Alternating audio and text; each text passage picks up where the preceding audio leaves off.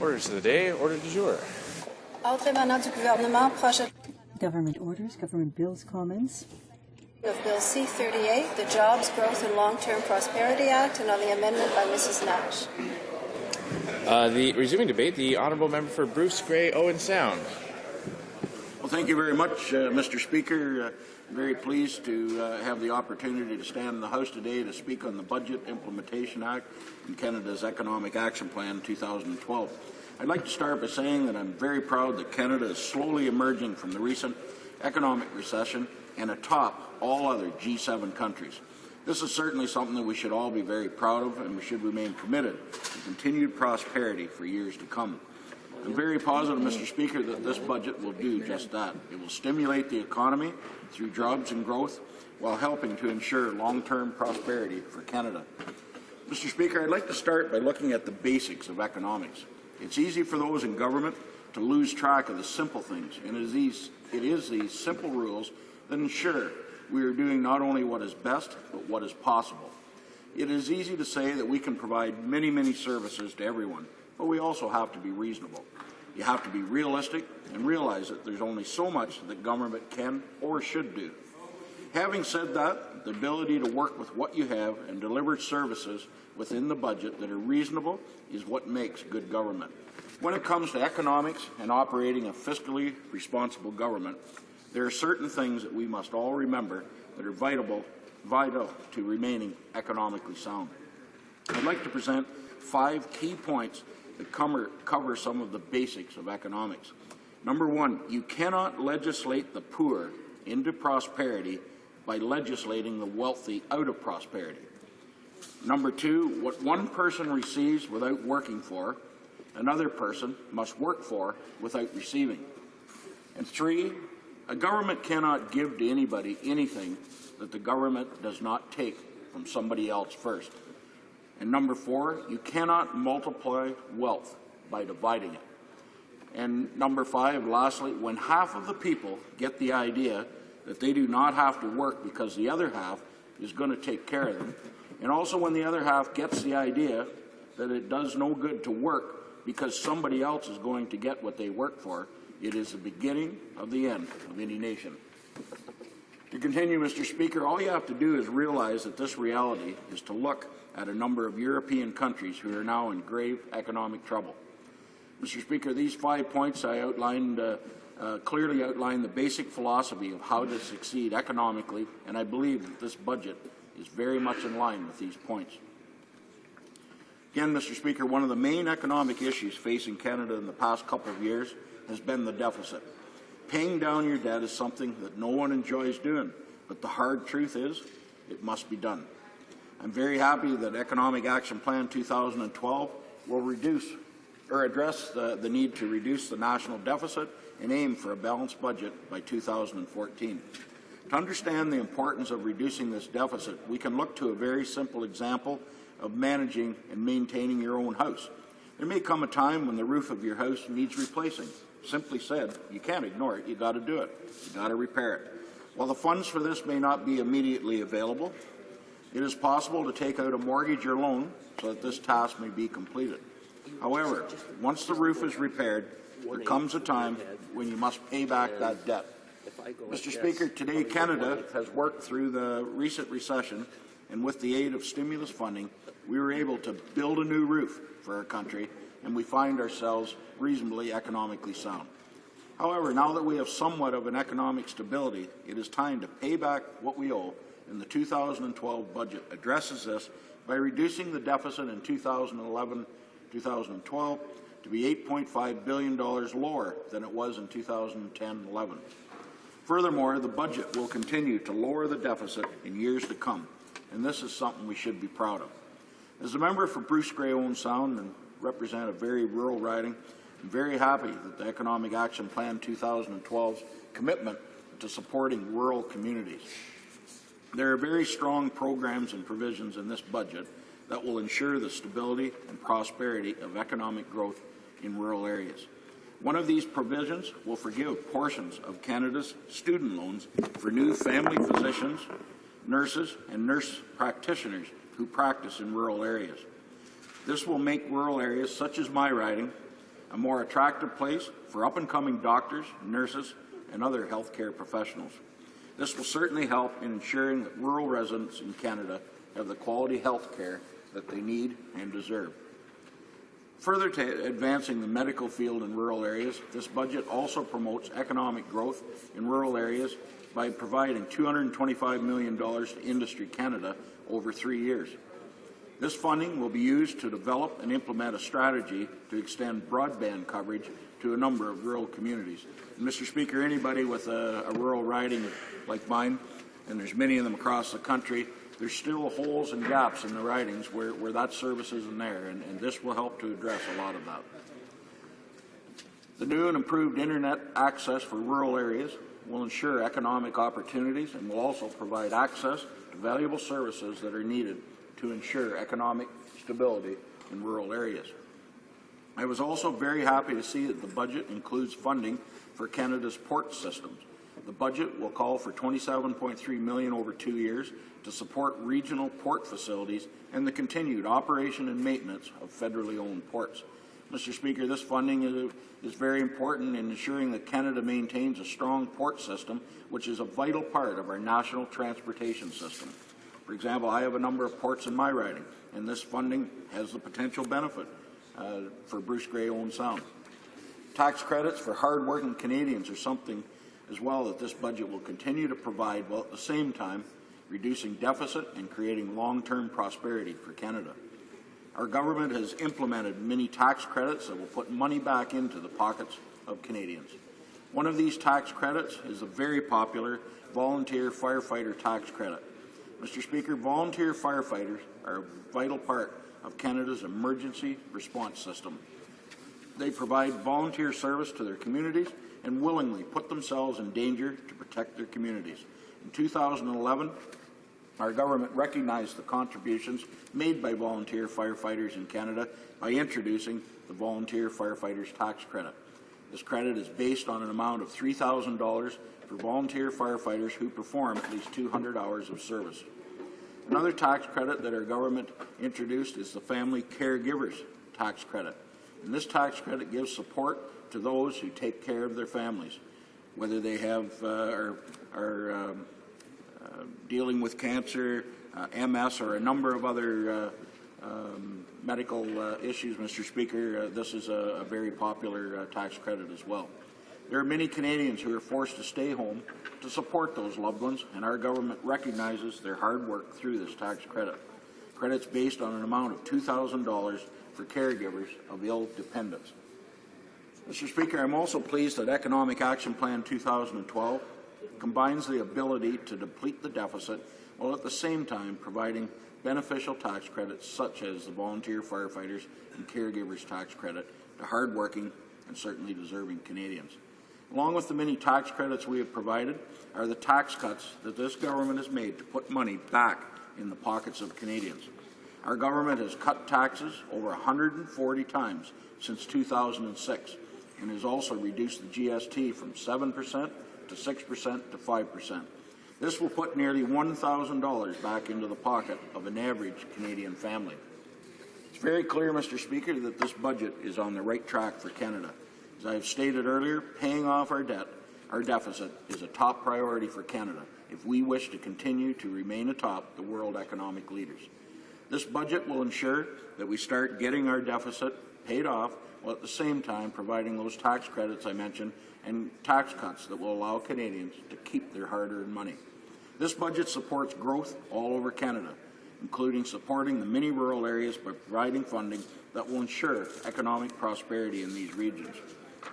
Mr. Speaker, I'm very pleased with this budget, as I said, and its commitment to jobs, growth, and long-term prosperity, but also to debt reduction and creating a realistic plan for Canada.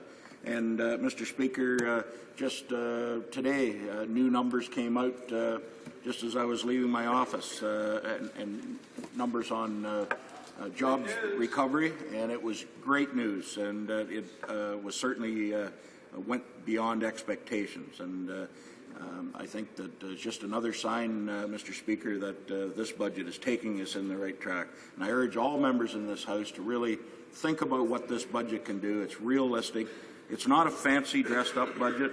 It's just plain realistic, and I urge them all to support it. Thank you very much. Questions and comments. Questions and commentaire. The honourable member for Etobicoke North. I'd like to thank my honourable colleague for the speech and for mentioning MS during MS Awareness Month. I do have some major concerns about the budget, particularly the fact that it's destroying 50 years of environmental safeguards.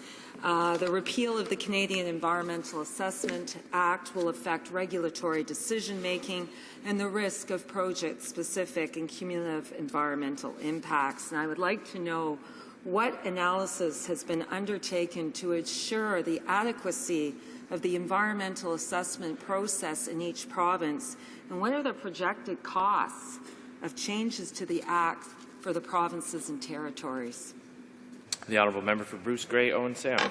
Well, thank you, Mr. Speaker, and through you to the member, I thank her for a question. And like the honourable member across the way, MS has affected my family. I have a sister with MS, and I certainly appreciate her hard work on trying to do what government can for MS. And now, to her other question, I'm certainly glad to hear that she's supporting our changes to the through environment and what have you. Something that's definitely going to get rid of the delay tactics and what have you. But you know, there's a lot of fear-mongering, what have you, out there, Mr. Speaker, to what is involved in this. And I'm very happy that these issues are in the budget, because our rural caucus, approximately 6 years ago, the one thing that we constantly heard across this country was what the Fisheries Act was doing outside its boundaries in farmers' drains, farmers' ditches. We just heard of a case recently in Manitoba last year where the banks of a river flooded, fish got onto a farmer's field, and he was expected to get rid of those fish at his cost. And, you know, it's ridiculous things like that, Mr. Speaker, that this will address, and I'm very happy they're there. Questions and comments. The honourable member for Beaches East York. Thank you, Mr. Speaker. To my colleague, I appreciate that there may be good news. I haven't seen the numbers yet, but I'll take your word that there's been job growth in Canada this month. But I'm wondering what this budget does for urban ridings. I come from an urban riding in the city of Toronto where for about 30 years we've had growing poverty.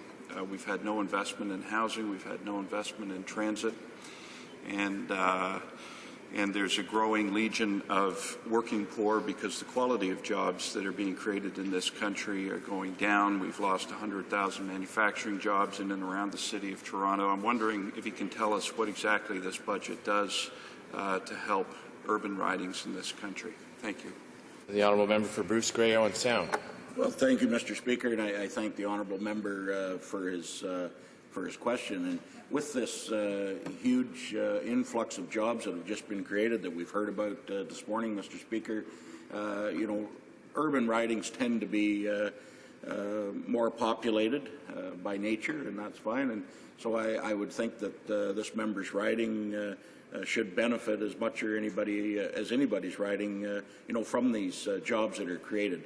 But, you know, he talks about housing and what have you, those kinds of issues, and this government has, and transit, and this government has made great investments in those over the years. And I know that, not so much from the transit side, but from the housing side, my own riding has benefited. I know his has as well, and I thank him for supporting those moves. Questions and comments. The honourable member for Brandon Souris. Thank you, Mr. Speaker, and I want to thank my colleague who also chairs the Agricultural Committee, and I know has been doing a great job in that area. And I know that they're reviewing some of the programs that have worked in the past and what to put forward for the future.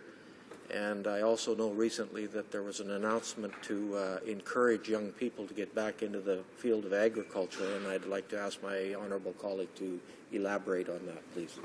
The honourable member for Bruce Grey, Owen Sound. Well, thank you, Mr. Speaker, and I'd like to thank my colleague from Brandon Souris. That riding is very fortunate to have a member like him that certainly understands his agricultural issues out there. And he's very right. This government just had plans.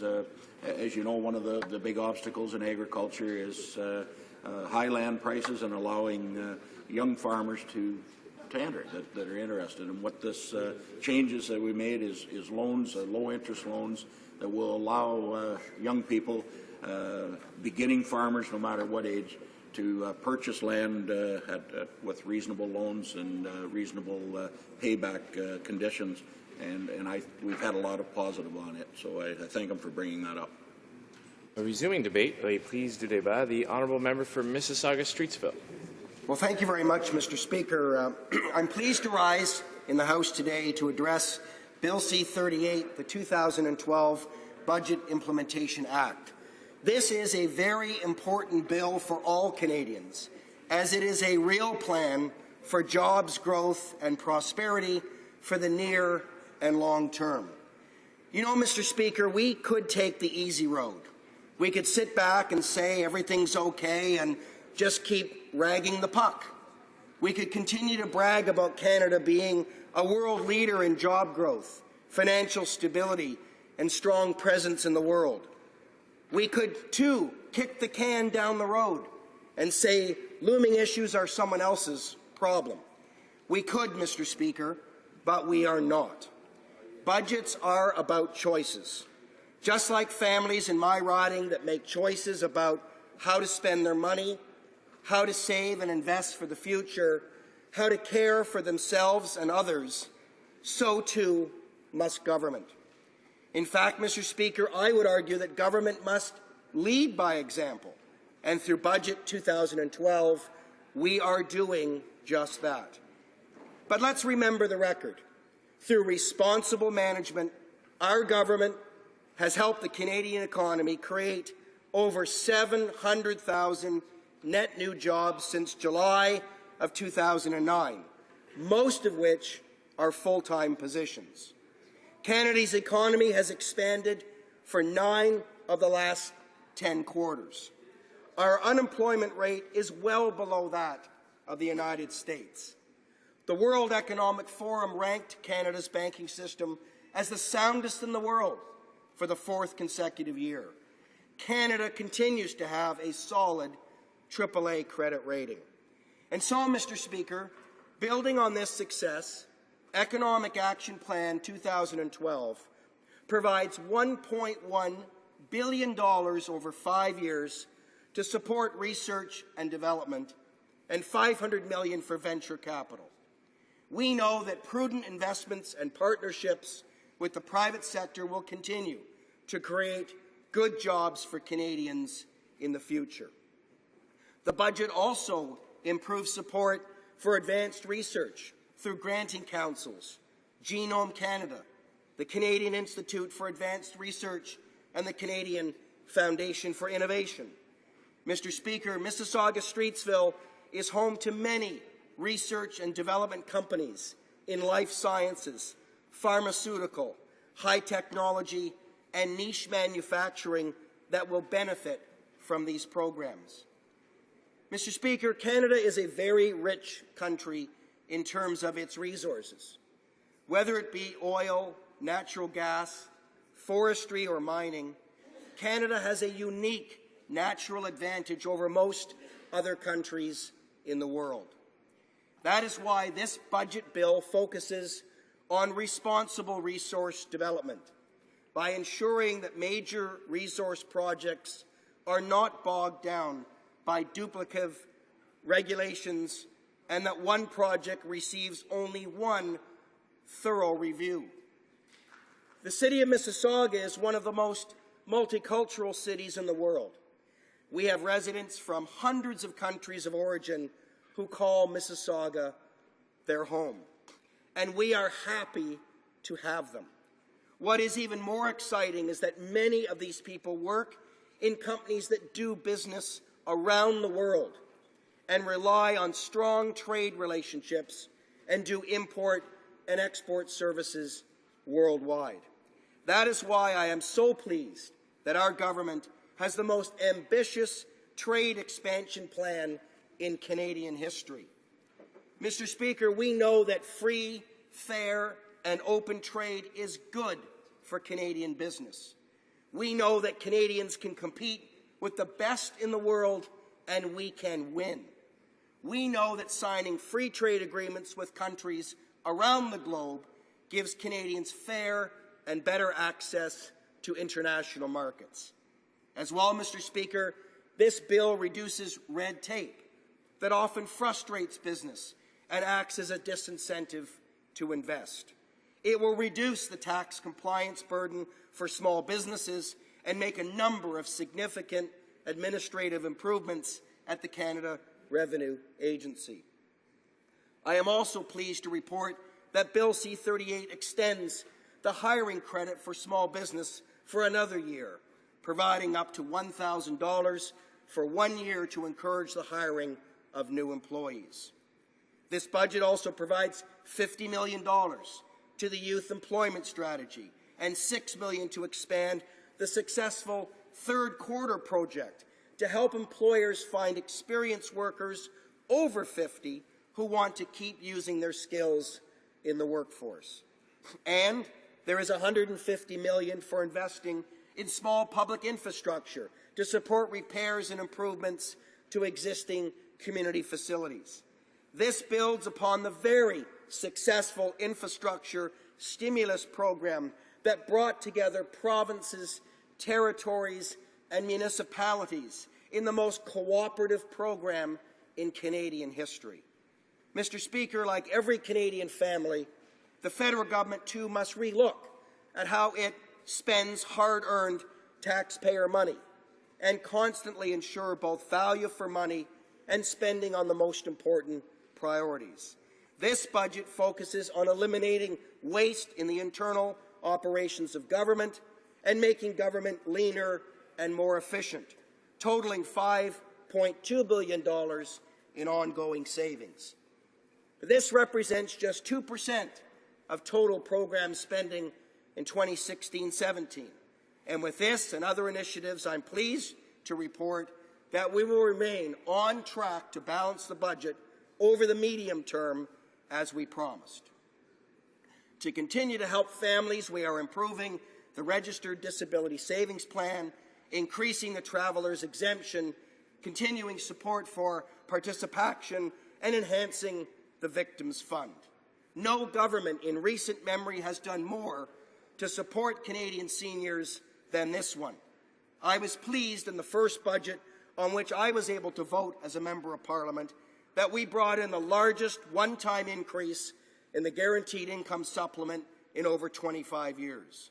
We have significantly increased funding to the New Horizons program, and I'm delighted to report that the Hindu Heritage Seniors Group in my riding has just received one of these grants. Further, our government continues to provide support to the Old Age Security Program to existing recipients and those near retirement at current levels with no reductions or changes whatsoever. However, we have a responsibility to ensure that the OAS system is protected for future generations and not simply pass the buck to some government down the road. That is why we are moving forward with a prudent, responsible, and proactive change to the OAS by raising the age of entitlement from 65 to 67 by 2029. You know, Mr. Speaker, I just marked my first year of being elected to this place. It has been an exhilarating experience and an honor of a lifetime.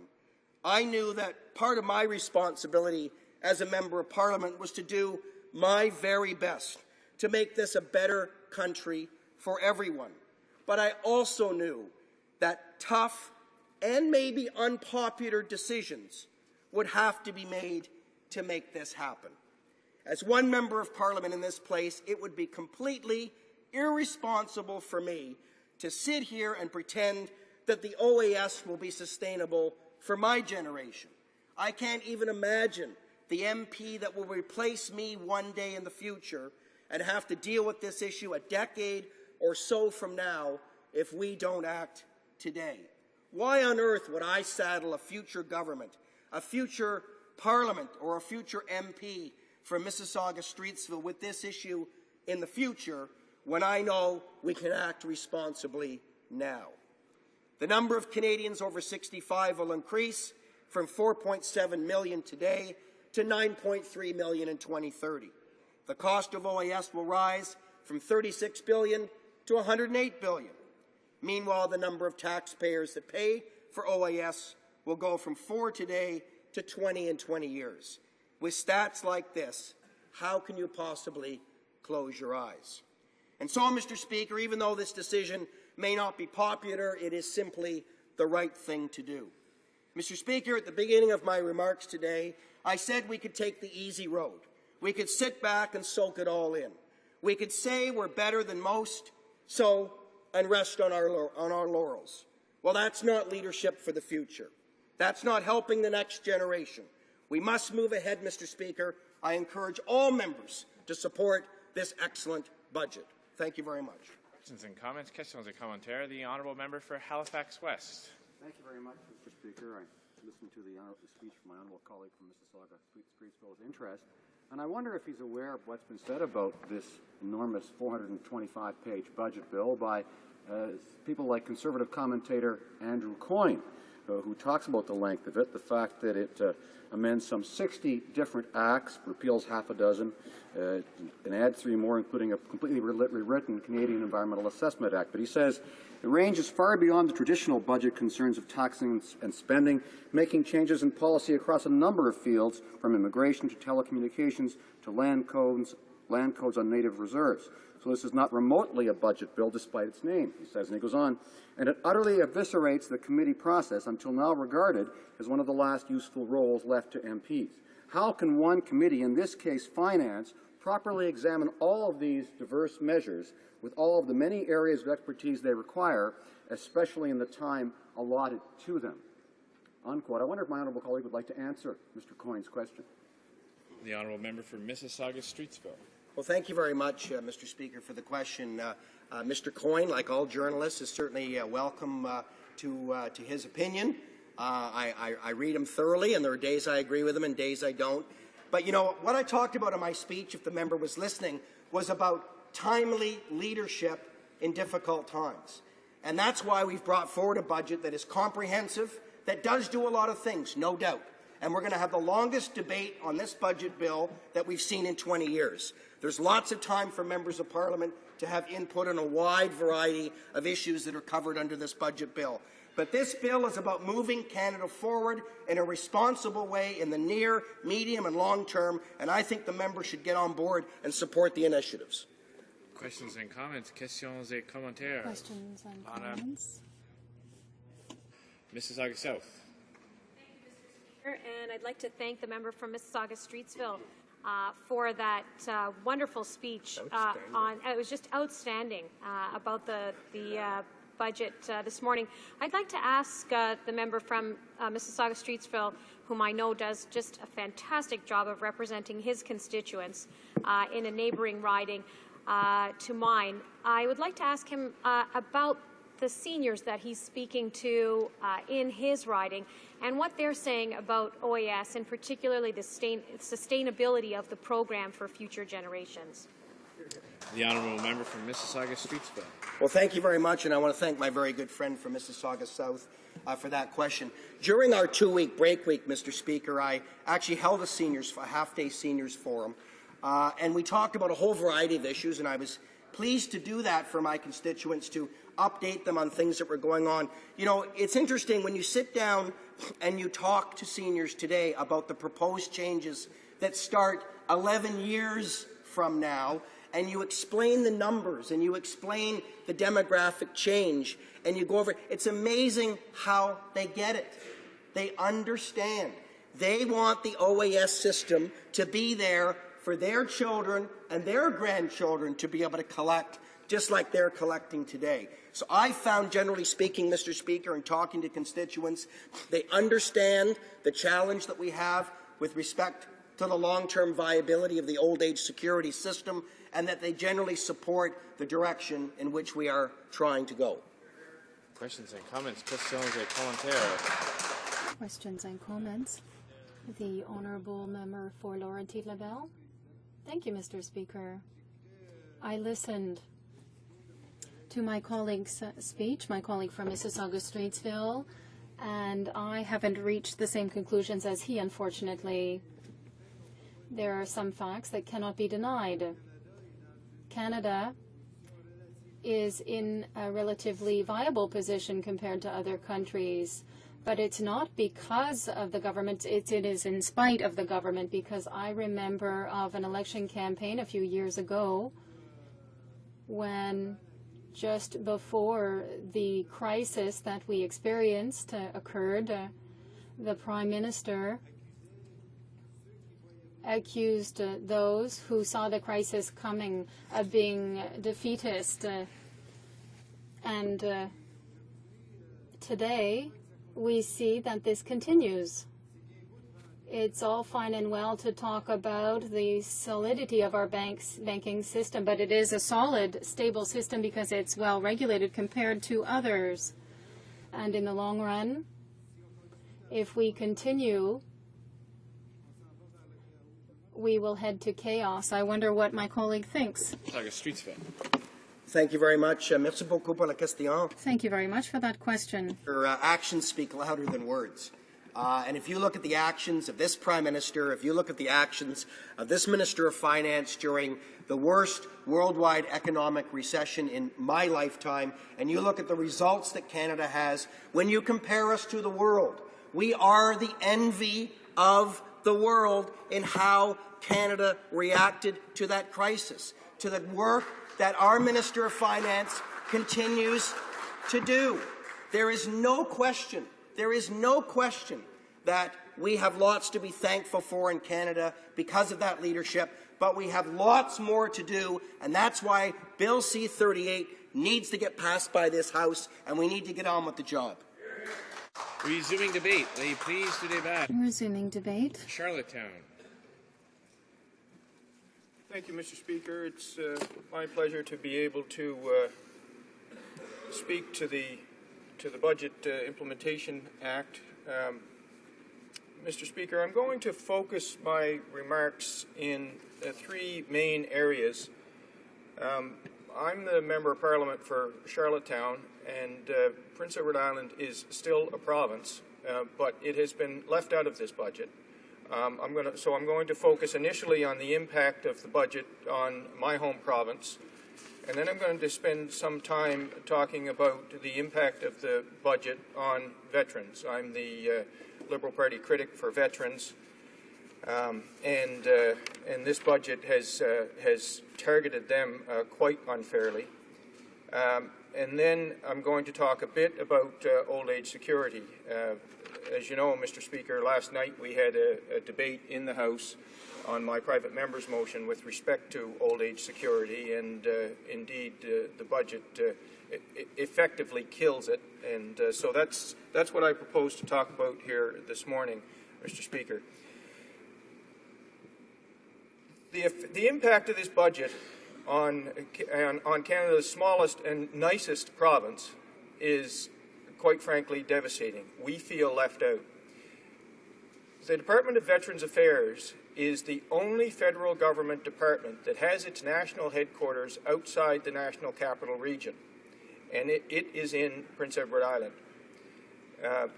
There will be, at the Department of Veterans Affairs, 232 jobs cut, partly as a result of this budget and partly as a result of what the Department of Veterans Affairs calls its transformation agenda. More on that later.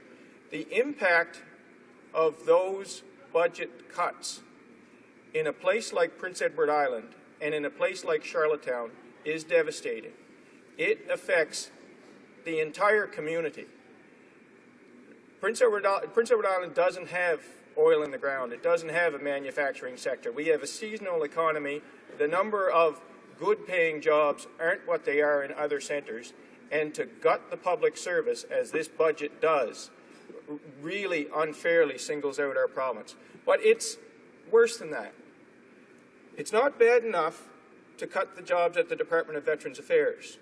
Prince Edward Island will now be one of only 2 provinces in this country where EI claims are not processed because the government has closed the EI processing centre in Montague. Again, more good-paying civil service jobs lifted out of our economy. Prince Edward Island is now one of the few places in this country where if you want to go to talk to someone about your immigration issues, you're out of luck, because the immigration office in Prince Edward Island is closing as a result of this budget. Prince Edward Island is the only province in this country where you cannot get a passport processed. If you want to get your passport processed, you're off to Halifax, you're off to Fredericton. Infrastructure is very, very important, particularly in my riding of Charlottetown. There are two very significant infrastructure projects right now that are in dire need. One is a storm sewer separation project, and the background on it, Mr. Speaker, is this. Every time we get a heavy rain, the storm sewer system and if you will, the sewage system are one. So every time we get a heavy rain, the bypass has to come through because the volume is too great to go into the wastewater treatment facility in Charlottetown. And as a result, we have untreated sewage pouring into the Charlottetown Harbor every time we get a heavy rain. This is an $18 million problem. It's a serious problem. It desperately affects those who depend on the oyster fishery in and around Charlottetown. Mr. Speaker, the City of Charlottetown and the province of Prince Edward Island have stepped up to solve this problem. They've kicked in. The City of Charlottetown has repeatedly made representations to the federal government to have it cost share in the project. And basically what they've been told is maybe 2014. This is something for which there is a dire need, and it's nowhere to be found in the budget. Also, on the subject of infrastructure, we are in a situation in our city where we are using more than 90% of the available drinking water from the source that we have in the Winter River Basin.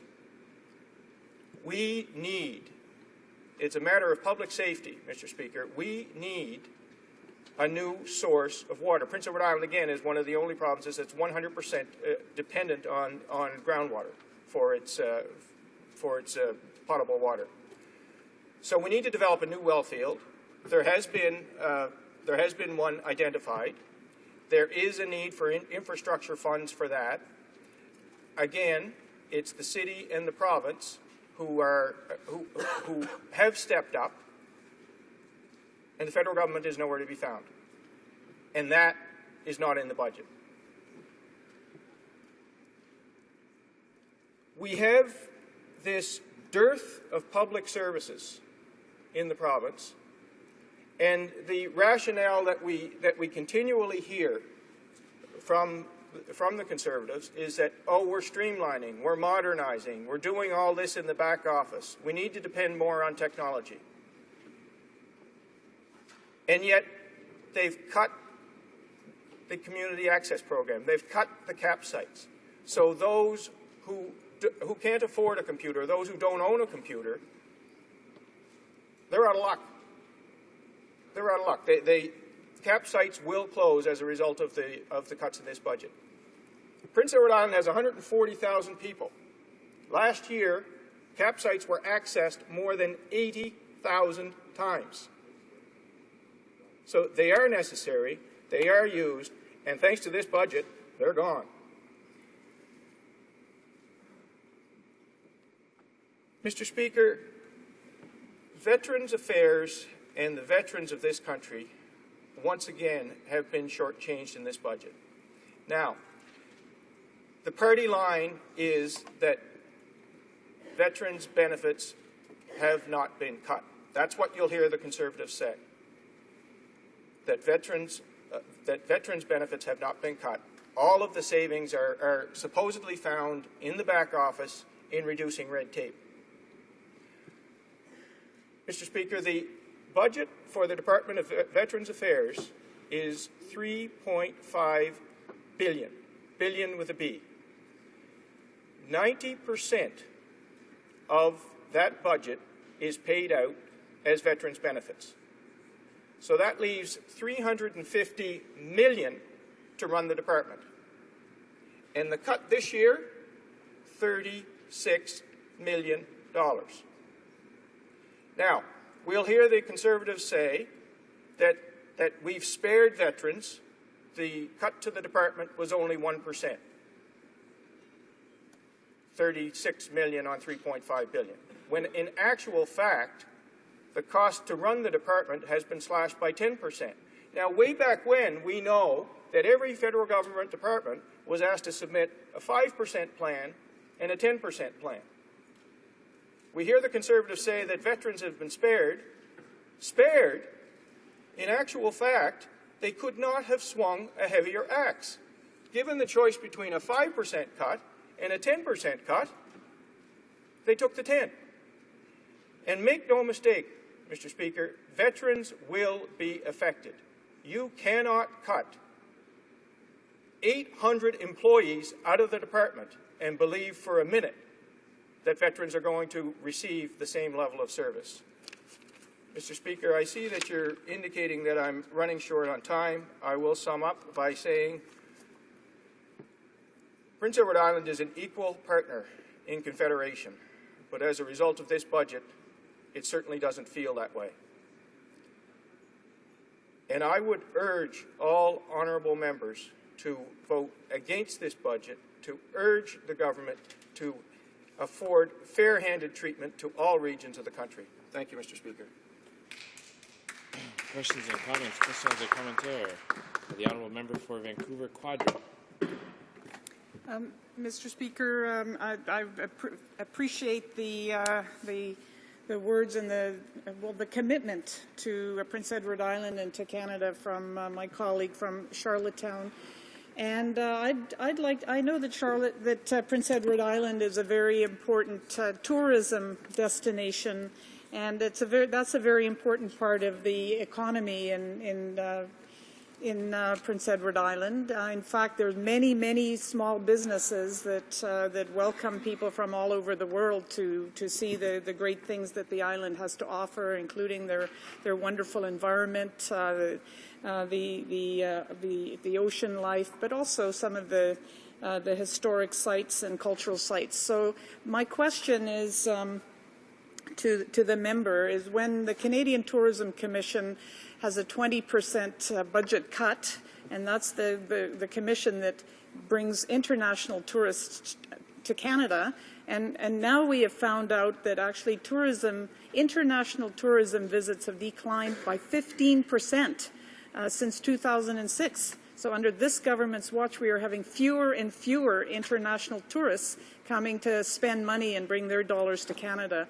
So what will the effect be on Prince Edward Island of this government's policies to strangle the tourism industry with extra visas, cutting off the GST rebate, cutting funding for Canadian Tourism Commission and other airport taxes and fees and other policies that are killing our tourism industry? The honourable member for Charlottetown. Thank you, Mr. Speaker, and I thank my colleague for that question.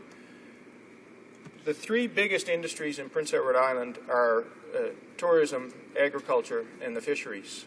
We have a population of 140,000 people. We get 1 million visitors a year.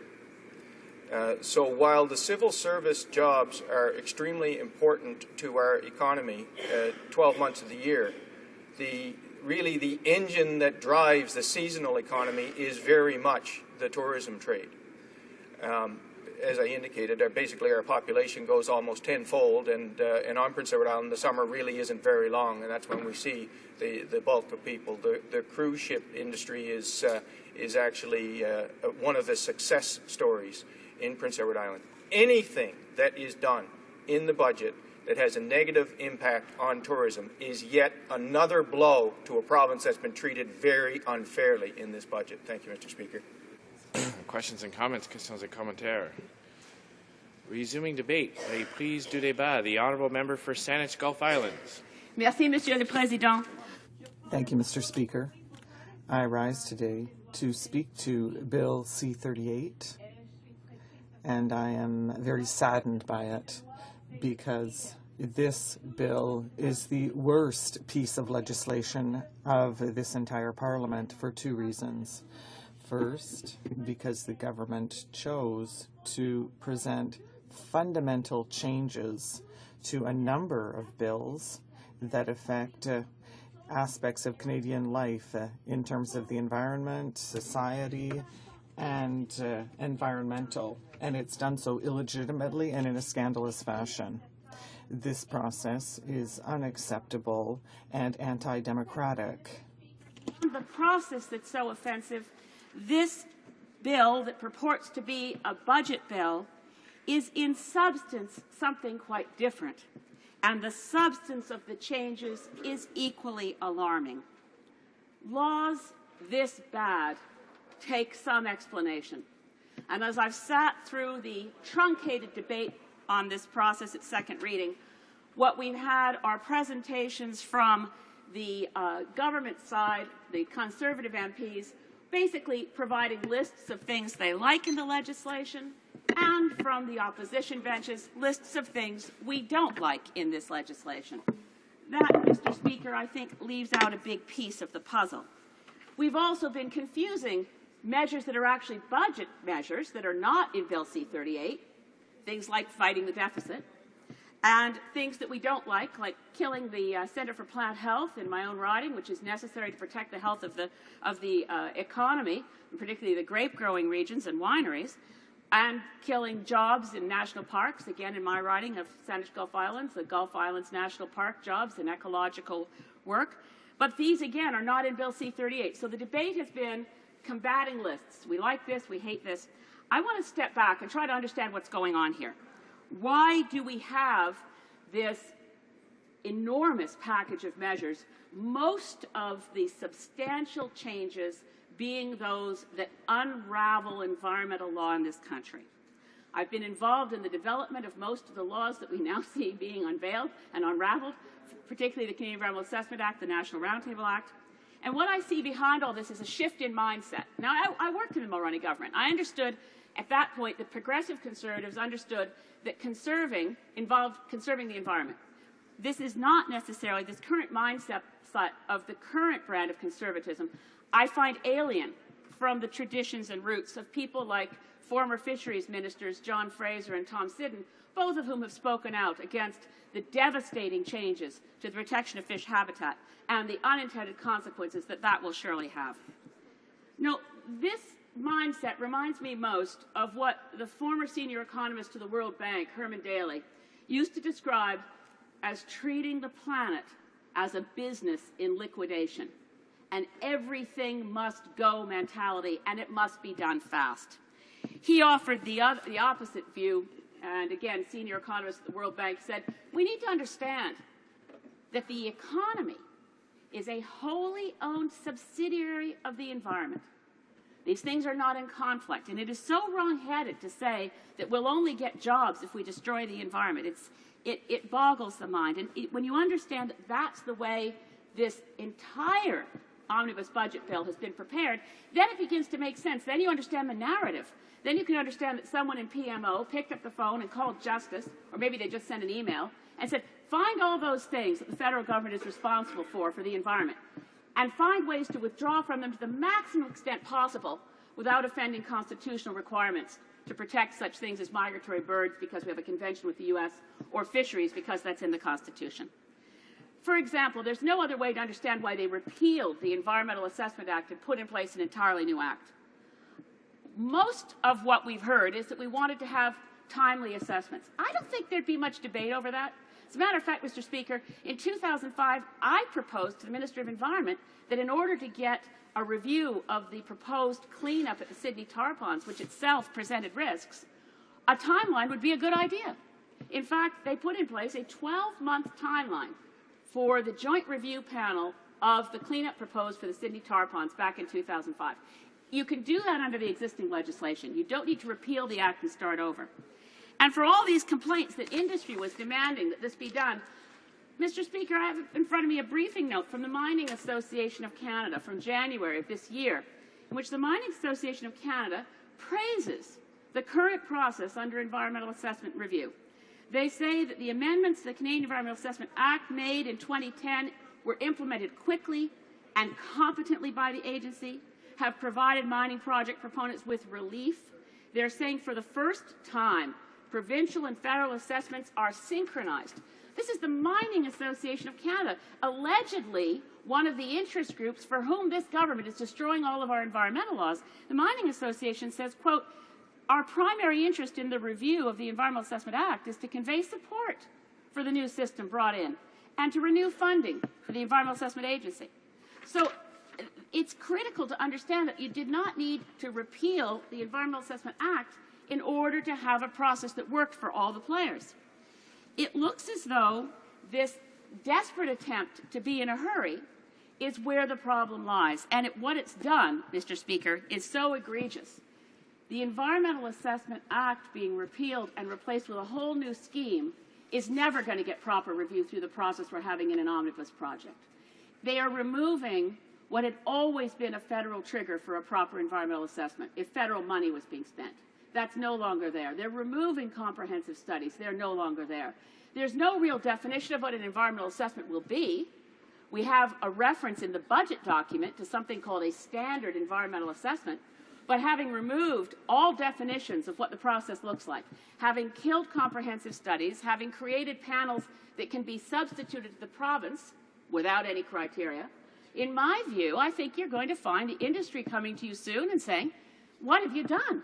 The process was working pretty well. In fact, the Mining Association says very well. And now we're not going to know what project is going to have to go to a review, what project isn't, when we go to the province, when we don't. And at the same time, in order to unravel the federal responsibilities that ever triggered an environmental assessment, we have created a crazy scheme for fisheries. We are still requiring a permit to add substances deleterious to fish, but we've removed the protections for fish habitat, meaning that if you wanted to have a large-scale project where you wanted to, for instance, and this is, as we all know, a real-life example, put tailings into an existing lake, you'd be better off, if your lake is in a remote area where no one's fishing, to drain the whole lake, kill all the fish, and destroy all the whole habitat, because that would be legal without an authorization, whereas adding substances deleterious to fish to the existing lake would require an authorization. This is the ultimate example of haste makes waste. This is a bill that has not been properly contemplated, not the changes to the Fisheries Act, not the changes to the Environmental Assessment Act, not the changes to the Species at Risk Act. This is a bill out of control through the false notion that we will create jobs through waste and haste. I remind people that we are now 20 years since the Westray disaster. 26 men died. There was no environmental review at that time. It was back in 1988 the project was approved. But there were warnings. The experts in the Department of Mines said that area is too high in methane. Oh, but no, the local politicians and some federal politicians wanted those jobs, and they wanted them so badly that they overrode expert advice. They said, we have to get that Westray mine built come hell or high water, and we're going to do it. We don't want to hear your complaining about long, good process that might happen to get in the way. So federal money flowed. And we created a bomb, and we put men in it, and 26 men died. And now we're creating another kind of bomb, Mr. Speaker. The first speaker on this bill was not the Minister of Fisheries or Minister of Finance, but it was the Minister of Natural Resources, who brought forward all the reasons that we had to change the scheme. He said, we must hurry. There is no time to waste. And he quoted from the International Energy Agency on the current state of fossil fuel requirements around the world. But he never quoted the warnings from the International Energy Agency that if we don't act on the climate crisis, it'll soon be too late. The quote from the International Energy Agency from earlier this year, Mr. Speaker, is this, quote, delaying action is a false economy. As each year passes without clear signals to drive investment in clean energy, the lock-in of high-carbon infrastructure is making it harder and more expensive to meet our energy security and climate goals. We must change direction, and this bill is putting pedal to the metal to go as fast as possible to a very large brick wall. Going back to the bomb we built for the men in Westray, we're now building a climate bomb, a carbon bomb, and this legislation is so wrong-headed it must be withdrawn in its entirety. Thank you, Mr. Speaker. Questions and comments. Questions et commentaires. L'honorable député de... The Honourable Member for Trois-Rivières. Thank you, Mr. Speaker. I listened attentively to the 10-minute speech of my colleague, who really tried to bring forward this bill and provide an enlightened opinion on this 400-page bill. And so what she did was absolutely amazing in 10 minutes. And she talked about attacks on democracy, attacks on our institution, on the environment. But what I wanted to ask her is, according to her, this bill being put forward by the Conservative government, this Trojan horse bill, is it not designed to divert people's attention away from very important issues that should be discussed separately? For Saanich Gulf Islands. Oui, je suis absolument d'accord. I completely agree with my friend, Mr. Speaker, because it is true. There are bills like C-36, which are too small. It's only 4 pages long. And it is an important bill. It seeks to protect seniors, but it is a very small effort. And then on the contrary, you've got this piece of legislation, an omnibus bill of over 400 pages with over 70 bills that contain very fundamental changes. And it's all hidden because the Prime Minister doesn't he understand that this is not a positive thing for Canadians? After question period. Right now we'll move on to statements by members. Déclaration de député. The Honourable Member for Mississauga-Streetsville. Mr. Speaker, on Sunday, May 6th, I attended the Walk So Kids Can Talk event in Streetsville Memorial Park, supporting Kids Help Phone, along with hundreds of great supporters and volunteers. This walk raised more than $150,000 in Streetsville and $2.5 million nationally.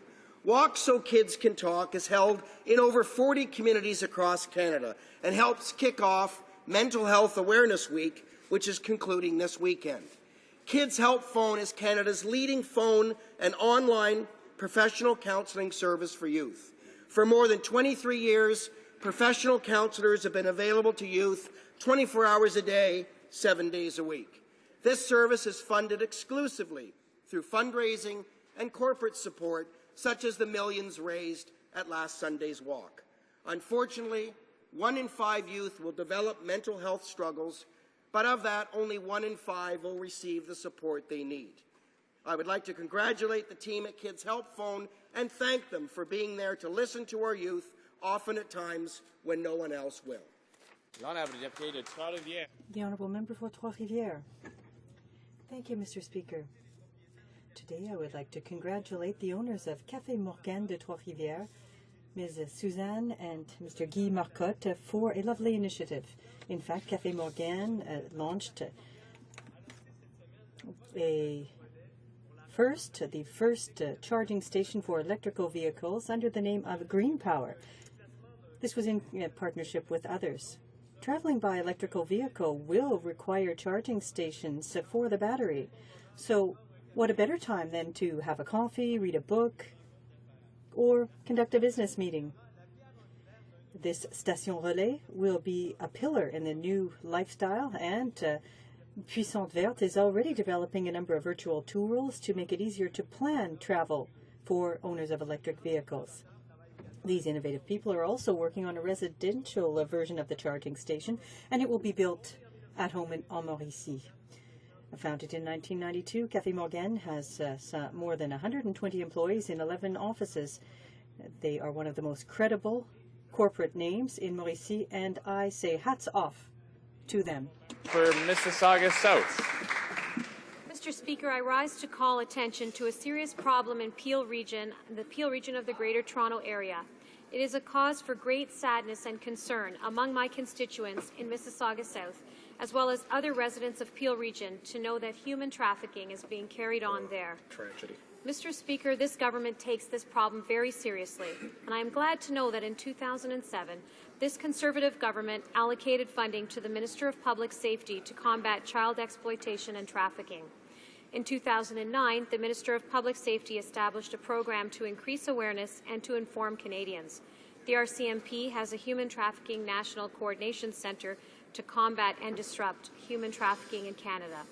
But still, it is my understanding that Canada is a primary destination for human trafficking from other parts of the world. Sadly. There is still much to be done to eliminate this horrible crime. Thank you, Mr. Speaker. Hear, hear. Well said. The Lac St. Louis. Today to draw the attention of the House to environmental sensitivities, a health issue that affects the quality of life of over 1 million Canadians. L'hypersensibilité environnementale survient. Environmental sensitivities occur when individuals become sensitive to chemicals and other substances in the air that are commonly tolerated, resulting in a multitude of often severe symptoms that can be devastating to those affected. Association of Quebec does outstanding advocacy work that includes creating awareness campaigns about air quality, providing educational resources on this phenomenon, and most recently constructing a healthy housing project which makes available to those with severe sensitivities a living space free of toxins. On behalf of the association, I am asking the government to support those suffering from environmental sensitivities by working to declare the month of May in Canada Environmental Sensitivities Month and May 12th Environmental Sensitivities Day. The Honourable Member for Edmonton St. Albert.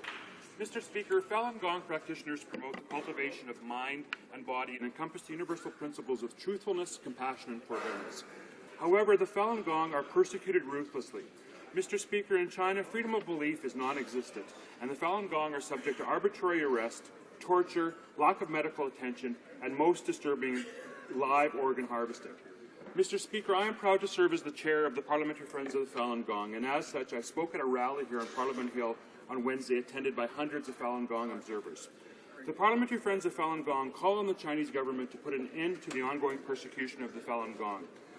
Falun Gong are peaceful, law-abiding citizens, and there is no excuse for the human rights violations they have endured. As the great civil rights leader Martin Luther King said 50 years ago, human progress is neither automatic nor inevitable. Every step towards the goal of justice requires sacrifice, suffering, and struggle, and the tireless exertions and passionate concern of dedicated individuals. Mr. Speaker, I am inspired by the passion, the sacrifice, and the struggle exemplified by the practitioners of Falun Gong. Yeah. Thank you, Mr. Speaker.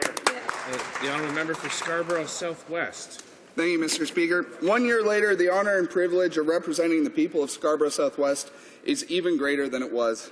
This vibrant and diverse community, where my family has called home for over 80 years. Last weekend, I attended the Royal Canadian Legion's Branch 13's 90th anniversary in the community and thanked them again for their continued service to our veterans. A treat also was to go to the Queen's Diamond Jubilee tea put on by the local Osteoporosis Society. Over the coming months, I look forward to the many wonderful local events and look forward to later this month the 100th anniversary of Courcelet Public School. That's 100 years of teaching our kids. This summer, many weddings will take place at Rosetta McLean Gardens and family events in Bluffers Park. There's art in the park, Birchmount Baseball, and many festivals and fairs by local schools and BIAs and farmers markets too, Mr. Speaker. I'm so proud to be the MP for Scarborough Southwest and humbled by the continued trust of my constituents. Thank you. The Honourable Member for Brant. Mr. Speaker, it's springtime in Brantford, and I'm excited to tell this House that whether you're a local, a tourist, or just passing through, my riding has something exciting to offer you this wonderful season. The Brantford Red Sox kick off their 2012 season tomorrow and begin their drive for 5 as they seek to tie their own record and become the second team in Intercounty Baseball League history to win 5 consecutive championships since 1945. Nice. Soon after, we'll kick off the 6th annual Walter Gretzky Street Hockey Tournament, which holds the record for the largest ball hockey tournament in the world, with participants showcasing their hockey skills in a vibrant, friendly competition. Events kick off in our beautiful downtown Harmony Square and at the breathtaking and historic Sanderson Centre Theatre, which will host the 5th annual Brantford International Jazz Festival later this summer. With all of this and so much more, I invite all Canadians to come and take part. I guarantee you'll have a blast. Member for St. Catharines. Mr. Speaker, tomorrow morning, back in St. Catharines, the Niagara Folk Arts Festival will kick off the 44th Annual Folk Arts Festival. It's Canada's oldest continuous heritage festival, and I'm proud our government has given more support to the Folk Arts Festival than any government previous. These events are important, as our government has welcomed more immigrants than any other government has in decades. We've reunited more families than previous governments and have cut landing fees for all new immigrants. We've strengthened Canada's citizenship guide with updated citizenship tests and a new guide itself. We've invested in skills training and accreditation for immigrants and are attracting more economic immigrants who suit Canada's labour market needs. Mr. Speaker, our government is moving beyond the era of backlogs, fraudulent refugee claims, and unrecognized foreign credentials. And I'm proud we're building a fast, fair, and flexible immigration system that will serve this country well. And back home, the Folk Arts Festival and our understanding of where we're going in the direction of immigration, Mr. Speaker, we're going to have a good time for the next 2 weeks. The Honourable Member for Laurentides-Labelle. Thank you, Mr. Speaker. I'm pleased to take this opportunity to say a few words about C-38, a bill that's perfect for the shredder. Cascade Paper would be more than happy to remove the ink and turn it into environmentally friendly recycled paper. The death of a democracy rarely resembles a murder resulting from an ambush. Instead, it's more often a slow and painful death caused by indifference, apathy, and cynicism. The first signs of death can be seen when an authoritative regime loses all sense of proportions and becomes insensitive to the people. Then they lose their freedom and means to criticize the regime. Citation en anglais. I will now quote someone in English. I'll turn to translation so that people can understand. Is a much more efficient way to govern. George W. Bush. Merci, Monsieur le Président. The Honourable Member. Thank you, Mr. Speaker.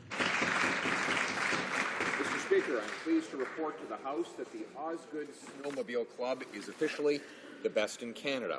The club has almost 700 members, 200 volunteers, 20 different activities, 300 kilometers worth of land, and 175 generous property owners who donate their land for snowmobile use.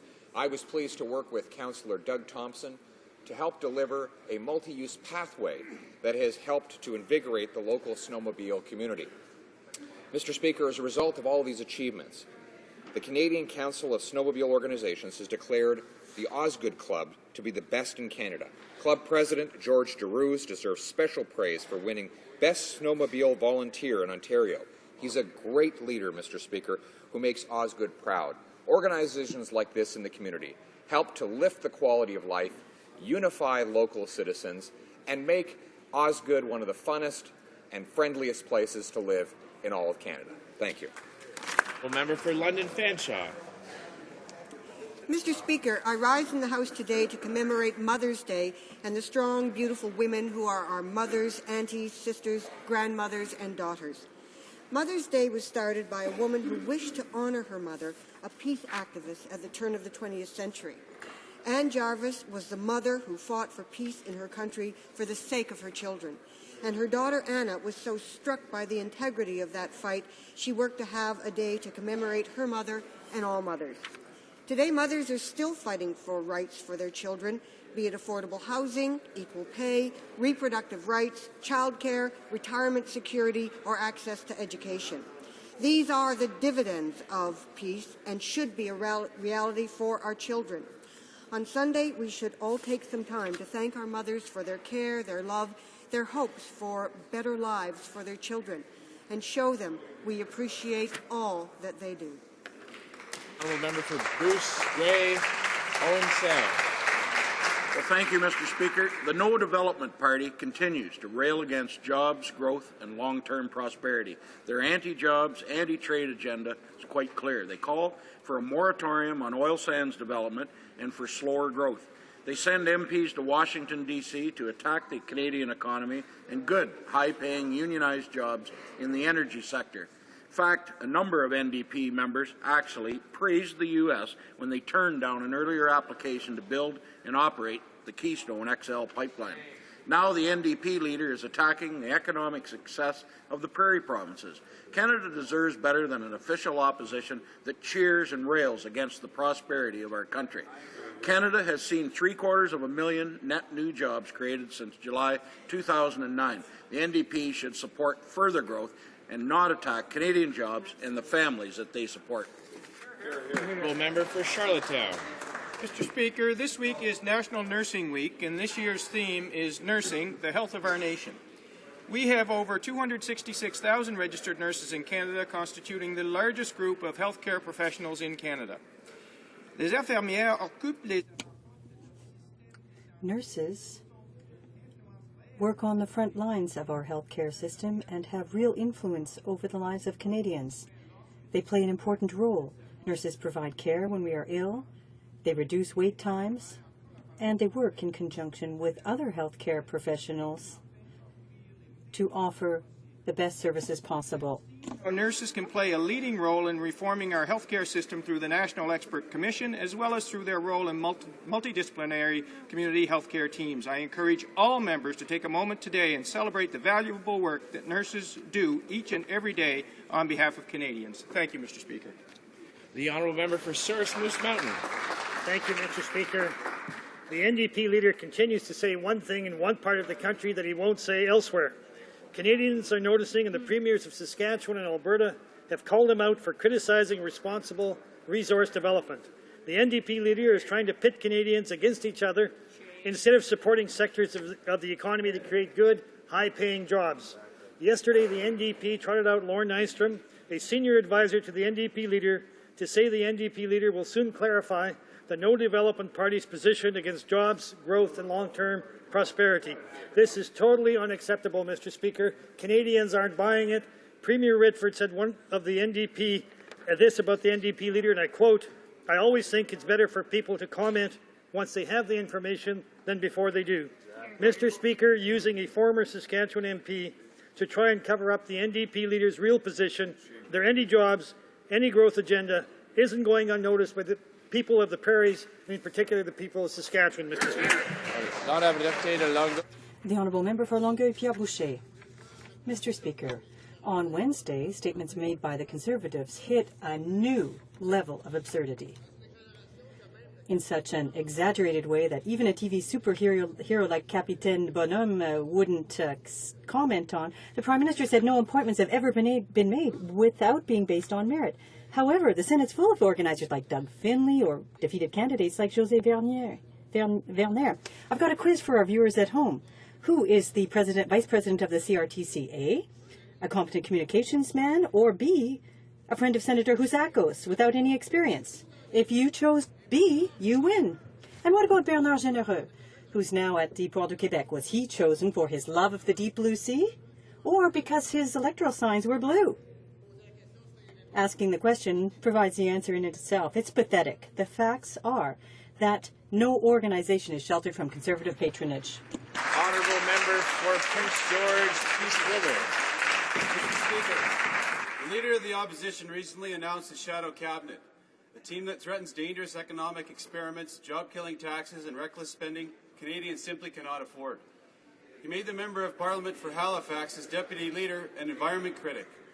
This member does not stand with Canadians. She has in fact travelled to a foreign capital to lobby a foreign government not to support Canada's oil and gas sector and jobs for thousands of Canadians. When faced with the choice between radical special interest groups who oppose Canada's ability to develop its natural resources and the ordinary Canadian families who benefit from that prosperity, the Member of Parliament for Halifax would side with the radicals. With the NDP against development of natural resources, it's no wonder Christopher Smiley, who represents around 200,000 trades workers, warned that the NDP would be very bad for workers and the entire Canadian economy. Thank you. Oral questions orales. The honourable member for Hamilton Centre. Thank you, Mr. Speaker. The Minister of National Defence is having yet another challenging week. Back in October, he told the House that the all-up cost of the mission in Libya would be $50 million. Today, we learn that the mission in Libya actually cost $350 million. That's 7 times more than the defence minister said it would cost back in October. So what is it this time? That the government is so incompetent that they still can't get their numbers straight, or were they misleading Canadians yet again? Honourable Minister of Foreign Affairs. Mr. Speaker, I'm pleased to congratulate my friend from Hamilton on his promotion to Deputy Leader of the Opposition. Let me say this, he couldn't be more wrong. The numbers that he speaks of were actually tabled before Parliament. Obviously, the mission to Libya was extended on 2 occasions, was much longer than was originally envisaged. The great news is, Mr. Speaker, is the members of the Canadian Forces did an exemplary job on behalf of Canada and Canadians, and they saved literally thousands and thousands of innocent civilians and Liberals, innocent civilians and Libyans.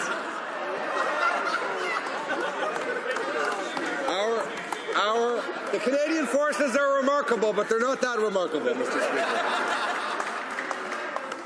For the honourable member for Hamilton Centre. Yet one more challenge for the government to rise to. Mr. Speaker, we also learned today that the Minister's Department has decided that DND's strategic investment plan is now a classified document. This 15-year, previously public plan for spending on equipment is now a national security issue. However, every procurement program in this department is now behind schedule or over budget. F-35s, close combat vehicles, search and rescue planes, submarines. Mr. Speaker, why does this minister think it's better to stamp secret on these documents rather than just fixing the problems? The Honourable Minister of Foreign Affairs. Mr. Speaker, just a few short days ago, the Minister of National Defence tabled a significant amount of information in this House for transparency, openness and accountability. Obviously, before any purchase can take place, Mr. Speaker, we have to obviously have a parliamentary appropriation, so no purchase can be made before Parliament is fully informed and appropriates the money. Just this week, in fact, Mr. Speaker, this Minister spent 4 hours answering questions in Committee of the Whole. That's an unprecedented amount of transparency in the last year for any minister. Well, Mr. Speaker, the litany of the minister's troubles don't end there. We also learned today the minister's old department of HoC is being investigated by the Public Service Commission for 11 politically influenced job hires. It seems that being friends of this minister is becoming a new government employment strategy. Conservatives were elected by promising to put an end to political interference in hiring. So why do the Conservatives keep breaking their promises to Canadians regarding their perpetual political port patronage placements? The Honourable Minister of Foreign Affairs. Mr. Speaker, it seems we have a new poet laureate in the House today. Let me be very clear, Mr. Speaker. There are strict rules in place surrounding hiring to ensure that agencies run their own competitive processes free of political interference. These rules are tremendously important, and these rules must be respected. Honourable member for Montcalm. Mr. Speaker, for the Conservatives, there are rules for the friends of the party and other rules for others. While hundreds of organizations are waiting their turn and following the rules in order to get funds to build accessible buildings for wheelchair individuals, Minister of Foreign Affairs gives pass to his good friends, even if the project doesn't meet the criteria set by public servants. Why this double standard when it concerns their own friends? The Honourable Minister. Constituent approached my office asking for support of a project to help people with disabilities. I was very happy to inform my colleague, the Minister of Human Resources Development, that this organization does good work. That was the extent of any involvement I had. I have members of Parliament from all sides of the House regularly represent their constituents. Good for them. That's their job, and that's their responsibility. The Honourable Member for Montcalm. Mr. Speaker, It's not interference, it's ministerial interference. There was an evaluation criteria set up for projects that deserved money. When the project was rejected because it didn't meet the criteria, the Minister of Foreign Affairs dared to go see the Minister of Human Resources to get the rules changed. Can the Minister of Foreign Affairs at least apologize to all the organizations that did follow the rules, who put forward better projects, but who did not get funding because they didn't have any Conservative friends? The Honourable Parliamentary Secretary to the Minister of Human Resources. The Accessibility Fund has made nearly 650 community projects and public spaces more accessible to Canadians with disabilities. The Minister of Human Resources approved this project because it met the criteria for funding. An external evaluator certified the project, and it provided value for money. The NDP voted against it, the Enabling Accessibility Fund, when it was placed as an opportunity for them to support. This government is proud of our record for families and Canadians with disabilities. The honourable member for Wascana. Mr. Speaker, there's screw-up after screw-up at National Defence. On top of the F-35 scandal, now the Libya mission costs 700% more than the minister reported at the end of the mission, and Canadians are actually being lied to about what the contracts are actually for, claiming transmission parts instead of whole armoured vehicles. Audit and control functions across government are being chopped, the Auditor General himself by some 10%. Access to information is clamped down. Why is the government choosing to hide the deceit and the incompetence instead of actually fixing it? The Minister of Foreign Affairs. Yes. Mr. Speaker, it won't come as any surprise to the member from Wascana that I don't share the premise of his question. Let's look at what the minister did do. He tabled substantial documents before Parliament, as he's required to do, has been fully open and transparent. Let's look at a backgrounder on the website of the Department of National Defence, dated July 8, 2009, explains the whole project. Let's look at the Merck's listing from April 11th. It says very clearly, not a transmission equipment, it says a Leopard 2 conversion to an AEV. The minister's been completely open and completely transparent on this file. The honourable member for Bourassa.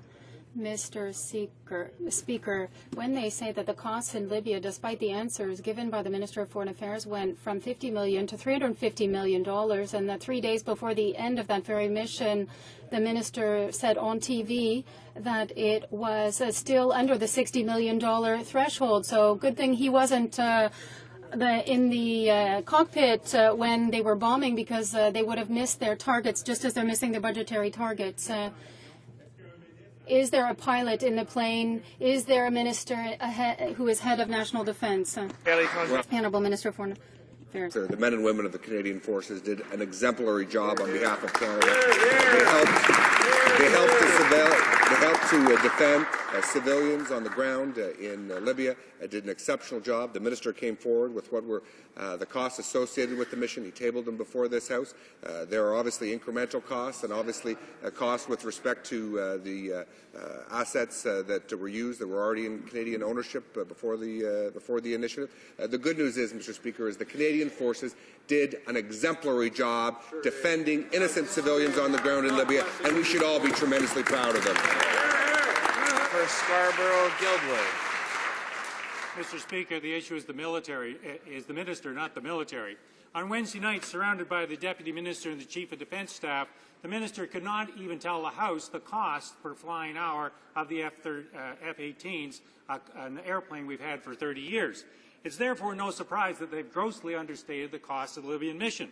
Every procurement under this Conservative government seems to have two sets of books. It takes a special brand of incompetence to confuse $105 million worth of armoured vehicles with transmission parts. Is the minister again running two sets of books? The Honourable Minister of National Defence. Well, Mr. Speaker, the member and the media's description of this is dead wrong. In fact, as already been stated, we have posted this information on the D&D website for over 3 years. It was, in fact, included in a press release 3 years ago, Mr. Speaker. We are proud to continue to build the Canadian Forces, to make the investments in the equipment, the personnel, the programs, the places where they train and work and live, Mr. Speaker. We'll continue to make those investments, despite the efforts by members opposite to oppose us in that regard. The honourable member for Halifax. Public Service Commission is now investigating 11 questionable appointments to a COA, so more jobs handed to Conservative supporters on a golden platter. Merit and competence were thrown out the door, and now it's the old boys network of who do you know? Close friend of the Defence Minister, one of his former staffers, and a failed Conservative candidate for good measure. Why aren't Conservatives looking beyond their Facebook friends when they appoint people to this taxpayer-funded group? The Honourable Parliamentary Secretary and Minister of International Trade. Mr. Speaker, the honourable member would know that there are strict rules in place surrounding hiring to ensure agencies run their own competitive processes, free of political interference, and these rules are important and must be respected. What the honourable member, however, is ignoring is the fact that employment is up in Canada by 58,000 jobs. That the private sector alone has acquired 86,000 new jobs, and full-time jobs are up by 44,000 jobs. The honourable member might want to pay attention to that as well. The honourable member for Halifax. Not only is it patronage as usual under these Conservatives, they're using their Trojan horse budget bill to quietly get rid of the patronage-fighting Public Appointments Commission. So we have a COA employees receiving pink slips. They're dismantling the watchdog while Conservative insiders keep making big bucks. 5 out of 7 board members are Conservative Party donors, and their donations total over $9,000 since 2007. So when will the Conservatives realize that appointments should go beyond their friends, their donors, and their ex-employees? Government House Leader. Well, Mr. Speaker, we have been making outstanding appointments to have served the public in a number of capacities. We did attempt to establish a Public Appointments Commission Secretariat, and when we went to establish it and put someone in charge, the NDP blocked that. And then, of course, they went on to resist the expenditure of funds here. In fact, members from that side of the House stood frequently complaining that money was being spent on it. We, of course, did our efforts to make sure we had a thorough and complete process on public appointments, and as a result, we are now able to accede to the request, eliminate the waste of money, and ensure that Canada has outstanding public individuals serving in the public service. Here, here. Pontiac. Honourable member for Pontiac. Favoritism, patronage, and other things. This is the Conservative record. Management by the Conservatives is troubling, just as it is their proximity with SNC-Lavalin. Many heads have magically paid the same amount to the same Conservative riding associations. Conservatives even got money from someone accused of corruption in Switzerland. Do they now want the Conservatives to believe that the donations and the granting of these contracts are not tied? The Honourable Parliamentary Secretary, the Minister of Transport.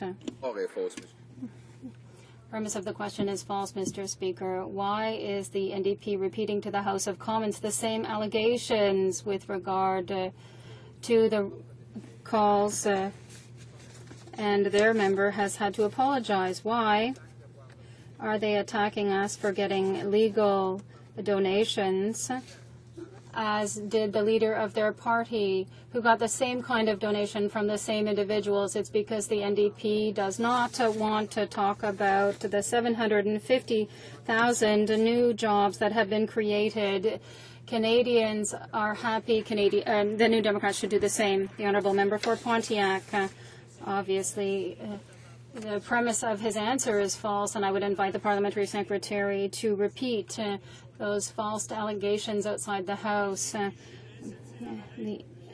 Pierre Duham has lobbied the federal government with regard to the nuclear policy. At the same time, people like Riyad Ben Issa were paying tens of thousands of dollars in donations. Yes or no? It's a simple answer, yes or no. Did these questionable donations influence this sale? The Honourable Parliament Secretary, the Minister of Natural Resources. Well, Mr. Speaker, the member opposite knows full well that those allegations are completely false. The government followed a transparent, open process. If he had been here prior to the election, he would have been aware of that process. But I think, Mr. Speaker, what they really want to do is make sure today that Canadians don't know about the great success that we've had in creating jobs over the last couple of months. In fact, Mr. Speaker, this is the largest 2-month job growth that we've had in decades. It's unbelievable that people are going back to work the way they are. This week, their leader attacked attacked Western Canadians, the energy industry in Western Canada, talked about manufacturing jobs. While he was making up stories, 24,000 new people were going back to work in the manufacturing sector. Member for Beaches, East York. Mr. Speaker, this government's mismanagement of military procurement continues to amaze and astound. They're spending billions arming ourselves for a war this government said is over, while our forces here at home don't have enough parkas, cold weather tents, or heaters to do their job. Conservatives claim Arctic defense is a top priority, so when will our forces get the equipment they need to do their job here at home? The Honourable Minister of National Defence. More inaccuracies from the member opposite. As always, Mr. Speaker, we are in fact equipping our men and women in uniform not only for Arctic response, but for the response that they need to provide around the world.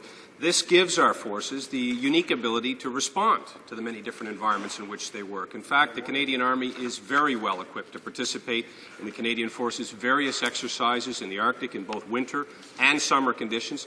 And the small amount of extra equipment that was bought by Land Forces Atlantic will indeed augment Canadian Army's ability to participate in these important Arctic exercises. The Honourable Member for Beaches, East York. Well, Mr. Speaker, I hear about the government's support for the troops, but I don't see it, and those without parkas and cold weather tents and heaters won't be feeling it either. Mr. Speaker, information that was once public is now being kept secret by the Defence Minister. Conservatives tried to use the terms vehicular power transmission components to conceal the fact that they were actually purchasing 13 armoured vehicles. Mr. Speaker, they're either trying to hide the billions they're spending or what they're spending the billions on. Why are Conservatives misleading Canadians on military procurement? National Defence. Wrong again, Mr. Speaker, and if the honourable member wants to see what we're doing, he should come out of Beaches in Toronto and take a look around. In fact, with respect to the investments that we have made, Mr. Speaker, these investments were posted on Merck's 3 years ago, clearly entitled Leopard 2 Conversion to AEV, as was previously stated. We've been crystal clear on these investments, Mr. Speaker. In fact, a detailed description and summary that appeared on both the Public Works and National Defence websites have been there for 3 years. There was information released to the public and to the press 3 years ago. So this is just baseless media and member criticism that is incorrect.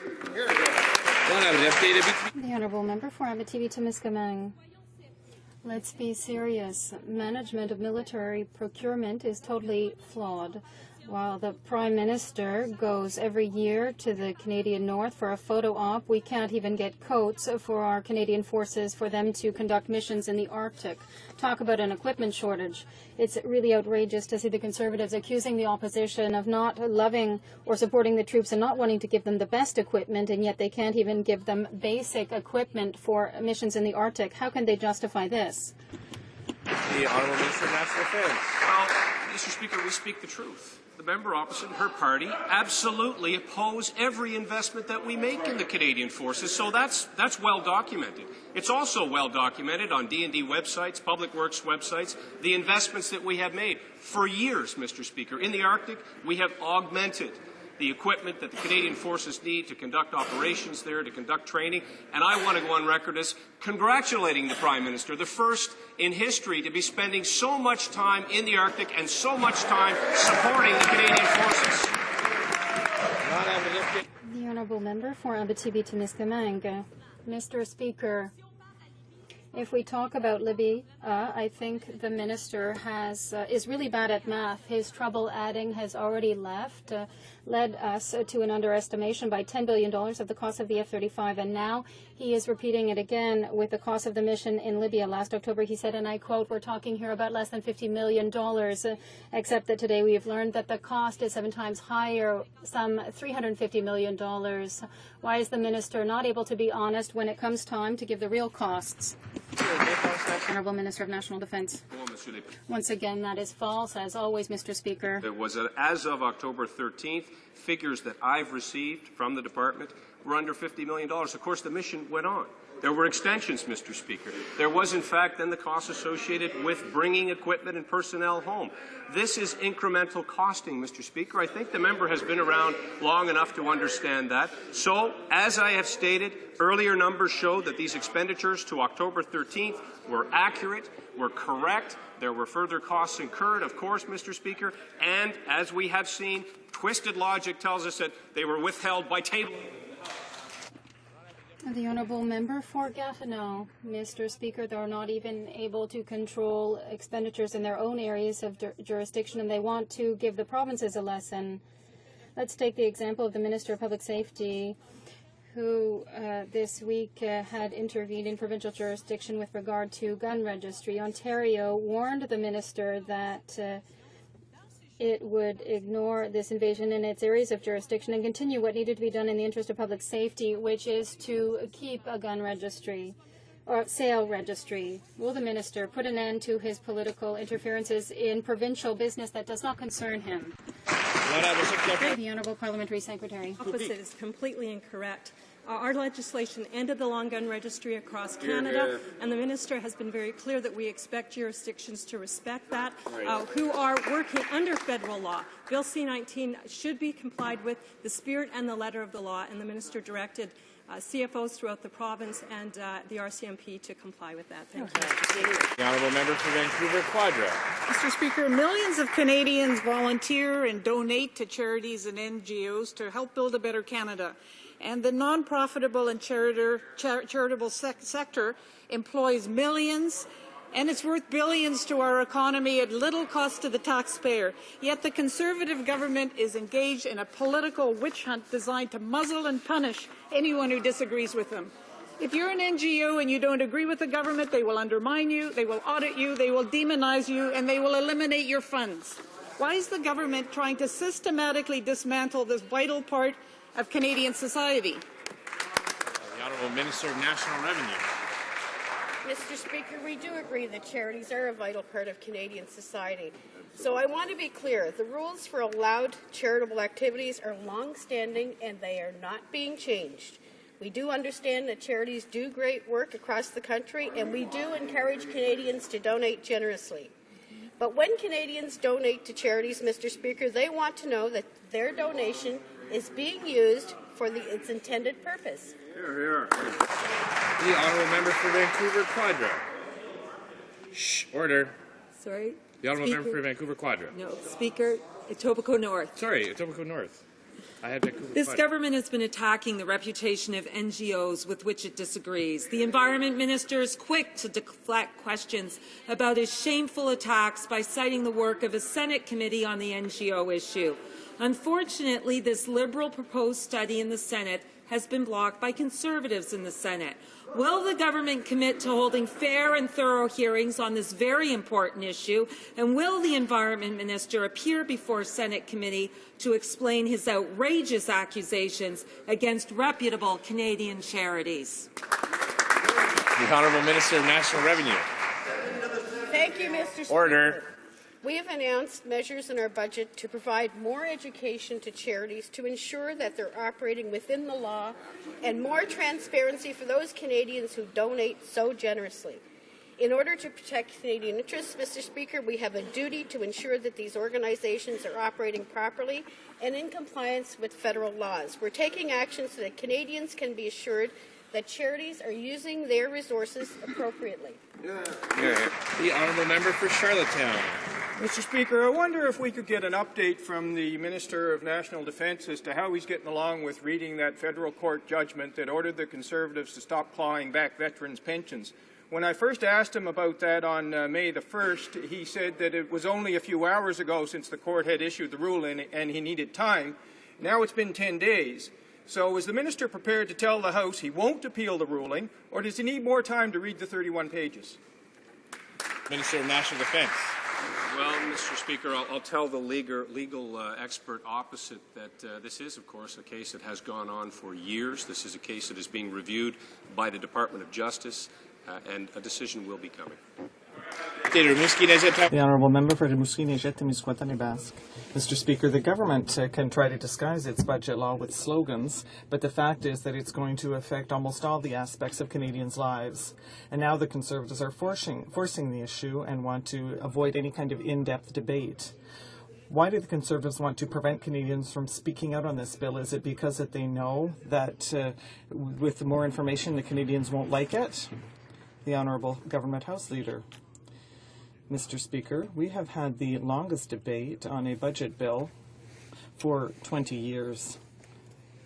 And I would like to mention now, underscore the success of our economic action plan. It is because of this plan that we have had the creation of over 58,000 new jobs over the course of the last month, and that is a major success. Plan that we've been pursuing, that Canada has had economic success different than virtually every other developed country in the world. We have to stay on that path. That's why we're delivering on our budget.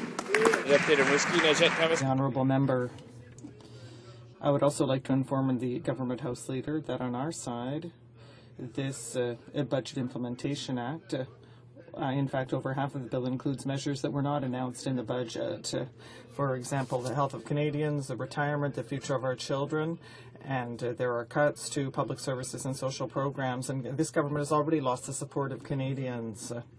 There are measures and disguised cuts.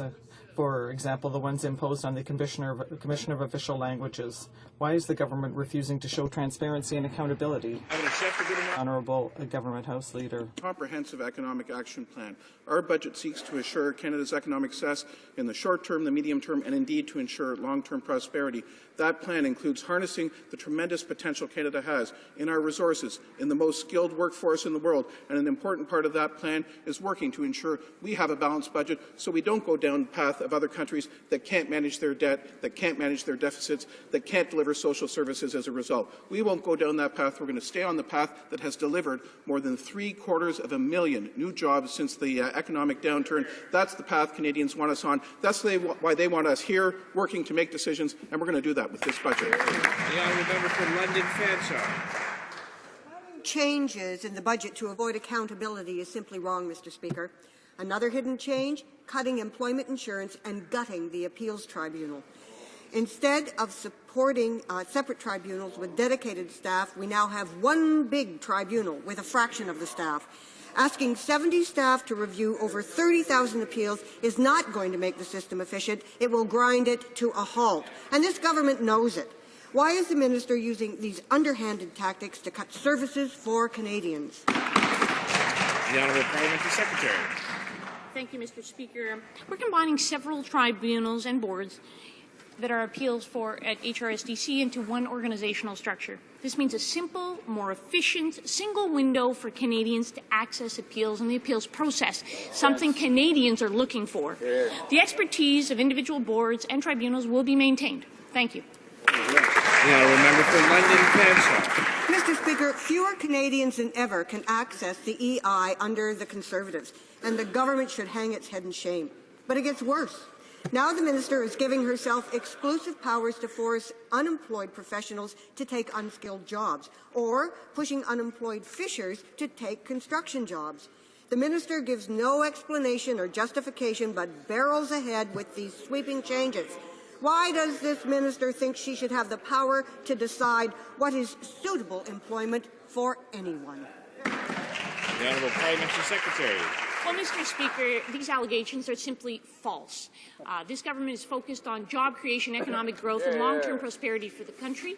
We're making sure that EI is focused on being focused on our local labour markets to make sure that it's being effective so that Canadians can get jobs. That's what they wanted. And evidence alone, what we've seen just today, 58,000 net new jobs in this country so that Canadians are getting back to work. That's across the country, Mr. Speaker. I encourage the members opposite to support our initiatives to get people working. The Honourable Member for Don Valley East. Mr. Speaker, the Economic Action Plan 2012 takes responsible action to support our economy now and over the long term, while keeping taxes low and returning a balanced budget. But while Conservative government is working to help Canada's economy By implementing the Economic Action Plan 2012 through Bill C-38, the NDP and the Liberals want to play partisan procedural games to delay and defeat the pro-economic and pro-job growth measures. Can the Minister please inform this House how we are keeping Canada's job markets strong? The Honourable Minister of National Revenue. Thank you, Mr. Speaker. Our government is focused on what matters to Canadians, and that's jobs and growth. While the opposition plays games, as reported with this morning's job numbers, we're getting results. 58,000 net new jobs created in Canada in April. This builds on the strong growth of the previous month, Mr. Speaker. Over 750,000 net new jobs since July, and 90% of them are full-time, Mr. Speaker. We're on the right track for Canada's economy and for Canadian families. This is recognized around the world, and we as Canadians should be proud of this, Mr. Speaker. It's the time for the opposition to put Canada's economy first and stop threatening. Honourable Member for Saint-Lambert. Mr. Speaker, today, physicians from across the country are rallying to criticize the decision of the Conservatives to cut medical assistance to refugees. Attacking the health of refugees is not targeting human smuggling, nor those who abuse the system, and it is not achieving savings. It's targeting legitimate refugees, it's targeting families, vulnerable families who are seeking refuge. Why such political games, and why are they preventing refugees from having access to basic health care? The Honourable Parliamentary Secretary to the Minister of Citizenship. For once, if the NDP would ask a question when it comes to immigration that is on the right side of Canadians instead of the wrong side of Canadians, and also understand the premise of her question is completely false. The fact is that in this country, we do not want to have a system in which two things apply. One, that anyone or any group gets better benefits than Canadians do. Whether it's Canadian seniors, whether it's taxpayers, whether it's the working poor, it's all about fairness. And you ask, Mr. Speaker, the 58,000 people who found jobs just recently in this last month, whether or not they think the healthcare system in this country should be fair to them or it should be better for others. The Honourable Member for Ottawa Centre. Mr. Speaker, I don't know about the first part of that response, but you might want to check the record and apologize to Canadians after that. Taking health care away from the most vulnerable is unethical, it's wrong, and will cost Canadians more. When chronic diseases don't get treatment, when preventative care can't be accessed, people end up in the ER. They know that. Who pays? Canadians and taxpayers together. Can the government tell us how much more this will cost the Canadian health care system by denying this right to the most vulnerable? The Honourable Permanent Secretary of the Minister of Citizenship and Immigration. Mr. Speaker, it would be nice if the member would actually get his facts straight. What we are not talking about is Canadians. We're talking about those who are coming here seeking to become Canadians through our refugee system. What we do believe is that they should get and deserve equal health care system, the exact same treatment, the same kind of Medicare that is offered across this country. If you think that they deserve more than every Canadian in this country, why don't you stand up in the House and acknowledge that? I'll remind the Parliamentary Secretary to address his comments to the Chair, not directly at other members. The Honourable Member for Ottawa Centre. He might want to stick to the little piece of paper in front of him. It would be safer for him. 2 years ago, the Prime Minister announced funding for new Radiosat 2. Order. The Honourable Member for Ottawa Centre has the floor. Order. 2 years ago. Order. The Honourable Member for Ottawa Centre has the floor. 2 years ago, Mr. Speaker, Radiosat 2 was vulnerable. It was going to be shut down. This government said it was going to be saved. This government said that they would put finances to make sure we save this important technology. Now we hear, Mr. Speaker, it's going to be cut. The question is, will this government stand behind our technology, our sovereignty, and finance and fund Radiosat 2 and 3? Yes or no? The Honourable Minister of Industry. Quite clear, we are committed to this project, Radiosat, and we will delivering it to the Canadian at the most cost-effective way. This is the bottom line, Mr. Speaker. This is a very important project, but we will deliver it at the most cost-effective way. The Honourable Member for Laurier-Sainte-Marie. Mr. Speaker, the Prime Minister likes travelling to the far north for his annual photo op. But what Canadians want concrete gestures. With every day that goes by, the RadarSat Arctic Surveillance Project is more and more behind schedule. Mr. Speaker, while the minister dithers, MDA will have to lay off its scientists. Why is the government not maintaining its financial commitments? Why is it encouraging the brain drain? The Honourable Minister of Industry. Mr. Speaker, on the contrary, we have put in place measures that ensure that there is massive investment in the area of science and technology, and that we're acquiring scientists instead of a brain drain. And to come back to RadarSat, Mr. Speaker, we have been very clear. We are committed to this project. It is a large-scale project that is very important, but we need to deliver it to Canadians in the most cost-effective way possible. That is what Canadians expect good management from this government. For Barassa. Mr. Speaker, I would like to take advantage of the presence of the Minister of Industry, who's also the Minister responsible for Montreal, to ask him about the Old Port of Montreal. In light of what we heard yesterday from the President, the friend of Leo Usakos, and Jerry Weiner, we realize that there is also already a consultant who is doing evaluation, and that is the Old Port Corporation. I heard that they may be changing the authority over the Old Port Corporation, and it may come under the Canadian Real Estate Company. Is that true? Because this is a 40-acre project, and we don't want them to build condos on it. The Honourable Minister of Parliamentary Secretary. Mr. Speaker, we are concerned about this change, and we have asked the Auditor General to perform an independent audit. Thank you, Mr. Speaker. For Wascana. Mr. Speaker, here's an example of why the massive budget bill needs fixing. To be eligible for a registered disability savings plan, you must first qualify for the disability tax credit, meaning that you have to have a severe disability right now. But if you suffer from a debilitating condition like multiple sclerosis that will lead to serious future problems, but not right now, you are not eligible for the DTC, and therefore you can't have a savings plan now when you could really use it. That's just wrong, and for the second time, will the government correct that flaw? And the Honourable Minister of National Revenue. Thank you, Mr. Speaker. It has been common practice to include various measures in the budget and the subsequent budget implementation bill. This is nothing groundbreaking, but simply reflects the central and important role of budget to the government's agenda. Mr. Speaker, there will be 7 full days of debate on a budget bill at second reading alone before being referred to committee. This is longer than the average time of debate for a budget bill in at least the last 20 years. Honourable Member for Alfred Pellant. Just keeps hiding from accountability. Right. With their massive budget bill, they want to get rid of the oversight in CSIS. The former senior chief counsel to CSIS put it simply: the CSIS Inspector General makes sure that CSIS is accountable to the minister and to Canadians. What do the Conservatives have against being accountable?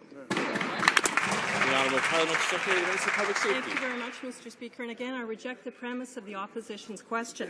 Mr. Speaker, the Security Intelligence Review Committee provides comprehensive, vigorous, and independent oversight for CSIS. We are able to eliminate duplication, Mr. Speaker, save the taxpayers' dollar, and actually provide better oversight for CSIS. And, Mr. Speaker, it's time that the NDP realize that these measures are measures that the Canadians have asked us to do, to be more efficient and to be rigorous in what we're providing. Thank you, Mr. Speaker. Alfred Pellet. The Honourable Member for Alfred Pellant.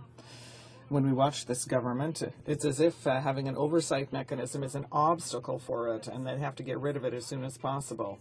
But in fact, Mr. Speaker, the Inspector General discovered major flaws with CSIS concerning agency operation mechanisms here in Canada. The problem is that if the government goes ahead with such irresponsible changes, Canada will never hear about them anymore. Will the minister renege on this irresponsible decision and be transparent? Honourable Parliamentary Secretary. It is wrong and unfortunately doesn't understand the different bodies that have overseen CSIS, but unfortunately the duplication sometimes could actually be a problem. So instead, Mr. Speaker, what we have seen and what we are providing is comprehensive, vigorous, independent review by the Security Intelligence Review Committee. It's going to save taxpayers' dollars. It will continue with the oversight of CSIS. And Mr. Speaker, again, we ask the NDP to look at what we're doing. We're creating jobs. In the last month, we've created 58,000 jobs, Mr. Speaker, and the NDP need to get on board with our tax-saving measures and job creation measures. The honourable member for Wetaskiwin. Mr. Speaker, the Leader of the Opposition has some splaining to do. Instead of praising the importance of the resource sector, he would rather call it a disease, pitting one region of this country against another. Terrible. The Leader of the Opposition needs to explain to the hundreds of thousands of Canadians employed throughout our resource sector just what his NDP cure is for this supposed disease. Mr. Speaker, could the always lucid Parliamentary Secretary to the Prime Minister explain just how important the resource sector is to Canada? The Honourable Parliamentary Secretary to the Prime Minister. Well, thank you, Mr. Speaker. Mr. Speaker, I've been pleased to work since 2006 with the member from Wetaskiwin on building a stronger Canadian economy together. That's what this government is focused on. We don't work with one region, pitting one region against the other. We want to make all regions in this country as strong as we possibly can. And what I can say to this member from Alberta is that the value-added sector in Ontario is strong, and it's getting stronger, especially in oil and gas and natural resources. The number 2 economy in Ontario, and it's strong because the Alberta economy is strong, because the Saskatchewan economy is strong, and the Ontario economy is getting stronger, as is the Quebec economy. I know 58,000 net new jobs last month. The honourable member for Halifax West. Mr. Speaker, the Minister of Health has her head in the sand and continues to say that the voluntary reporting system for drug shortages is working. Right. When patients show up at pharmacies to refill their prescriptions for the epilepsy drug Epival and its generic forms, it's not available.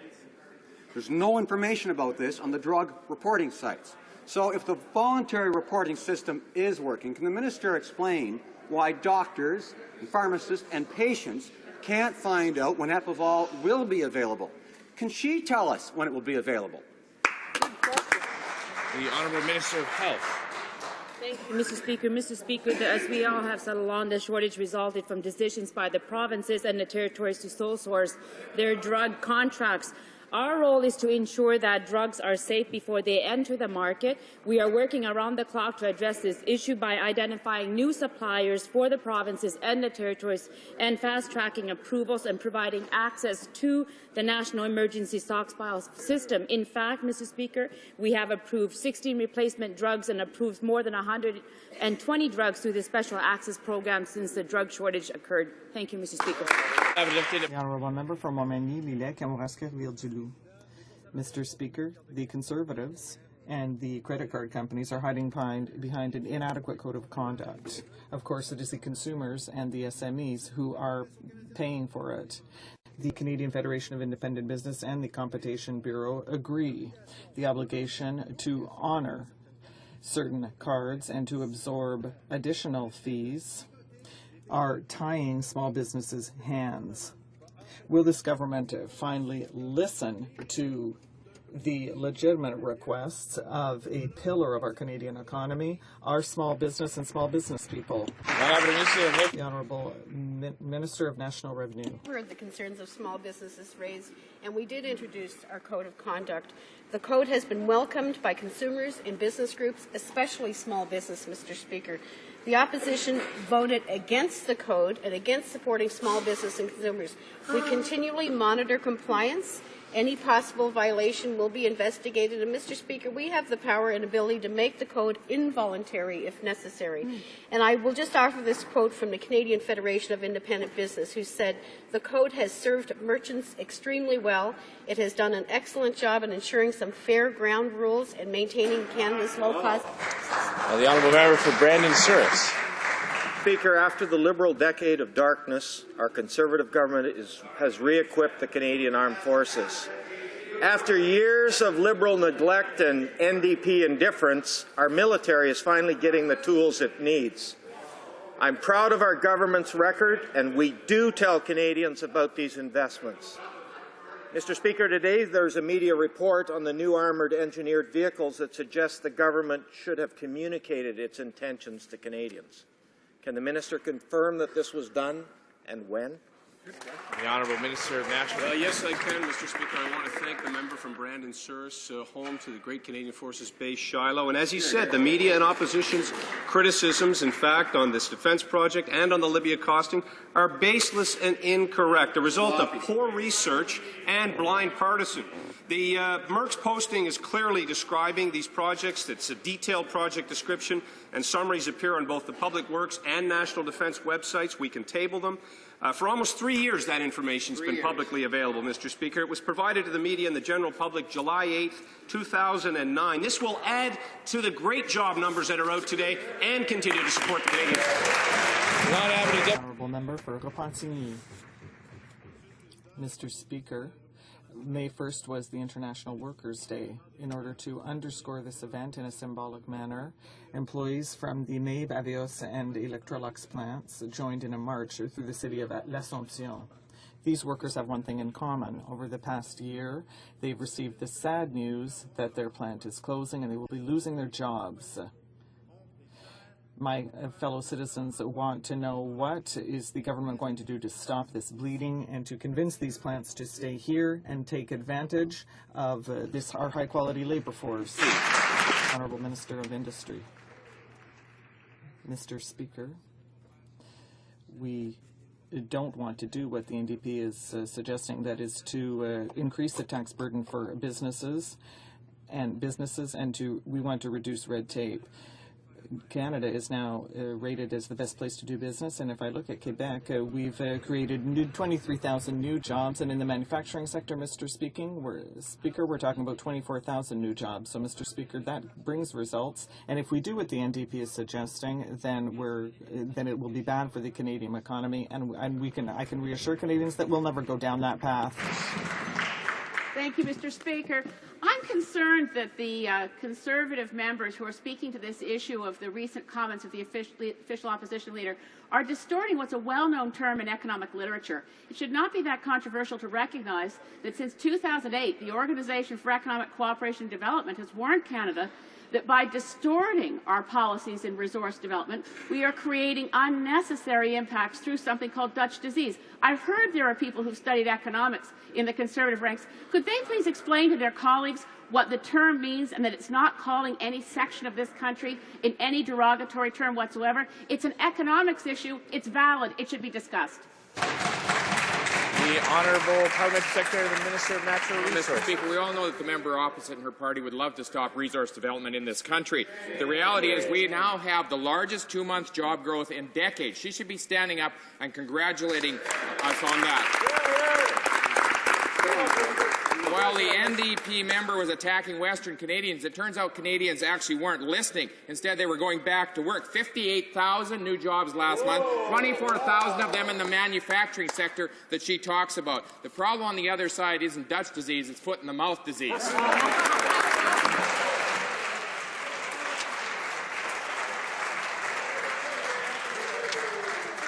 That concludes question period for today.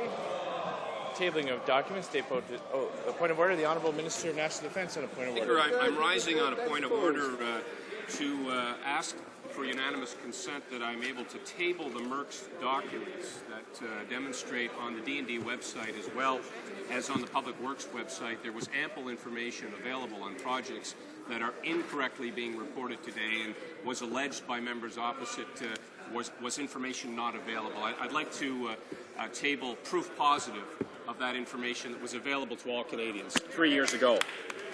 A minister doesn't need unanimous consent to the House as long as it's in both official languages. Mr. Speaker, and I'd be pleased to provide that information. Okay. Well, if it's in both official languages, the minister doesn't need unanimous consent, so it is so tabled. Tabling of documents. Dépôt des documents. The Honourable Parliamentary Secretary of the Government House. On a point of order, la Deputy de Bourassa. The Honourable Member for Bourassa. Well, I've just been told the document that we've just tabled, is it bilingual? I've just been told it was in both official languages.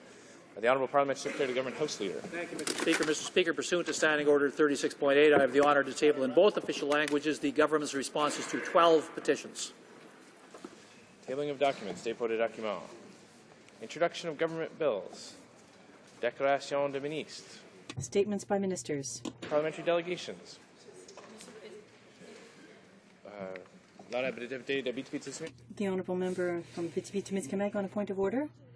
No, Mr. Speaker, I would like to table a report from an interparliamentary delegation. May I proceed? Mr. Speaker, pursuant to Standing Order 34.1, it is my honour to present in both official languages the report of the Canada-NATO Parliamentary Association discussing the meeting on the civil aspects of security and the subcommittee on convergence, East-West convergence in Bosnia from 25 to 27 October 2011. Reports from interparliamentary delegations. Presenting reports from committees. Introduction of private members' bills. Ms. Matheson, seconded by Madame Perrault, moves for leave to introduce a bill entitled An Act to Amend the Employment Insurance Act, an elimination of waiting period. This motion is deemed adopted. The Honourable Member for London Fanshawe. Well, thank you very much, Mr. Speaker. And as you've indicated, this is a private member's bill that amends the Employment Insurance Act to eliminate that 2-week waiting period. Because, as we all know, young families suffer incredibly when they lose the job that sustains them. It's very, very traumatic. Low-wage, single-parent families, they live from paycheck to paycheck. And so the point of this bill is to make sure that those 2 weeks, those interminable 2 weeks, are eliminated because it can indeed put a great strain on any family. Thank you, Mr. Speaker. Ms. Matheson, seconded by Madame Perrault, moves that the bill be now read a first time and be printed. This motion is deemed adopted. First reading of this bill, première lecture de ce projet de loi. When shall the bill be heard a second time? Read a second time at the next sitting of the House. First reading of Senate public bills. Motions. Motion. The Honourable Government House Leader. Merci, Monsieur le Président. Thank you, Mr. Speaker. There have been consultations among the parties, and I believe you'll see unanimous consent for the following motion that, notwithstanding any usual procedures of the House, take no debate on the deplorable situation of human rights in Iran will take place pursuant to Standing Order 53.1 on Monday, May 14th, 2012, and that during the debate, the Speaker shall not hear quorum calls or requests for unanimous consent. Does the Honourable House Leader have unanimous consent for this motion? The House has heard the motion. Is it the pleasure of the House to adopt the motion? Agreed? The Honourable Government House Leader. While I'm on my feet, Mr. Speaker, pursuant to Standing Order 81.4a, I would like at this time to designate Tuesday, May 15th for consideration in Committee of the Whole of all votes under Environment in the main estimates for the fiscal year ending March 31st, 2013. Motions. Motion. Presenting petitions. Présentation des pétitions. The Honourable Member for London Fanshawe.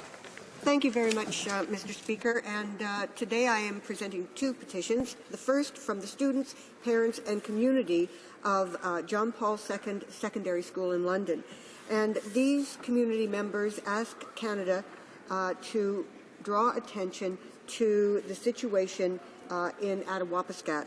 And they ask the House to demand that the Government of Canada immediately act on the housing crisis there, and also call on the Government of Canada to provide the First Nations community of Attawapiskat with the financial supports to address short and long-term housing needs and pursue functional working relationships with the First Nation, and to use measures and means other than third-party management to achieve a better quality of life for residents of Attawapiskat. And they also ask the government to honour its commitment to provide the students of Attawapiskat with a new school. The second petition, Mr. Speaker, is from the community in London, Ontario, that is supportive of democracy in the Congo. and they would like to draw the attention of the Parliament of Canada to the fact that the November 28, 2011 elections in the Democratic Republic of Congo were fraudulent, and draw the Government of Canada's attention to the continuous Congolese demonstrations taking place in major Western cities around the world, including in Canada. And they wish to point out that Canada contributed $9 million over 5 years to the UN to help fund the election in the Congo. 6 Canadians took part, along with 118 observers, and want Canada to ask the tough questions about the electoral process there. Because they are very concerned and want to put... Order. The honourable member knows that they were supposed to provide a succinct summary, and she's had the floor now for almost 2 minutes, so we better move on to accommodate everybody. The honourable member for Kitchener Centre. Thank you very much, Mr. Speaker. I have the honour to present a petition from my constituents in Kitchener Centre to the House of Commons, pointing out that Canada is the only nation in the Western world and in the company of China and North Korea without any laws protecting the rights of children before birth. Canada's Supreme Court has said it's Parliament's responsibility to deal with this issue.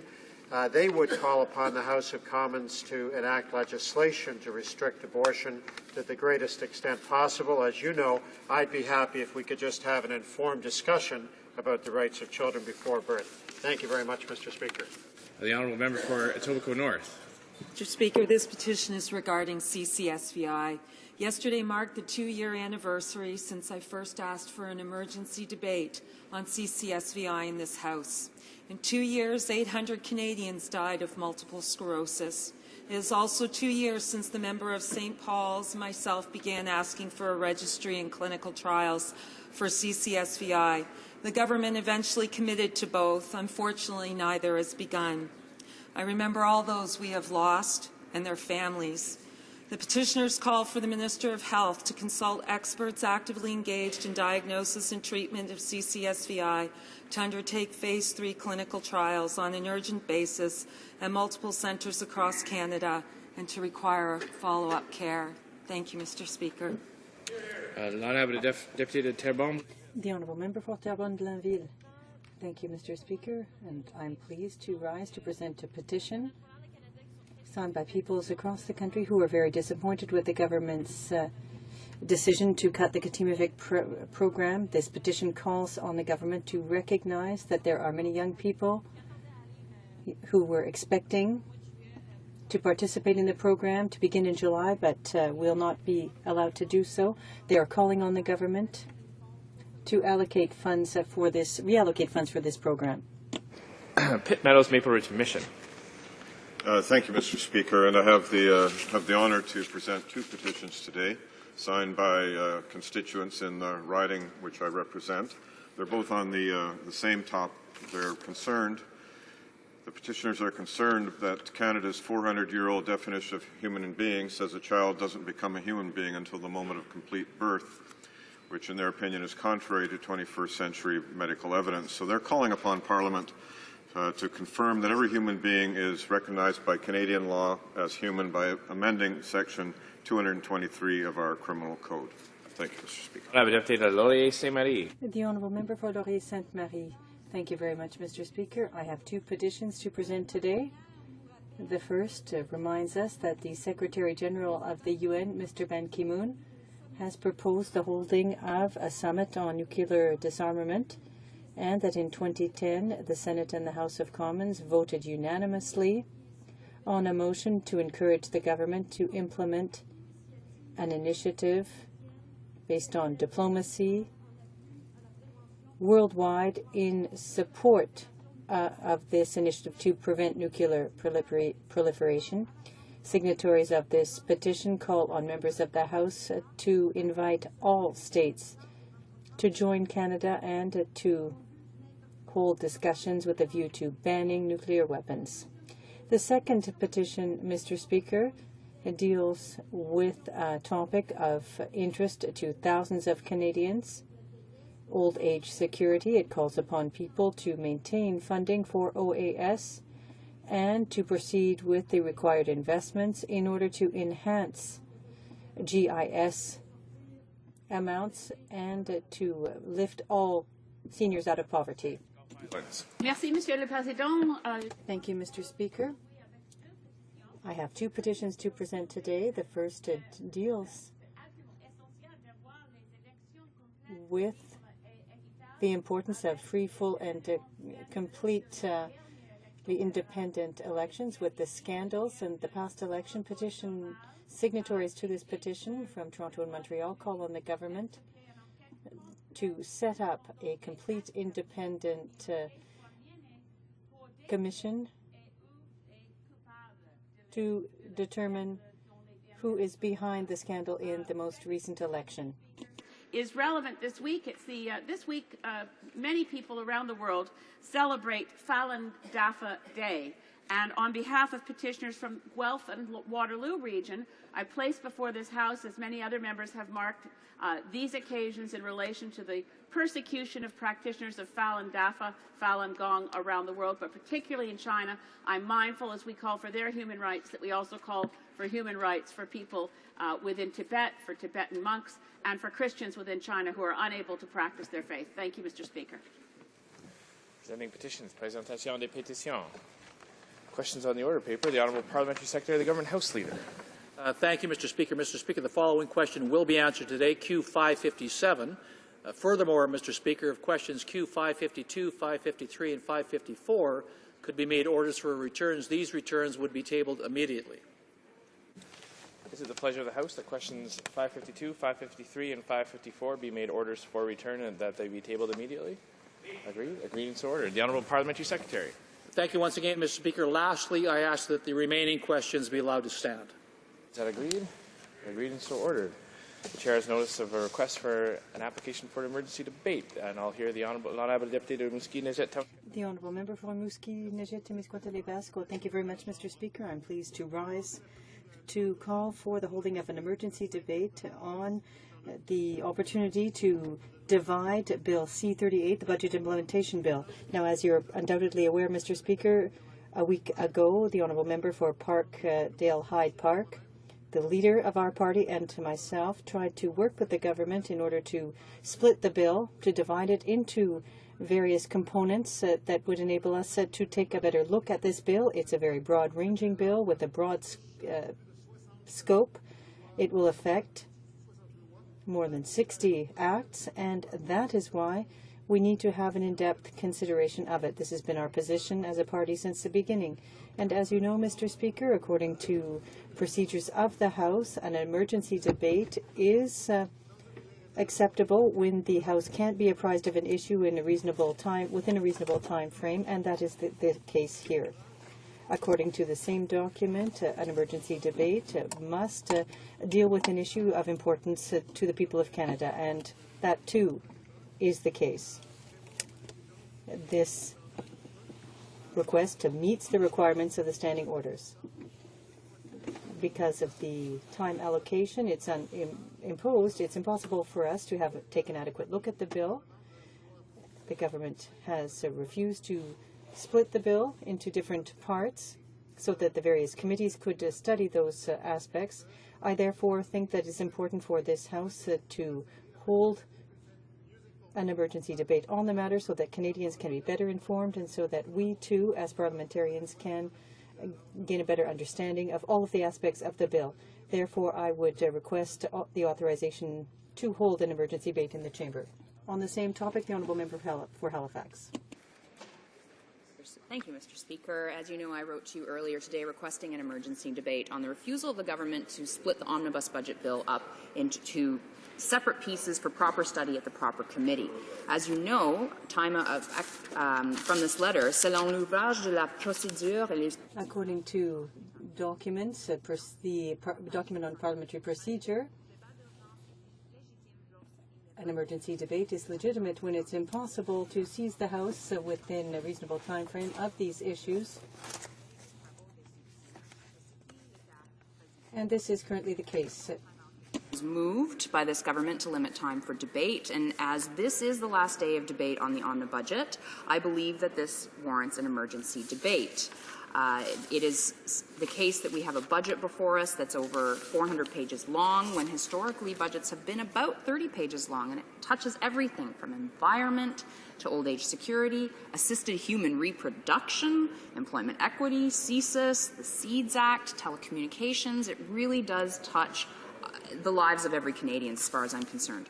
As you know, the NDP has tried to negotiate with this government, asking them to voluntarily split this bill into the appropriate subject matters. They've denied us this. You may also have heard that yesterday it was my intention to move a motion at committee during the public session of committee to try and have the Environment Committee review the environment parts of this budget bill. And we were not even able to be in public for me to do that. So I was denied the opportunity to even move a motion to consider some of the environmental aspects at Environment Committee where it properly belongs. So I urge you, Mr. Speaker, to take this application for an emergency debate seriously and to see the urgency of this issue and grant an emergency debate on this government's refusal to be transparent and accountable on this bill. Thank you, Mr. Speaker. I thank both honourable members for their interventions. I don't think that requesting an emergency debate on legislation that's currently being debated would satisfy the parameters of the standing order, so I'm not prepared to grant it in this particular occasion. Orders of the day, order du jour. Government orders, government bills, commons, resuming debate at second reading of Bill C-38, Jobs, Growth and Long-Term Prosperity Act, and on the amendment of Ms. Nash. When statements by members started, we're on questions and comments. Questions et commentaires. The honourable member for Okanagan-Shuswap.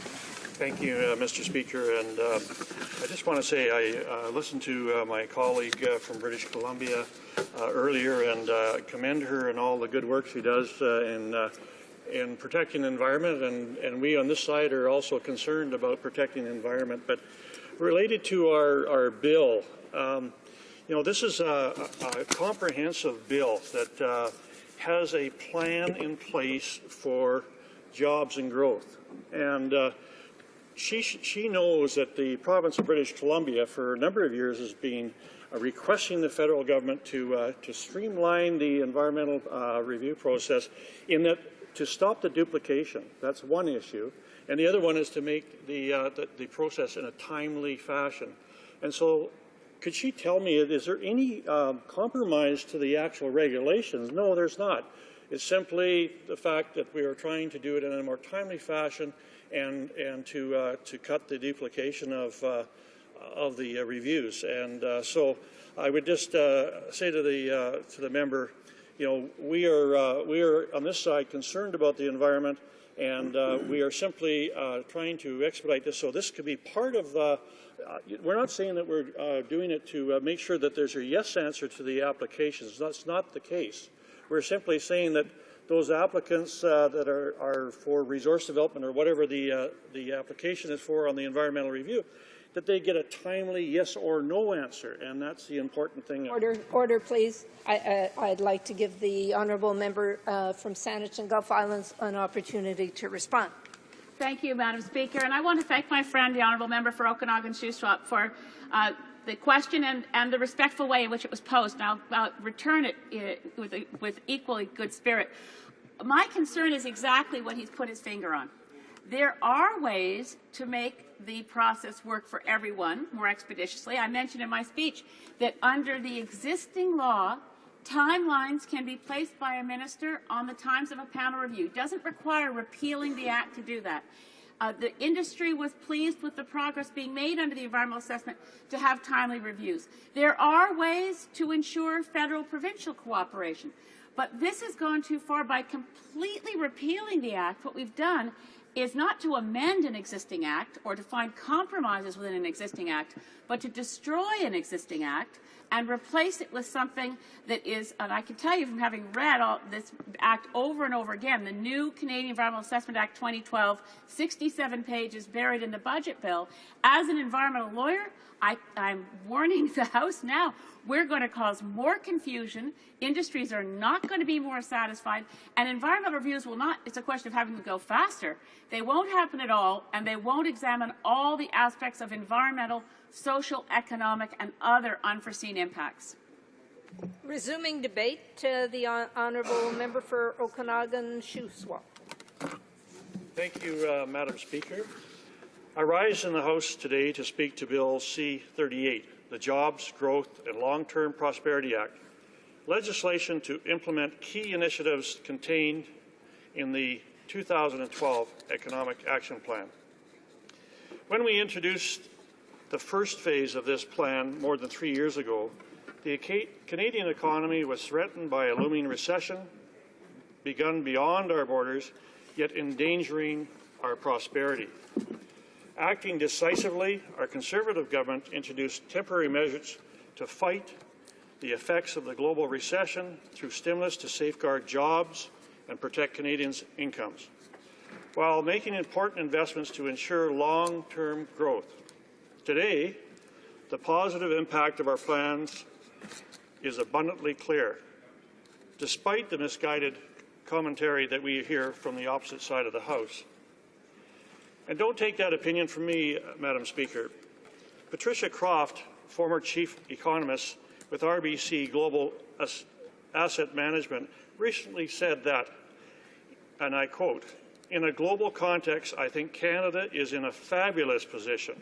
Canada continues to manage its fiscal affairs in a fabulous fashion," unquote. Madam Speaker, thanks to our plan, our fiscal record is second to none. Although, judging from their remarks throughout this debate on this bill, opposition members seem to be ignorant of these facts.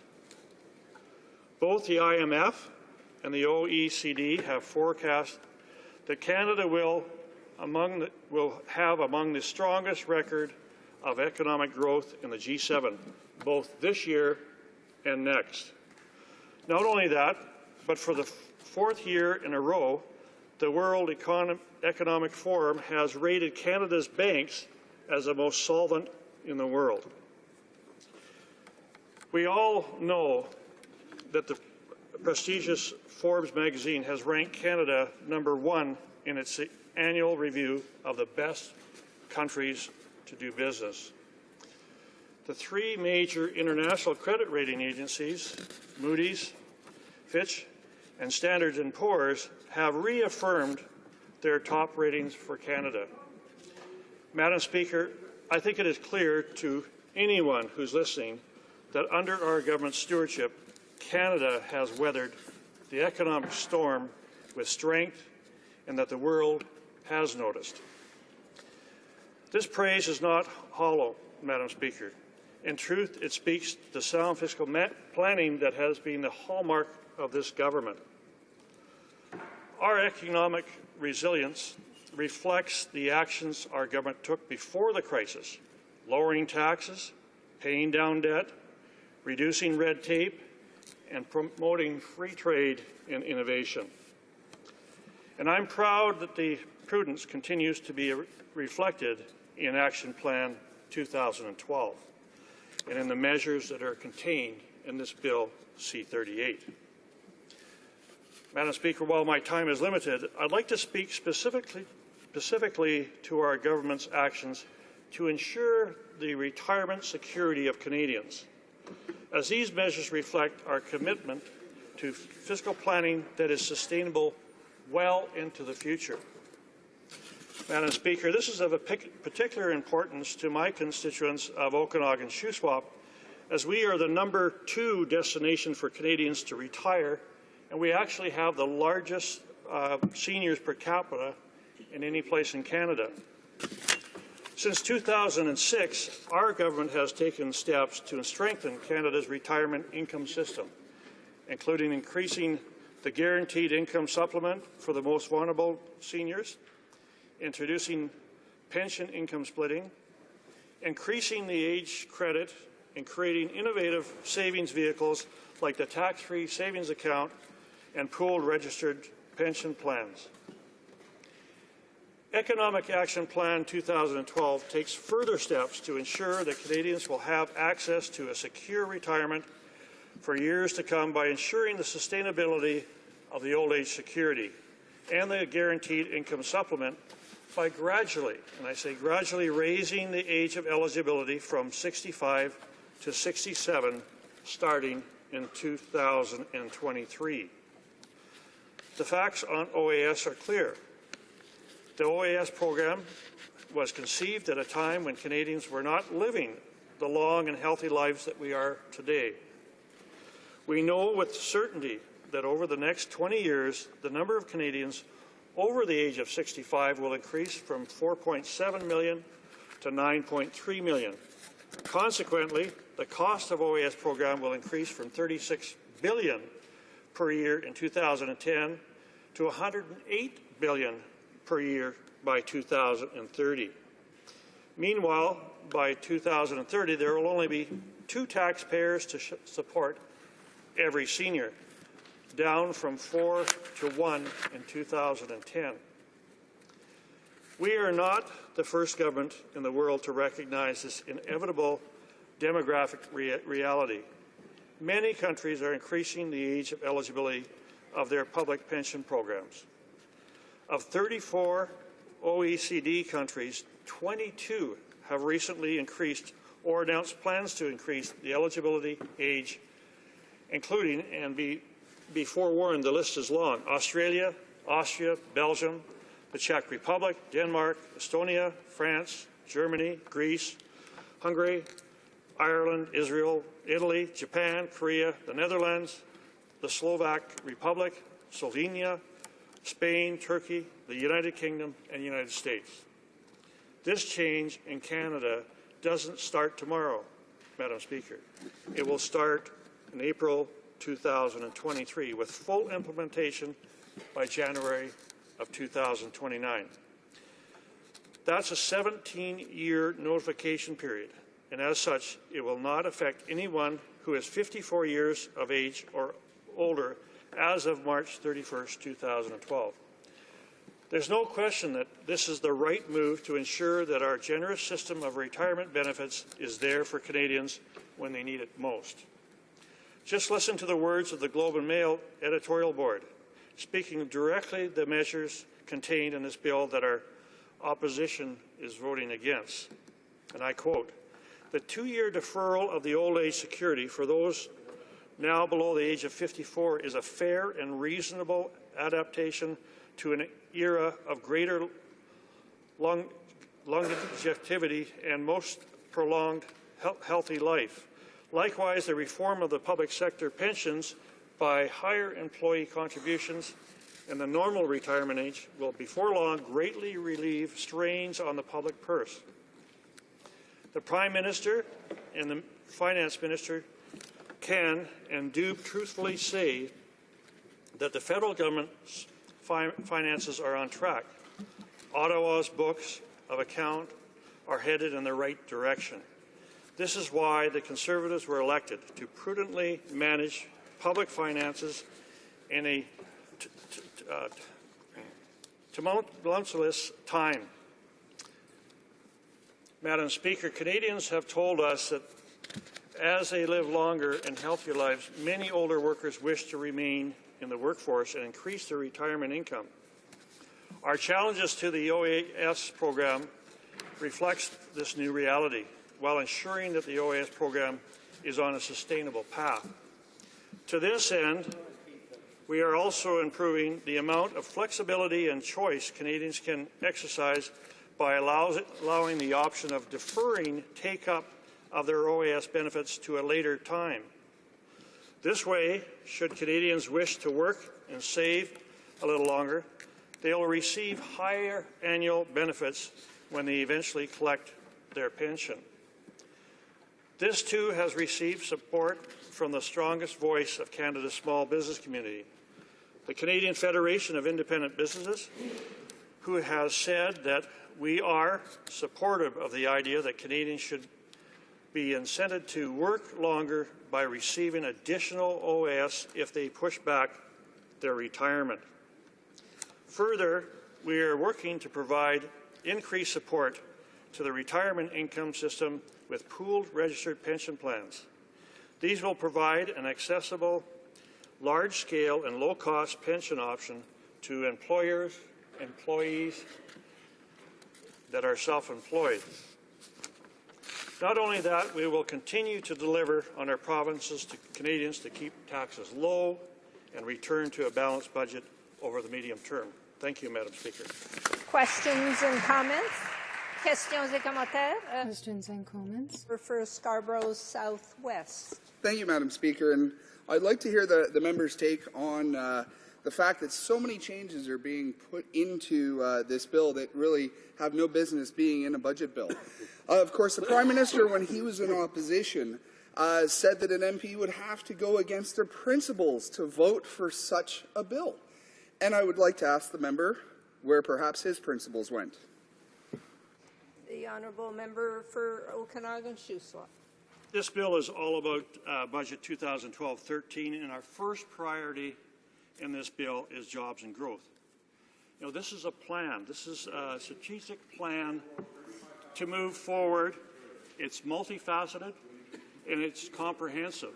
It's important that all these initiatives are within this bill so we continue on that path of job creation and growth for Canadians. Thank you. Questions and comments? The Honourable Parliamentary Secretary to the Minister of Human Resources. Thank you very much, Madam Speaker. You know, our economic action plan that was put in place at the base of the recession in order to bring us to a position of over 700,000 net new jobs is something to be commended. This Economic Action Plan 2012 is moving exactly in that direction. The individuals who live in my riding in Simcoe Grey are delighted with the direction of this budget. I would like to ask my colleague, the member from British Columbia, if he could comment on what he's hearing from his constituents and the good news that's in this budget. The honourable member for Okanagan-Shuswap. Well, part of the Economic Action Plan, Madam Speaker, has just been well received in my constituency because there was initiatives in that plan for the forest sector to help increase the market accessibility in the Pacific Rim, also to look at innovative ways for use of fibre. And I've had many comments from those operators of the mills in my sector or my constituency regarding that initiative. You know, that is all part of this huge plan. It's about trade and growing our economy through trade, assisting people through training to make sure that they can get jobs. This is a huge plan. They criticize the document, but like I said before, it's multifaceted so that we can move forward with all of these pieces of the puzzle to move forward on jobs and growth. Questions and comments. The Honourable Member for Longueuil, Pierre Boucher. Thank you, Madam Speaker. I have just heard my colleague, the member for Okanagan, say that we're criticizing the document. Well, yes, we are, for the length, everything in it, for all of the imagination it takes to connect the dots that are so extreme as the producers and the creators initiatives and the OAS. These are completely different initiatives. They deserve long debates in order to find good solutions within Parliament, true to our democratic tradition. But that's not all. We're also criticizing the fact that after everything I've just said and have been saying for ages, that's not the issue, but we're being cut off. We're not having enough time. So I'd like to... The Honourable Member for Okanagan-Shuswap. Madam Speaker, and as it was said before, that actually this bill, this budget bill, has been debated longer than any other bill in the past, in the last 20 years. So I really don't agree with the member with regards to that criticism. You know, there is a lot of things in the budget, there certainly is, but, you know, we've had adequate time to address them in the debate in this House, and I would just ask him that they would support this so we can go forward to provide jobs for those that, in his constituency, that people that are out of work, that are looking for employment, that need these initiatives to move forward. Thank you. Resuming debate, the Honourable Member for London Fanshawe. Well, thank you very much, Madam Speaker, and I'm happy to have this chance to speak in the House today about this Trojan horse budget. I was concerned that all discussion would be shut down by the government because, unfortunately, this is a budget that includes many, many separate bills that have very little to do with fiscal management. This 400-plus page omnibus bill does little to get our economy going or to help people get back to work. But what it does do, Madam Speaker, is gut environmental protection, rewrite Canada's fisheries law, and change the age of retirement in this country. Well, Madam Speaker, while this so-called budget implementation bill is supposed to implement the budget, it goes far beyond what was outlined in the recent federal budget. Quite simply, it is profoundly inappropriate for this government to put so many sweeping changes to so many different areas in this omnibus bill.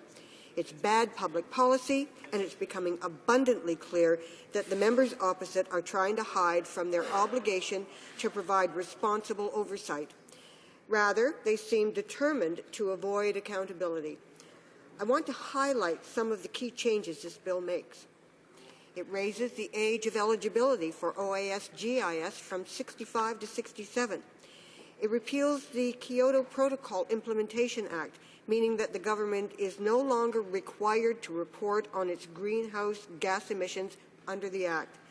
It guts the environmental assessment regime and fish habitat protection in order to speed up major projects, including pipelines. It also gives Cabinet the ability to ignore the National Energy Board and approve a project that the NEB has turned down. It delegates environmental assessments to other authorities, including the provinces, changes the definition of interested parties to weaken public participation in environmental decision-making, and to exclude anyone not directly affected by a project. It eliminates the CSIS Inspector General. This will, of course, drastically reduce accountability at CSIS. Eliminates Auditor General oversight of a number of agencies. Repeals the Fair Wages and Hours of Labour Act, which will allow employers to undercut union wage rates for construction workers engaged in projects funded by the federal government. It amends the Employment Equity Act so that it no longer applies to federal contractors. This, Madam Speaker, is a direct attack on women, Aboriginal peoples, persons with disabilities, and visible minorities. It amends the rules for determining the extent to which a charity has engaged in political activities and modifies the rules for registering certain foreign charitable organizations as donors. Amends the Seeds Act to potentially allow private contractors to perform food inspection, and removes foreign ownership rules for wireless telecommunications companies with less than 10% market share, and allows foreign-owned companies to grow beyond 10% market share. It's very interesting to note that the Conservatives claim that Budget 2012 is about job creation, but the Parliamentary Budget Officer says this budget will cost 43,000 Canadian jobs. In fact, the budget actually plans for unemployment to rise. And Speaker, Bill C-38 also guts workers' rights. As I indicated, it repeals the Fair Wages and Hours of Labour Act, which was created in the 1930s to set minimum standards for wages and hours of labour for construction workers engaged in projects funded by the federal government. In practice, removing these minimum standards will allow employers to undercut prevailing wage rates. How will making it difficult for workers to provide for their families help create jobs? And the bill also amends the Employment Equity Act so that it no longer applies to federal contractors. This is a direct attack on women, Aboriginal peoples, visible minorities, as I said. 10 years ago, it was recommended that the employment equity provision for the Federal Worker Contract Program be strengthened through legislation. Instead, this government is deliberately weakening these provisions. Madam Speaker, Bill C-38 targets immigrants with its changes to the Immigration and Refugee Protection Act and the Budget Implementation Act 2008 by allowing for returning of the applications from federal skilled workers who applied to come to Canada before February 27, 2008. It will cause the fees of these workers to be refunded, but what is not clear is how and who decides who gets pushed out of line and whether or not it will be voluntary. This is not a fair way to deal with the immigration backlog. Many of these applicants have already waited for years to have their applications considered. This bill also amends the Immigration and Refugee Protection Act to authorize the Minister of Citizenship and Immigration to give instructions establishing and governing classes of permanent residents as part of the economic class. As I mentioned previously, C-38 makes changes to OAS by gradually raising the age of eligibility to retire from 65 to 67. While the Conservatives claim that this is necessary, the reality is that OAS is sustainable as it is, and we can absolutely afford to ensure all seniors are free from poverty and live in dignity. This is about making smart choices and intelligent, practical investments. I say to this government, it makes much more sense to invest in people, our seniors, not in mega prisons, fighter jets, and tax cuts to profitable corporations. I must also say that New Democrats fundamentally disagree with this change to the age of retirement, and seniors do too. According to CARP, its members soundly reject raising the OAS eligibility age and see better ways to help younger Canadians, such as increasing job opportunities. CARP has been very clear, Madam Speaker, and is on the record stating that the age of eligibility for OAS should not be increased from 65 to 67. If there's a need to relieve budgetary pressures, there are other options, such as the potential savings from health care reform or the reduced military spending once the Afghan mission is complete. And a fundamental change, such as raising the OAS eligibility age, should be fully debated, especially given that the issue was not put before the voters and the implementation date is far enough away to allow for measured deliberations. Unfortunately, this government is curtailing debate and attempting to silence those who do not agree with it. And, Madam Speaker, CARP is not alone. The National Pensioners and Senior Citizens Federation argues that the government is not being honest about the ability to pay the OAS obligations. Several economists, internal finance department studies, and even the parliamentary budget officer all conclude that the existing OAS obligations are sustainable. The government's own figures prove that OAS is affordable now and in the future, because after 2030, the cost of OAS as a proportion of GDP will decline rapidly and significantly. Tragically, in its efforts to sell this so-called OAS crisis, the feds have found some seductive words to try to persuade young workers and make them believe that making matters worse for them in retirement is somehow a fairness issue. Talk about the big lie. The current generation is not just being squeezed by income inequality, but will also face declining retirement security in their senior years.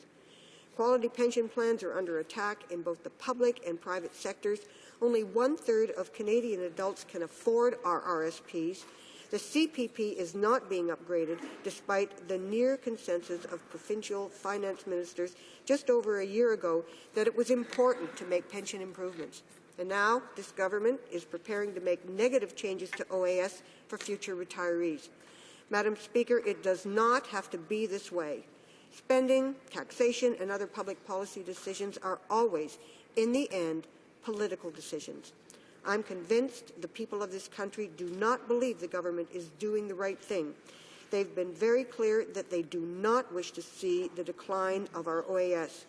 How could a responsible government ever contemplate such a thing while recklessly proceeding with the purchase of non-tendered fighter jets and corporate tax cuts that continue to deny the country the needed revenue to finance our social programs? For the 5th year in a row, this government has given huge tax breaks that are tacked onto the public debt. It is the next generation that will pay the bills and be denied a decent pension. Some fairness, Madam Speaker.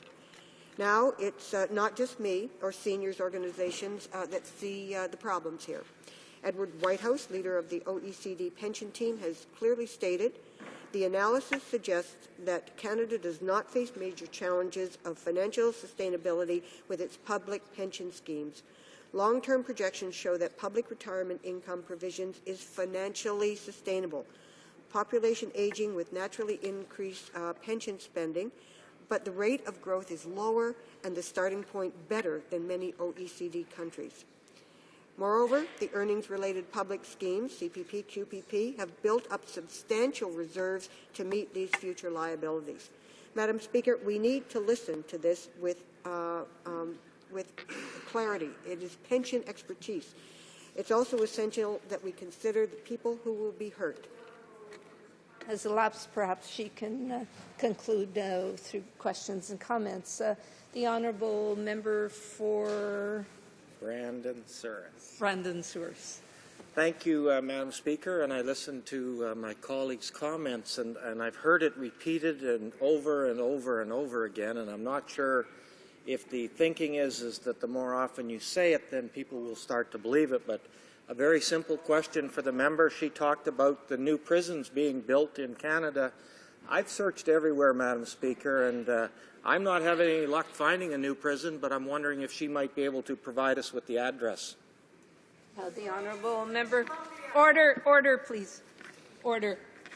The honourable member for London Fanshawe has the floor. Well, thank you very much, Madam Speaker, and I am grateful for the question, and I'm grateful for the comment from my colleague. And in addition to the fact that capacity within our current prison system has been increased significantly by this government at great cost for unreported crimes, apparently Osoyoos, British Columbia, has a new prison. Thank you very much to the so-called crime bill. Questions and comments. The honourable member for Vancouver Quadra. Thank you, Madam Speaker. And I was struck by the speaker who led the last part of this debate's words around old age security and the next generation paying the bills, and I agree with those concerns. But I want to talk about the old age security and next generation paying the bills with respect to damaging our environment. We know from Michael Porter from Harvard Business School and many other researchers that companies that have strong regulations are more innovative and more profitable. And we know that ecosystem services are incredibly valuable for the air we breathe, the oceans, seafood, and the water we drink. And they're very expensive to replace when we destroy them. So I wonder if the member could talk about the human security in the long term, and who's going to pay the bills if we screw this up, as the Conservatives are doing, in terms of having an environment that is sustainable over the long term and can continue to provide those services. Thank you. Honourable member for London Fanshawe. Well, thank you, Madam Speaker, and I thank my honourable colleague for the question. It is interesting that this government keeps talking about the economy versus the environment. There is no economy without a clean, sustainable environment. There is no future for our children or for any economy unless we get things right.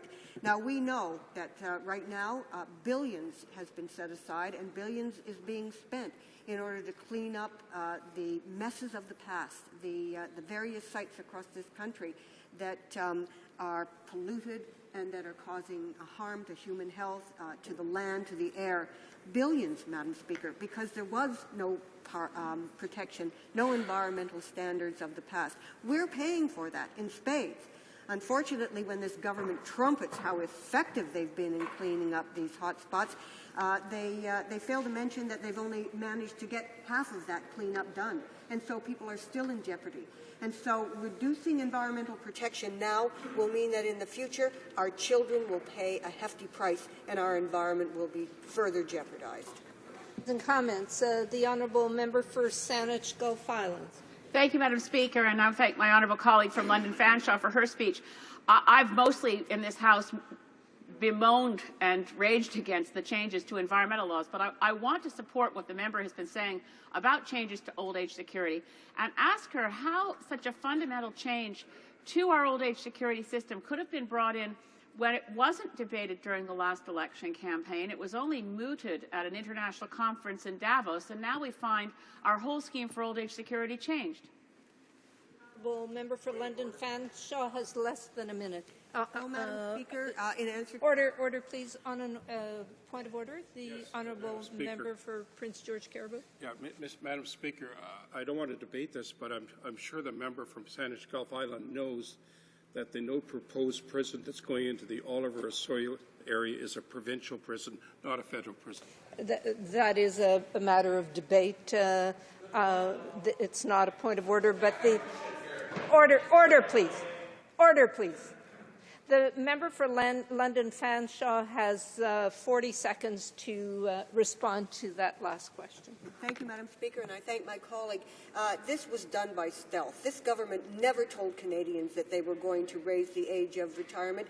They never told seniors that future generations were going to be asked to pay this incredible price. And we know that the young people that they keep talking about who will be paying this terrible debt are trying to raise families. They're trying to manage huge tuition debts, mortgages, and a lack of job creation in the present. And the reality is, Madam Speaker, that they won't have a decent retirement at all. This bunch will, but not the students of the future. Order, please. The honourable member from London Fanshawe had the floor, and now the Parliamentary Secretary for the Minister of International Cooperation has the floor. I would ask the Minister and all members to allow that member to speak.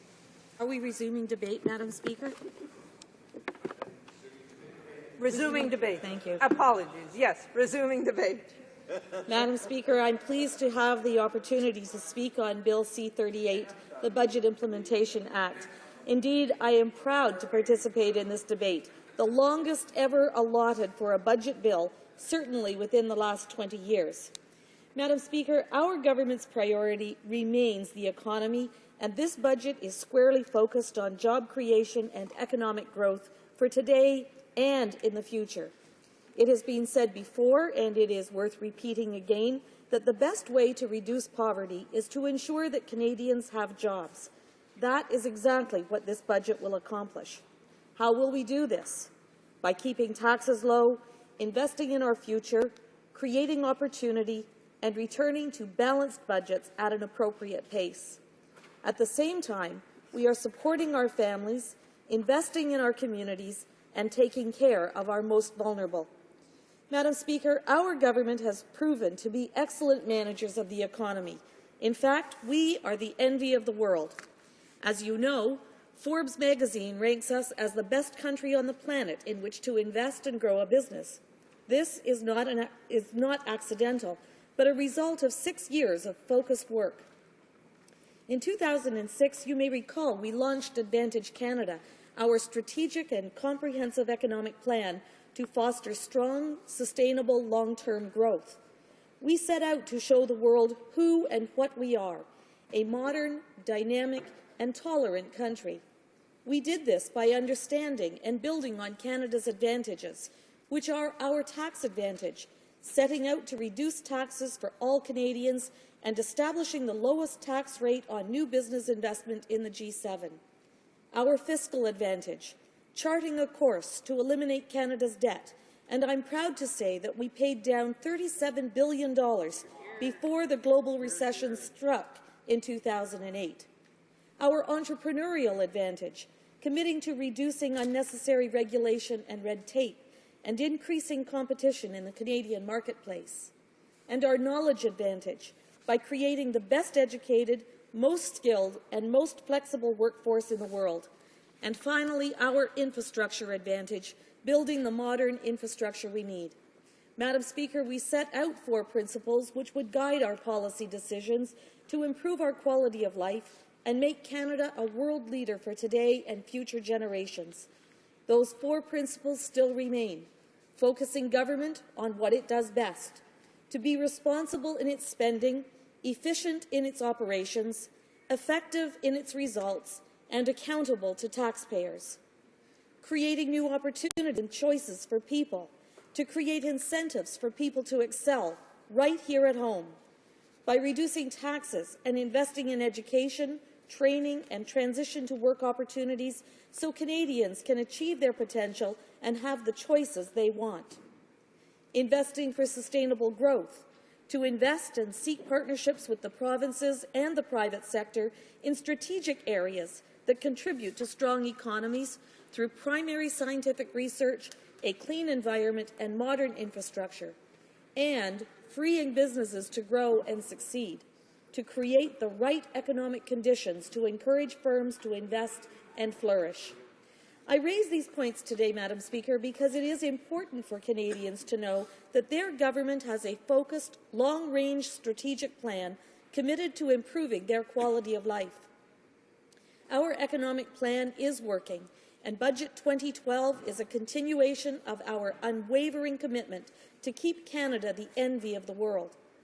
I am proud to be a member of a government that understands the fundamental economic principle that resources are limited and that there is only one taxpayer.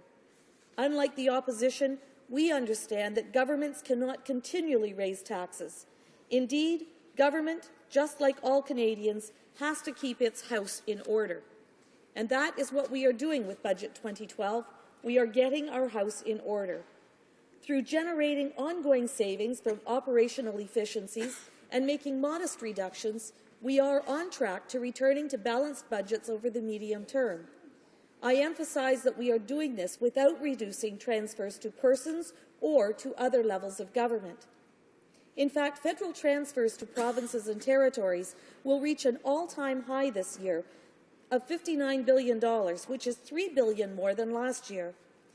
Madam Speaker, the facts speak for themselves. We have created almost 700,000 net new jobs since the recession ended in July 2009, and these are good jobs. 90% of them are full-time. We are one of only 2 G7 countries to regain all of the jobs lost in the recession, and we continue to garner global praise for our management of the economy.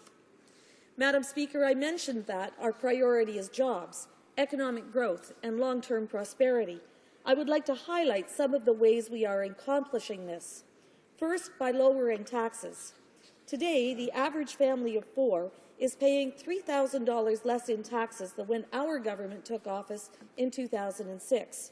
We did this by reducing the GST from 7 to 6 to 5%, by allowing seniors to split their pensions between spouses, by establishing a working income tax benefit for low-income working Canadians, by establishing the Registered Disability Savings Plan and the Tax-Free Savings Plan, by reducing the lowest personal income tax rate from 16 to 15%, and by bringing in measures such as the Children's Arts Tax Credit, the Children's Fitness Tax Credit, and the very popular Tax-Free Savings Account.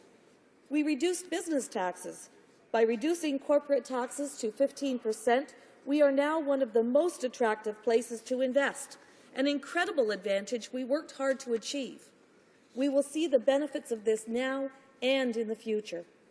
We cut the small business tax rate to 11%, and we increased the threshold to $500,000.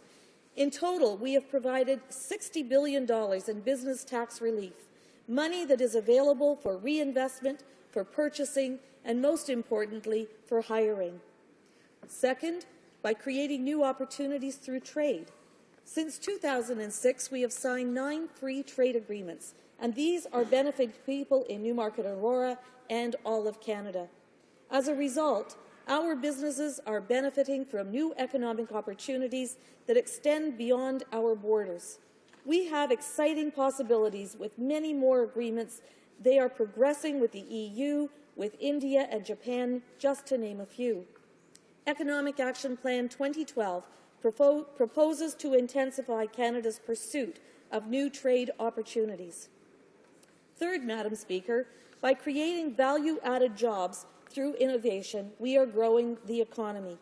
Canada's long-term economic competitiveness in the emerging knowledge economy demands globally competitive businesses that can innovate, collaborate, and create high-value jobs.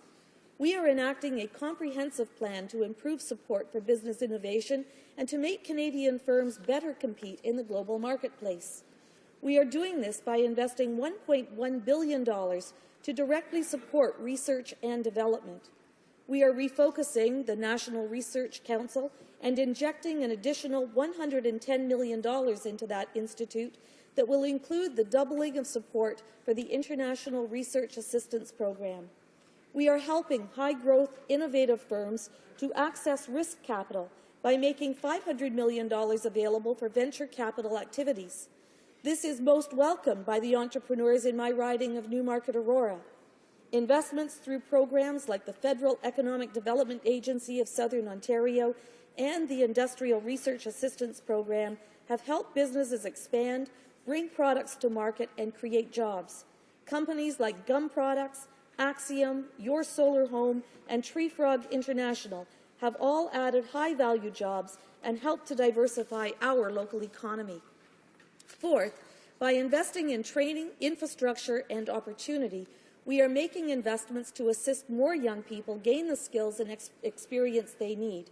We are putting $30 million into the Opportunities Fund to help Canadians with disabilities acquire work experience, and we are making EI predictable for employers, allowing them to better make employment decisions while removing the disincentive to work at the same time.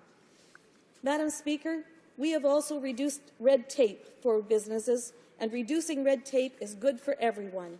It helps our businesses compete, and it creates jobs for Canadians. It represents a low-cost way to stimulate the economy and boost productivity. That's why we're working hard for Canadians, Madam Speaker, and I look forward to the questions from my colleagues. Comments? The Honourable Député de... The Honourable Member for Rivière-Midi-Île. Thank you, Madam Speaker. I have a great number of problems, in fact, with the content of the remarks made by my colleague opposite.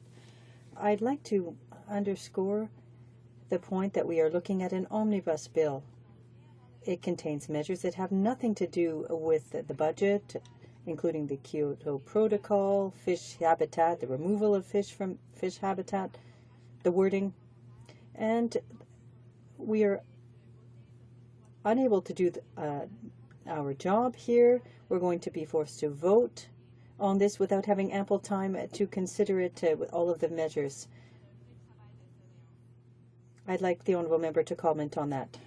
Thank you, Madam Speaker, and I'd like to respond to my colleague by saying this is the longest debate that any budget bill has had in nearly 2 decades. But I would like to remind her that her colleague took up 13 hours of time in this House when about 78 other members could have had the opportunity to be speaking, took up time with things that didn't make any sense and had nothing to do with the budget bill, and that was time that should have been spent by her and her colleagues debating the bill with the government.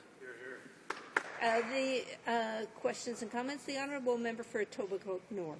Thank you, Madam Speaker. Well, the Parliamentary Secretary claims the government is looking after the most vulnerable. In some parts of our country, families eat only 1 meal a day instead of 3. And more often than we'd like to admit, some family members eat while others go hungry. When this happens, children may stop growing and they may be too hungry to learn. And when they are older, they may be undereducated to work to their full potential. No family should face such choices in Canada, not in a country of such enormous wealth. We signed the World Declaration on Nutrition, and it's up to us to ensure the promise. Children do not want excuses. They just want food to fill their tummies. We need a pan-Canadian nutrition program in this country. Parliamentary Secretary. Well, thank you, Madam Speaker, and I am very pleased to speak to the efforts that our government has made in that regard, because since 2006 we have been working to put money back in the hands of average Canadian families. Let me just give you a few of the things that we've done. We cut the lowest personal income tax rate to 15%. We removed over 1 million Canadians from the tax rolls altogether. We increased the amount that Canadians can earn tax-free. We reduced the GST from 7% to 6% to 5%, putting money back in the hands of average Canadian families.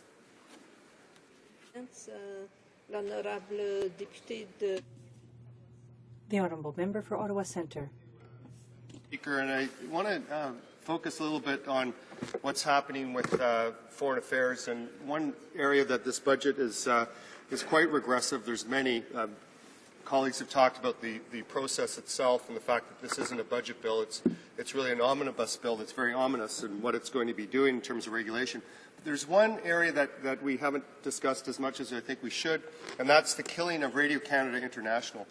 Previous government had tried to do this. It was resuscitated, but Radio Canada International is our voice in the world. Every single Commonwealth country and G8 country has it. This government's killing it in this budget, and I'm wondering, she has, a responsibility here when it comes to international affairs. How can she stand by and watch our voice being silenced on the international stage? The Honourable Parliamentary Secretary. And thank my colleague for that question. On the contrary, I think Canada's voice around the world is very strong. And just from my own work in the portfolio dealing with international cooperation, Canada has a remarkable reputation. I have been in many countries where we have CETA projects, and the incredible gratitude that is coming to Canada for the voice that we're carrying in those countries is enormous. Reprise du débat, l'honorable député de... Resuming debate, the honourable member for Hull-Aylmer, and I'll have to advise her ahead of time that I will be interrupting her speech at 1:15. Well, thank you, Madam Speaker. This is a serious time, and I'm weighing my words. The Conservatives have imposed upon us another gag, the 18th, on a bill with more than 400 pages. C-38, Bill C-38, isn't a budget implementation bill. It's an omnibus bill that will amend no fewer than 60 pieces of legislation in Canada. These measures will be felt, their impacts, in fact, for decades and not just over the course of the next year. Will we have time to look at it? If it were concerned about this document, it would divide it up, split it, so that it could be considered properly. But no, they want it to be opaque, hide things, proceed in secrecy. Why, Madam Speaker? Canadians are fed up with the lack of transparency by this government.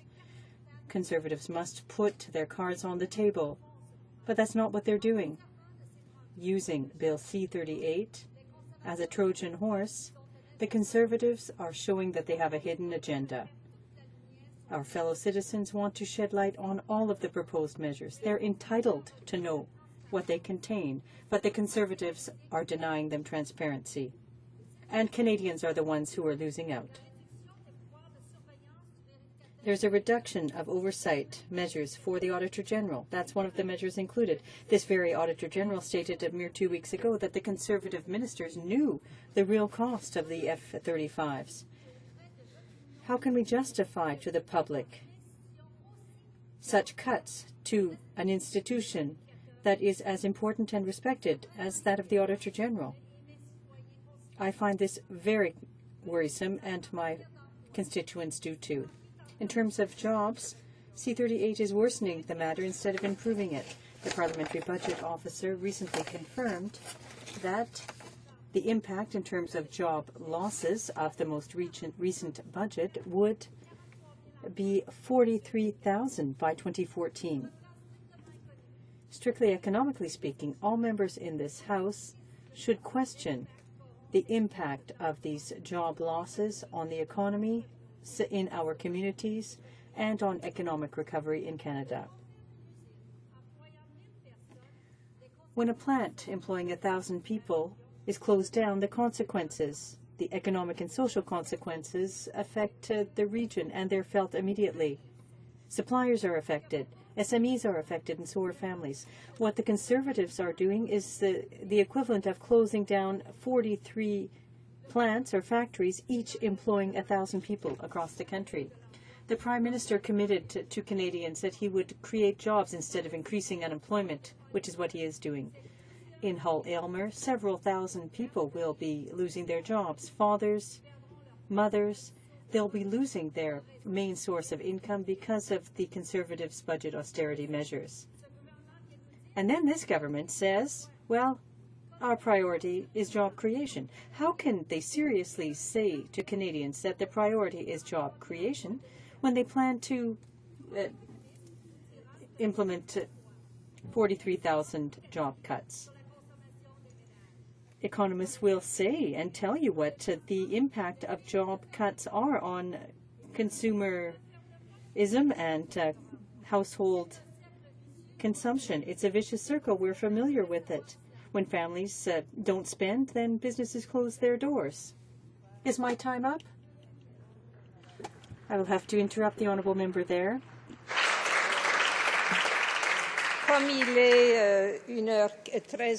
It being 1:15, pursuant to order made Thursday, May 3rd, 2012, it is my duty to interrupt the proceedings and put forth with every question necessary to dispose of the second reading of the bill now before the House. The question is as follows. Seconded by Mr. Oliver, moved that Bill C-38, an act to implement certain provisions of the budget tabled in Parliament on March the 29th, 2012, and other measures be now read a second time and referred to the Standing Committee on Finance. And for the reasoned amendment, Ms. Nash, seconded by Mr. Caron, moved the following amendment: that the motion be amended by deleting all the words after the word "that" and substituting the following: this House declined to give second reading to Bill C-38, an act to implement certain provisions of the budget tabled in Parliament on March the 29th, 2012, and other measures, because, may I dispense?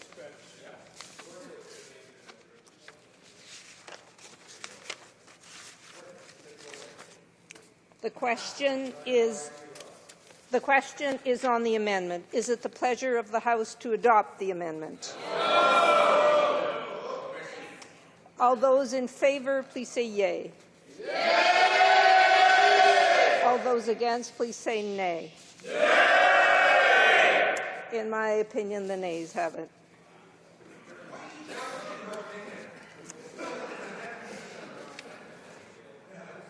Conformément à l'article 45. Pursuant to Standing Order 48, a recorded division is deferred to Monday, April 14th. Honourable Chief Government Whip. Madam Speaker, I ask that you see the clock at 1:30. Is there consent to see the clock at 1:30? Okay. It being 1:30, order. The House will now proceed to the consideration of private members' business as listed on today's order paper. Private members' business. Commencement du débat sur la debate on motion. Mr. Galipo, seconded by Mr. Mays, said that in the view of the House, the government should A, continue its dialogue with the provinces, territories, health stakeholders, industry and Canadians to promote and maintain healthy weight for children and youth. B, encourage discussions to address the factors that lead to obesity, such as social and physical environments, physical activity, as well as the promotion of and access to nutritious food.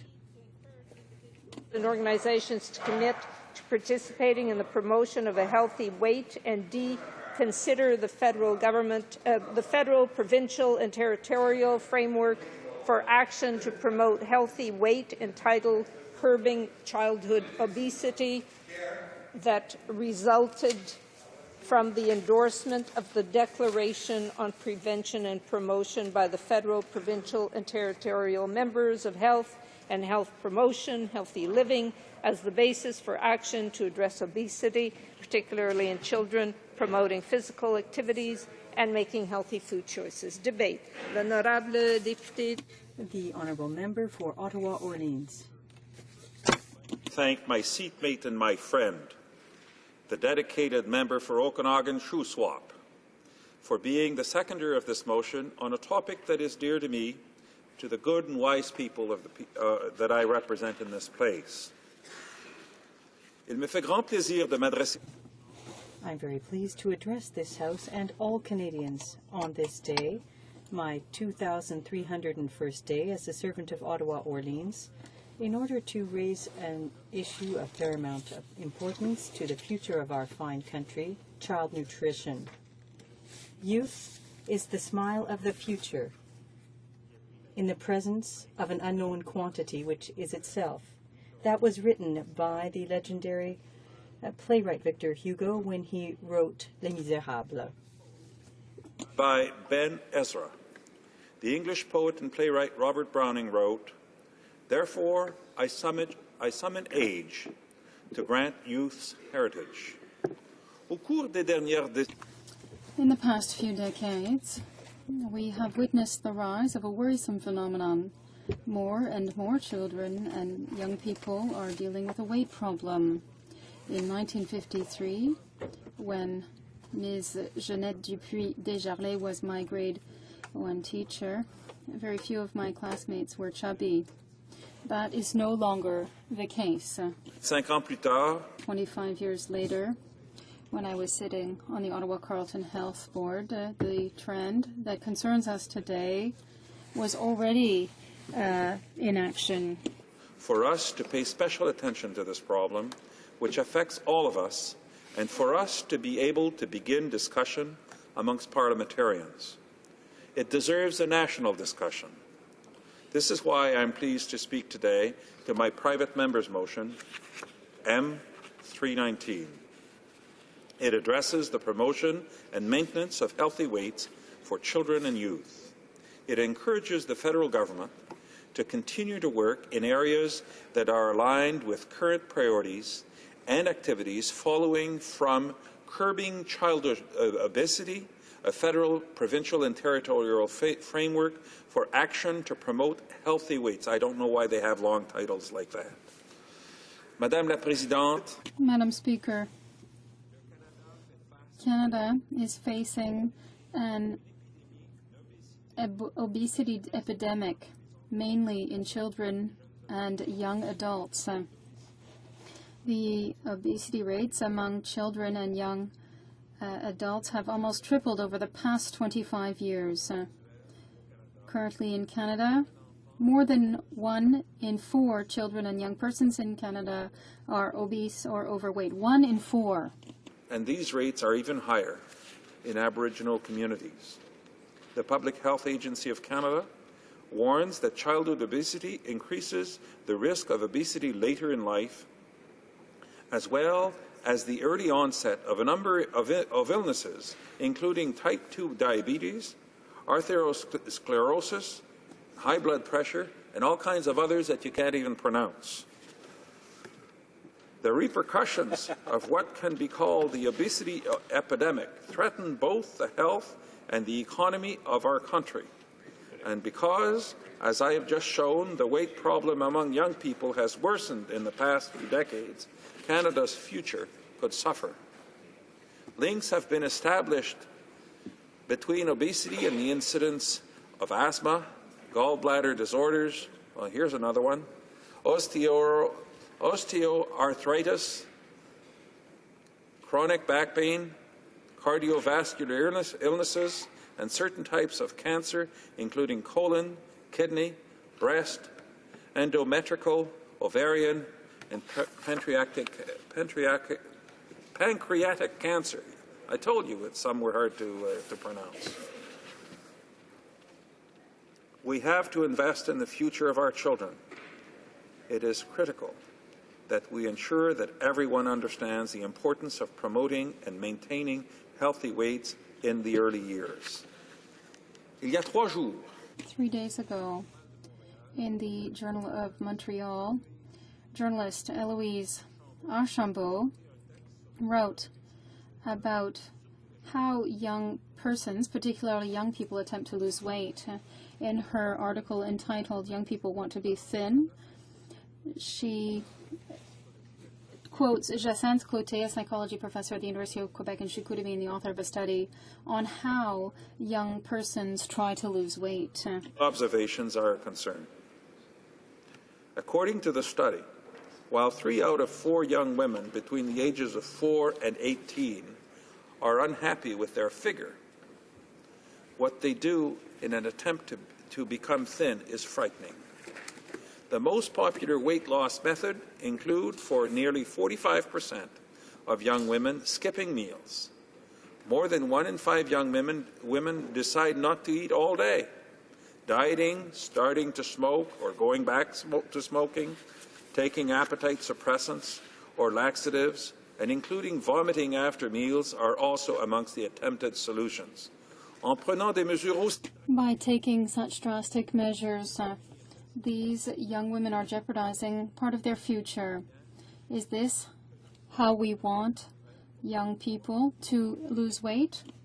The situation is an economic burden to Canada, and if nothing is done, it will become increasingly problematic. The direct health care cost of overweight and obesity have been estimated at $6 billion a year, and the indirect costs are roughly an additional $1.1 billion per year in Canada. And I'm sure that the various levels of government have other uses for what is, on its face, taxpayers' money. Canada is not alone in this situation, and many developed countries are facing similar obesity trends. This is one of the reasons we are seeing renewed momentum to address chronic diseases, including risk factors such as overweight and obesity, on a global scale. Last September, for example, Canada participated in a United Nations meeting on chronic diseases. At that meeting, there was clear recognition that obesity is a global health problem, and countries have placed a high priority on tackling it. While it is not the role of government to force people to adopt particular lifestyles, the government must endeavour to raise Canadians' awareness of this issue and become involved in the search for solutions. In this search for solutions, the government is already moving forward. Children in physical activity programs are entitled to a $500 income tax credit each year. The government also funds Participation, an agency that helps Canadians adopt healthy lifestyles through physical activity and sport. 1 year ago today, this highly beneficial agency honored two young constituents from Ottawa, Orleans, Alexis and Loïc Gagnon-Clément, two brothers studying at Garneau High School and St. Joseph Elementary School, respectively, in Orleans, were the winners of the Dare to Move Your Own Generation Team Challenge. In this contest, Participation invited young people in all parts of Canada to produce a short video to educate young Canadians about the importance of being active. In the video, Loïc plays the role of a obese tweenie using humor to illustrate times when physical inactivity is a drag. After the scenarios, the two students present a series of scary statistics about the health of Canadian young people. Exactly the kind of program the government should be encouraging. My motion is meant to encourage this dialogue among all the sectors, particularly healthcare, the economy, the environment, and education. It also encourages individuals, families, industry, NGOs, and the governments across this country to take action and to raise awareness. First, this motion encourages the federal government to continue its dialogue with the provinces, territories, health stakeholders, industry, and Canadians to promote and maintain healthy weights among children and youth. This motion also calls on the federal government to encourage discussions that address the factors leading to obesity. For example, we must expand the dialogue to include key areas for action in order to promote strategies for building social and physical environments that encourage physical activity and promote healthy eating and access to nutritious foods. Troisièmement, the third element of my motion calls for the federal government to encourage individuals and organizations to commit to participating in the promotion of healthy weights. We know that engagement and collaboration are fundamental aspects of mobilizing action. This brings me to the final element of my motion. The fourth part of this motion urges the federal government to use this framework as the basis for action plans to address obesity, particularly in children, and to promote active living and healthy food choices. This will ensure that governments continue to work together in 3 specific areas. First, to promote healthy eating and active lifestyles. Second, to create favourable environments. And third, to promote multi-sector partnerships. Madam Speaker, Canada is sending a clear message to the rest of the world that everyone has a part to play in healthy weights. You may or you may not know that in January 2010, I started a gym fitness and nutrition program. My goal is to be in good shape for the years to come. Ce n'est pas évident. It's not easy to start that at my age. Even today, I still have a lot to learn about healthy eating, and especially in my 60s, habits are hard to change. House, to speak to you today, I earnestly hope that the Canada of the future, which this motion addresses, will have the means to make wiser choices than I did. While it is true that it is never too late to change your habits, efforts are a lot easier to muster with the energy of youth. Afin de passer de la parole. In walking the talk, I am going to take Canada's Food Guide in hand as my pilgrim staff and visit schools in the constituency of Ottawa-Orleans that I serve to take part in the promotion and discussion projects described in the motion I have tabled in this House. Over the next few weeks, all the schools in the constituency of Ottawa-Orleans, from St. Peter's High School to Giselle Lalonde by way of Carine Wilson, will be invited to take part in this activity that I propose. I invite all honourable members, regardless of political stripe, to do the same. L'obésité. Obesity is a complex phenomenon, and addressing its causes is a long-term goal that will require not only changes in individual behavior, but also innovative action by governments, industry, non-governmental organizations, and other partners. We each have a role to play. I would like to thank the employees of Health Canada for their support in this project. J'aimerais également. I would also like to thank my own staff, Lynn Bernard, André Sarkic, Gina Vilsan, Amanda Weir, Colette Gell, et mon adjoint de direction and my assistant, Brian Michaud. Of this House will support my motion and take part in these discussions and awareness projects to further the important cause of child nutrition. Les jeunes sont notre avenir. Young people are our future. Let us not allow this dark cloud to loom over them. For your kind attention, and I assure you that I shall take questions from my colleagues with the same respect. Questions and comments. The Honourable Member for Beauharnois-Salaberry. Thank you, Madam Speaker. I want to thank my colleague from Ottawa-Orleans for the initiative, for bringing forward this initiative to the House. And I just want to note that he said in his speech that we had to walk the talk. And we know that the government has implemented twice expert committees on health in order to talk about the issue of obesity. In 2005 on trans fats, and in 2009, about 2 years ago, an expert panel on sodium. And in both cases, the Minister of Health put an end to these 2 expert groups without implementing the recommendations made by these experts. So I'd like to know what my colleague thinks about that. And when he says we have to walk the talk, will he talk to the Minister of Health in order to ensure that she will listen to her own experts? The Honourable Member for Ottawa-Orleans. Thank you very much, Madam Speaker, and I want to sincerely thank my colleague for having talked about those issues.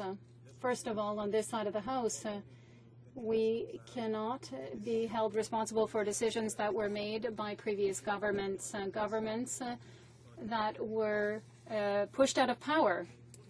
But with regard to an action plan on health, and especially when it comes to the health of young people, we must never forget the physical activity tax credit that we offer to all, and we have a list of advice that we can give to young people, including naturally the nutrition guide and all the advertising will be very useful. Member for Etobicoke North.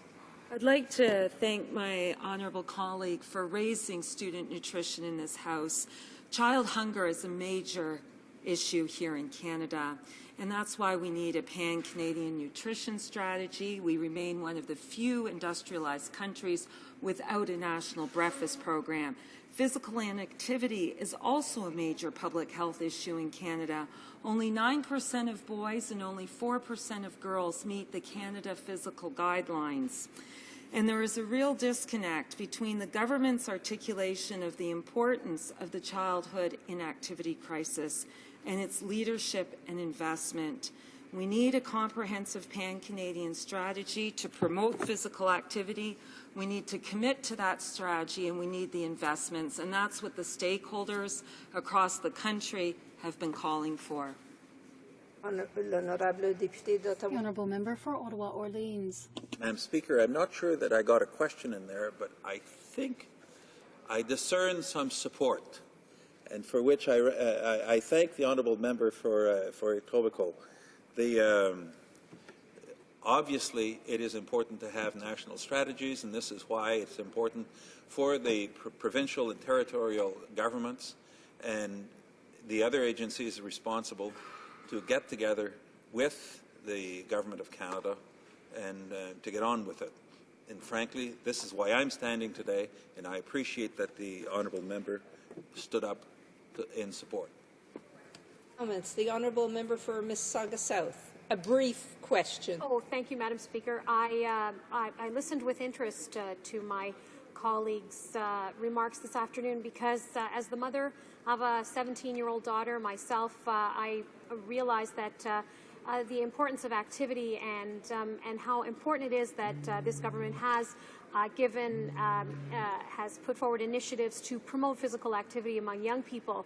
And so I asked the member and my colleague about what his goals, what are his goals and what should be the goals of this kind of legislation. Why is he putting it forward, in other words? That's my question. A very brief response. The Honourable Member for Ottawa Orleans. There are 30 seconds remaining. Frankly, Madam Speaker, this is a very reasonable question. In everything that we do, our first goal should always be pedagogy. And my line is this. I want to teach young people not to make the mistakes I've made, and to eat more healthy food, and not to starve themselves with the immediate pleasures that unhealthy food could give them, and starve themselves in the process. Reprise du débat. Resuming debate, the Honourable Member for Beauharnois-Salaberry. Thank you, Madam Speaker. First of all, I'd like to thank once again my colleague from Ottawa Orleans for this motion. Obesity is a chronic illness that affects increasing numbers of young people and children. Today, 26% of children between the ages of 2 and 17 are overweight or obese. But other than the figures, there are, above all, children who suffer from the way other people look at them, in addition to suffering from the physical consequences of obesity, like diabetes, respiratory illnesses, and so on. Children who are overweight are often the target of teasing and harassment in the streets or in the schoolyard, insults that often have a lasting mark on them.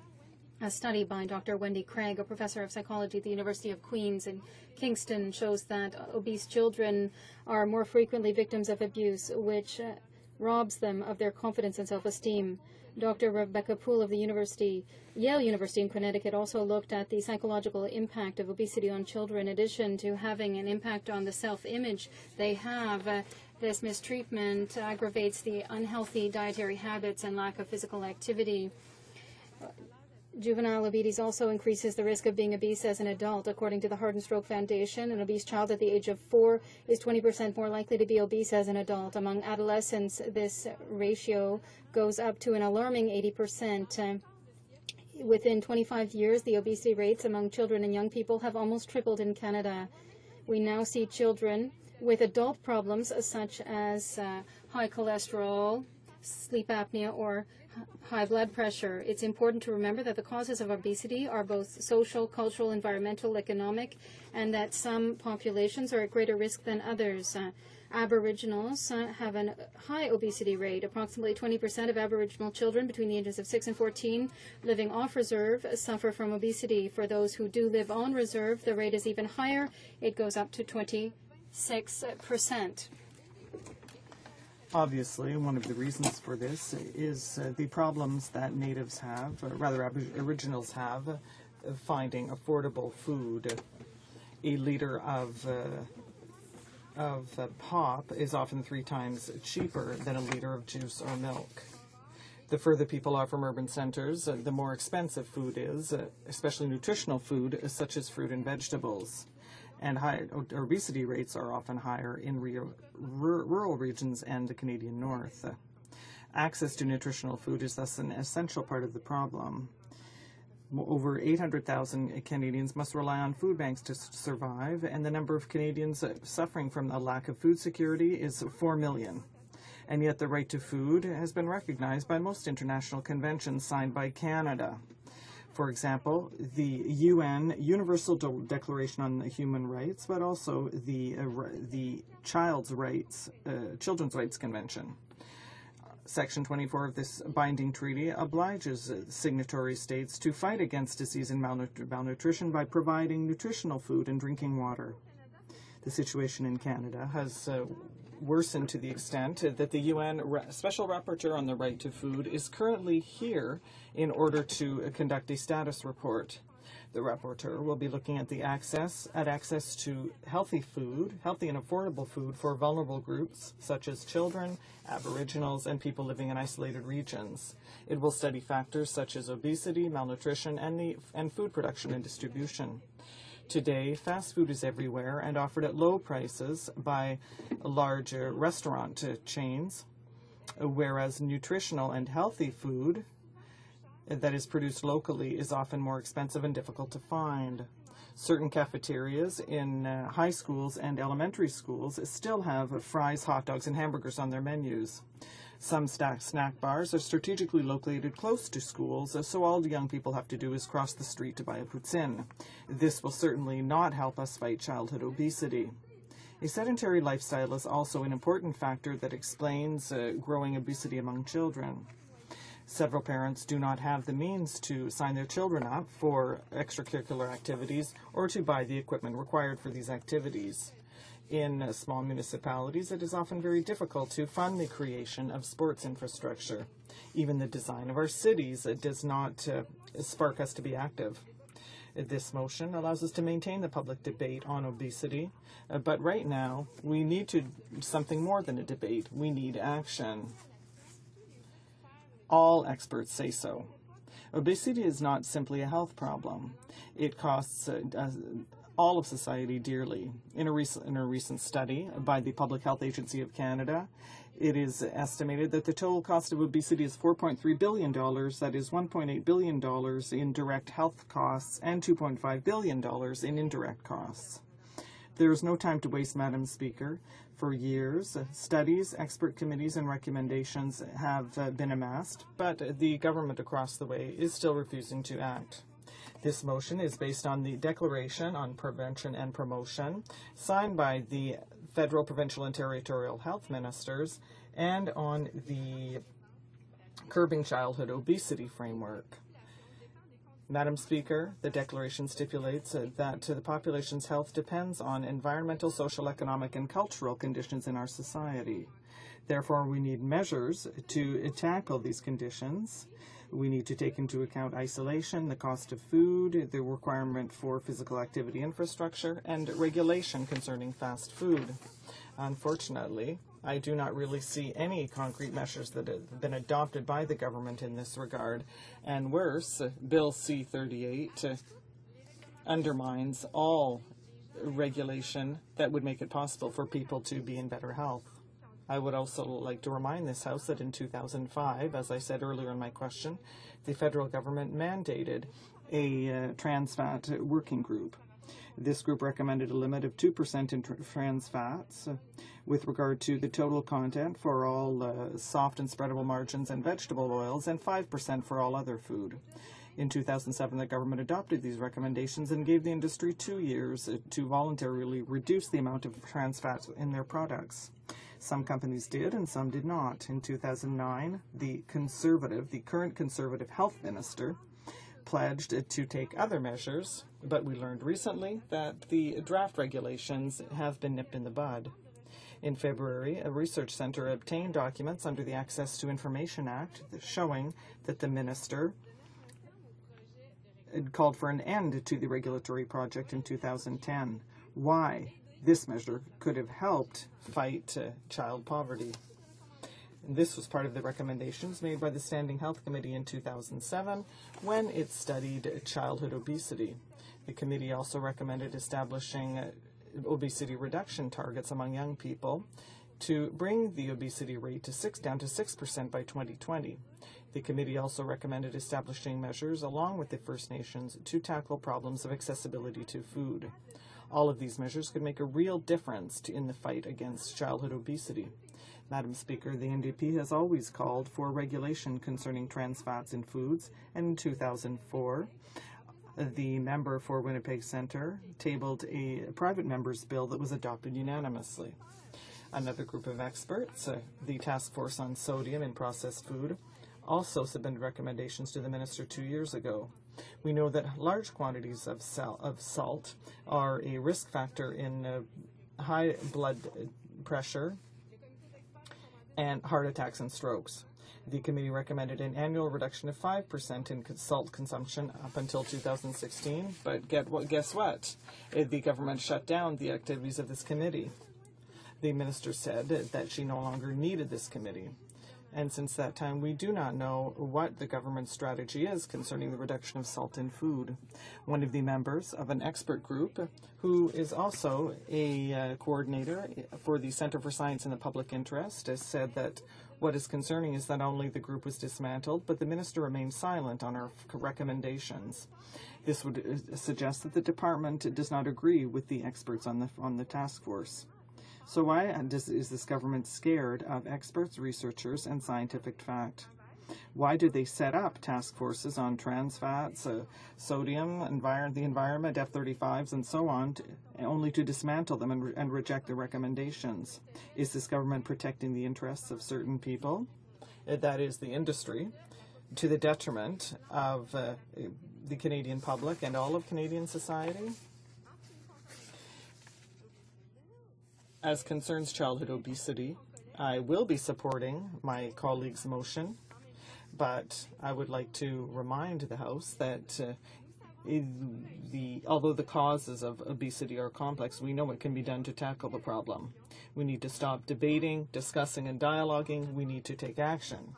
So I hope this government will take the measures required to counter obesity among children, to protect their health today and in future, by taking into account the recommendation of the expert panel that it sets up itself. Thank you. Resuming debate, the honourable member for Halifax West. Thank you very much, Madam Speaker. And I am very pleased to participate in today's debate. I would like to thank the honourable member for Ottawa-Orleans for having brought forward this motion, this very important issue, to the House of Commons. Madam Speaker, to have an opportunity to participate in this debate around childhood obesity, something that really is unfortunately a problem for too many Canadian families. It's an issue that was included as part of the Health Committee's 2011-2012 study on health promotion and disease prevention. The Standing Committee on Health also tabled a report on obesity in 2007, which called for a public awareness campaign, simple label packaging, and the removal of trans fats from the Canadian diet. Now, Madam Speaker, as parents, those of us who are parents, we all know the challenges of bringing up children in an age where kids are more interested in playing video games than in going outside to play catch or street hockey or ride their bikes. In fact, I'm pleased to say that tomorrow I will be out with my 15-year-old son and his Venturers company, as they call them, cycling in the St. Margaret's Bay Area, partly in the riding of my honourable colleague from South Shore St. Margaret's, and partly in the Halifax West riding, in fact. So I'm looking forward to that. But I know what a challenge is for all parents to get their kids away from their Game Boys, their Xboxes. CPAC. Brent says, get them away. It isn't too difficult to get them away from watching CPAC. That seems to be pretty easy. That's a pretty quick channel click, it seems to me, as it is for many people. Hopefully not too many at this very second, but, you know, we have to expect some of that, too. There are also plenty of statistics to back up what we know about obesity, and they don't paint a very nice picture. But I believe that most of us are familiar with these very shocking statistics. Children aged 2 to 17 have an obesity rate of 26% today. That's up from 15% in 1979. That is an enormous and scary increase. Youth aged 12 to 17 have a much higher rate of obesity these days. First Nations children and youth on off-reserve First Nation youth have a combined obesity rate of 41%. Sadly, the statistics from Nova Scotia are no better. Approximately 1 in 3 Nova Scotian children between the ages of 2 and 17 are overweight or obese. And of course, as recent studies have noted, this is tough on parents. Parents worry about this, as we should. Approximately 1/3 of normal weight 20-year-olds will become overweight within 8 years, the studies indicate. Approximately if the trend continues, in 20 years we can expect 70% of 35 to 44-year-olds in Canada to be overweight or obese versus 57% who are currently overweight or obese. That's an enormous change, and we should be concerned about it. There are significant economic costs for Canada as a result of obesity, and I think that we ought to reflect on what this in fact means for life expectancy. You know, we have the government saying, well, we need to increase the age for receiving the old age supplement because people are going to live so much longer. Well, that flies in the face of what we're talking about and what my honourable colleague from Ottawa-Orléans has said, in fact, about this very issue. He's talked about the increase in diabetes and osteoarthritis, pancreatic cancer, and a whole range of other ailments and diseases. And I think he would agree with me that we can expect that all of this, along with the increases I've talked about that we can see that are foreseen in obesity, overall are going to have, unfortunately, we can only conclude, I think at this point at least, they're going to have a negative impact on life expectancy of Canadians. And in view of that, I mean, I think that's something that surely the government ought to not be ignoring when it's looking at what it's doing. I mean, there's put aside the fact entirely that there's no basis for what they're doing anyway, that the Parliamentary Budget Officer, the OECD, the government's own experts are saying that there is no need, that in fact our pension system, our old age security system is in fact economically sustainable. I mean, they'll use all kinds of inflated numbers, ignoring the fact that, of course, that inflation will change the value of our dollar. They kind of treat it as if a 2012 dollar is the same as a 2032 dollar. And we know, for example, that a 1980 dollar isn't surely the same thing as a 2012 dollar, because inflation changes what that means. So you've got to find a way to look at this by saying, okay, in current dollars, in today's dollars, here's what it will cost, which of course makes it a lot less dramatic than what the government, and the picture the government is in fact painting. The direct and indirect costs associated with obesity in 2001 were estimated at $4.3 billion. Now, so this is a really big problem, cost-wise, economically, let alone health-wise and socially for our country. I think we can all agree that we need to build on and support the existing initiatives, For example, provincial strategies such as the Active Kids, Healthy Kids and Healthy Eating Strategy in Nova Scotia. And we should be focusing on policies like food and nutrition policies for public schools and regulated child care settings, making sure young people are getting the kind of nutrition they need. Now, we've all, I think, experienced the fact that it can at times be challenging to find somewhere where you can eat a healthy meal out or buy a healthy snack. What we see on offer in a lot of places, an awful lot of it is certainly not healthy and tends to help make us obese. And I think most of us would be guilty at some times of not eating as well as we should. I sometimes say that I'm on the Y diet. See, I only eat sweets on days that end in Y.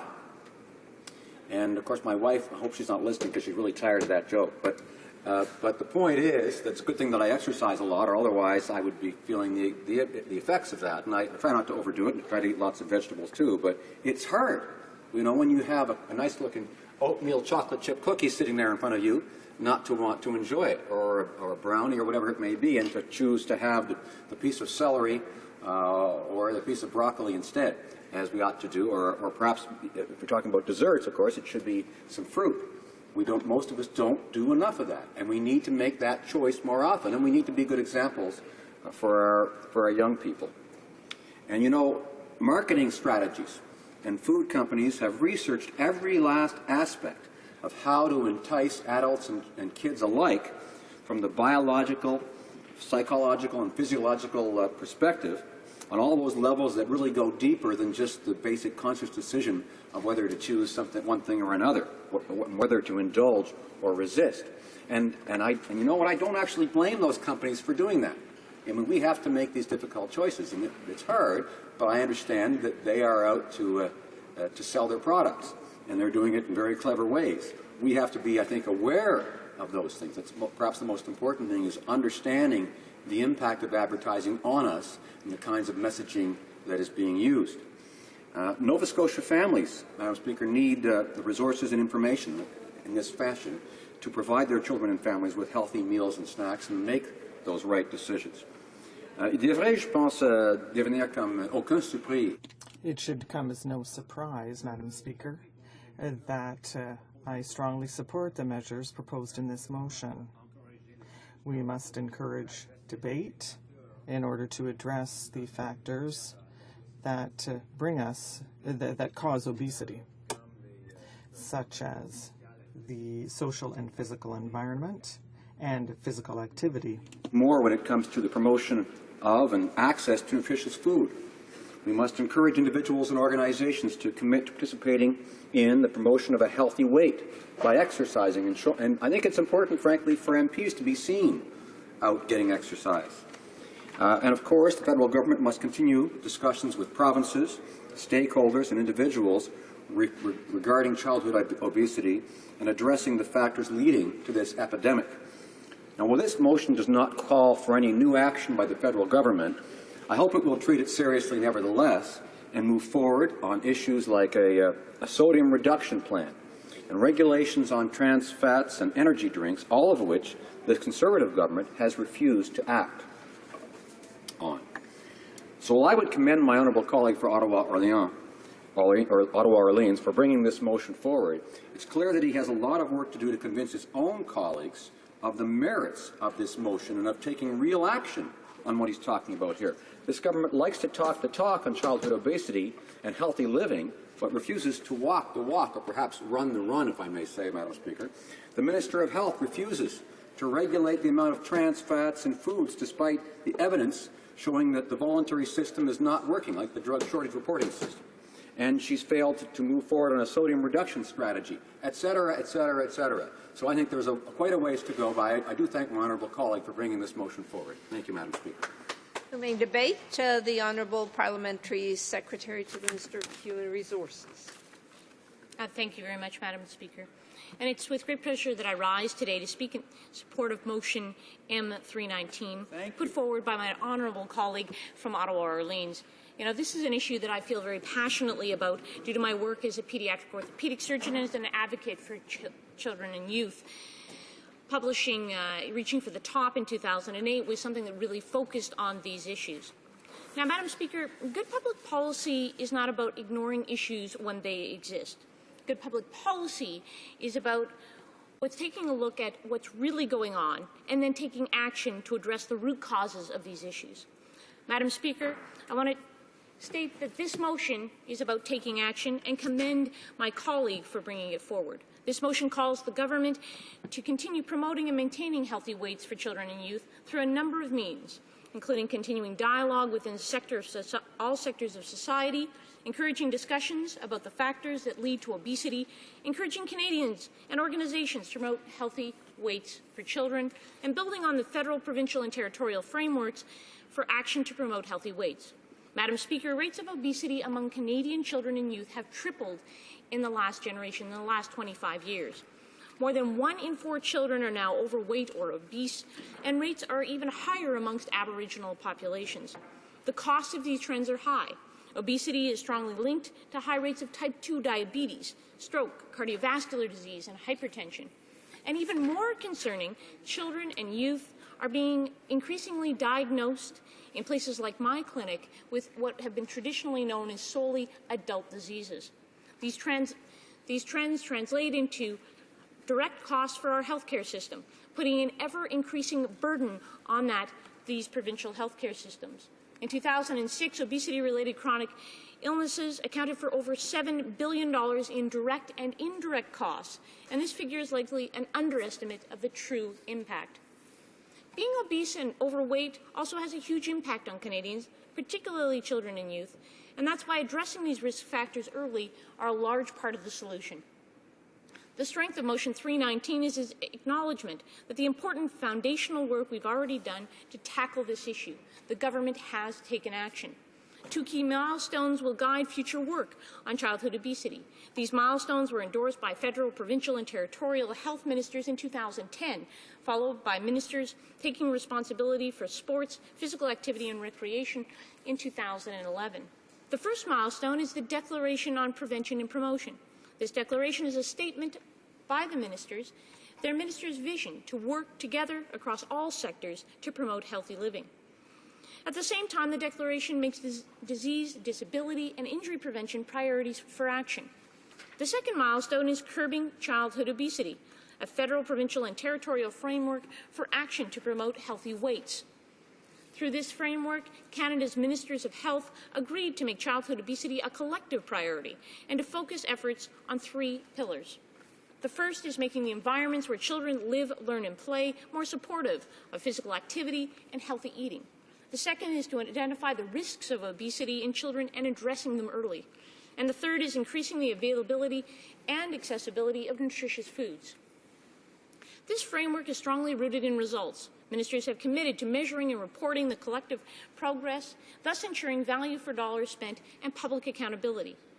Colleagues, we know that reversing child obesity trends is an important focus that requires action from all sectors of society, including governments, but also industry, communities, families, and individuals.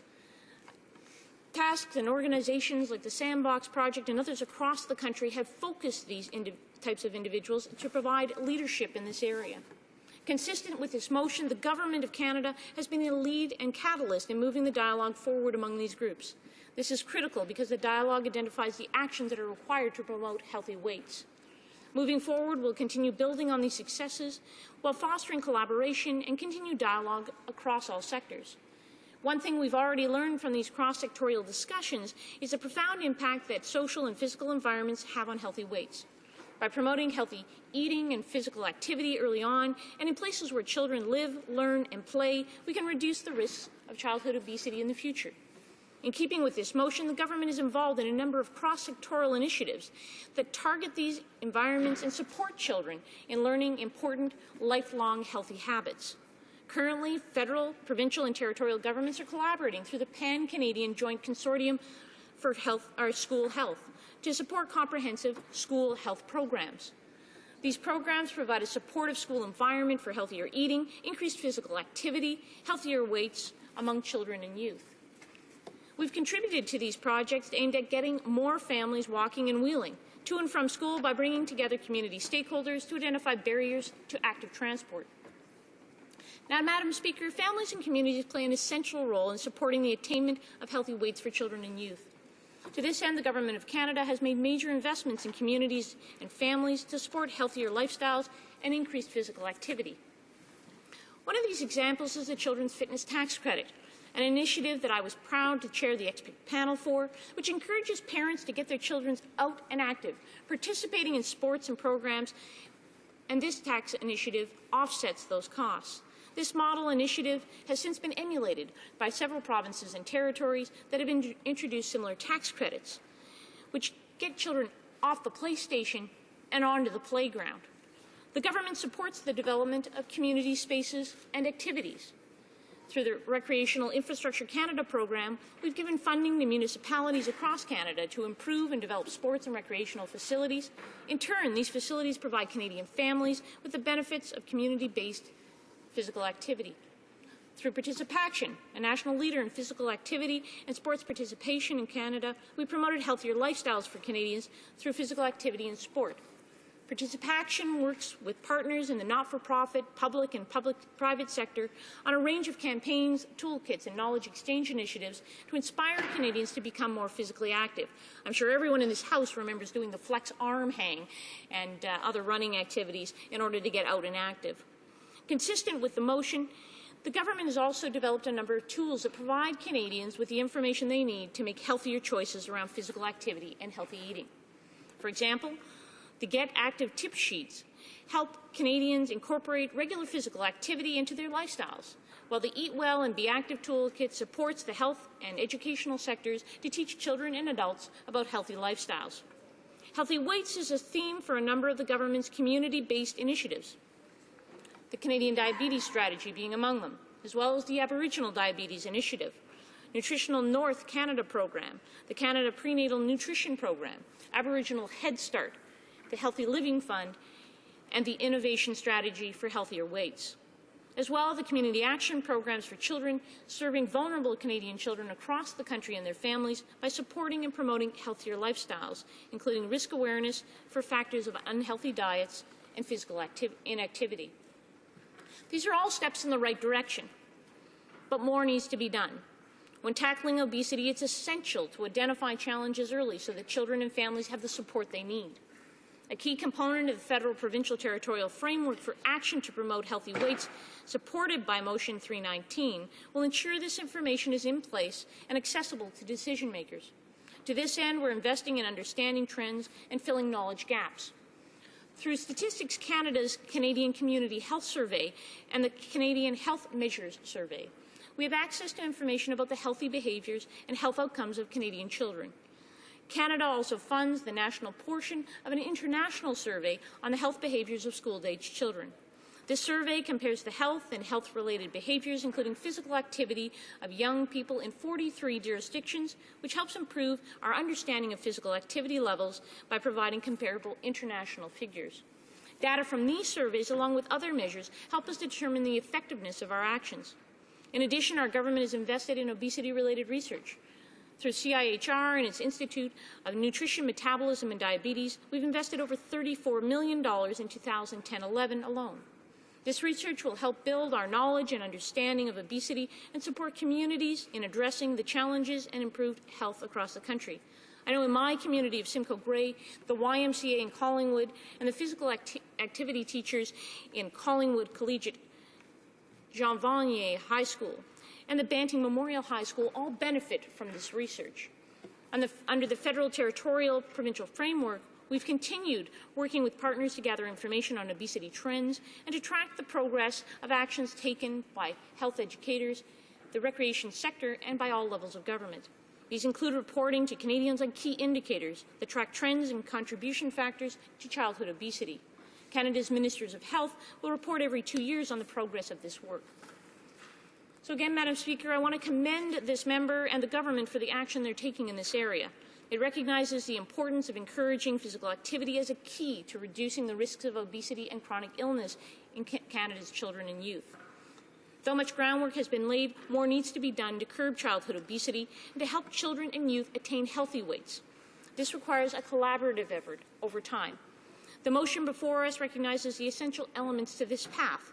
the importance of collaboration and dialogues across all sectors, the role we all have in creating healthy environments and supporting healthy weights, the need to continue building on the foundational components put in place by the federal, provincial, territorial framework. By this motion, we can advance continued discussions and actions in the promotion of health. Order, please. Order. Order. I regret the honourable member's time has elapsed. Resuming debate, the honourable member for Beaches East York, and I should let him know ahead of time that I'll have to interrupt him at 2:15.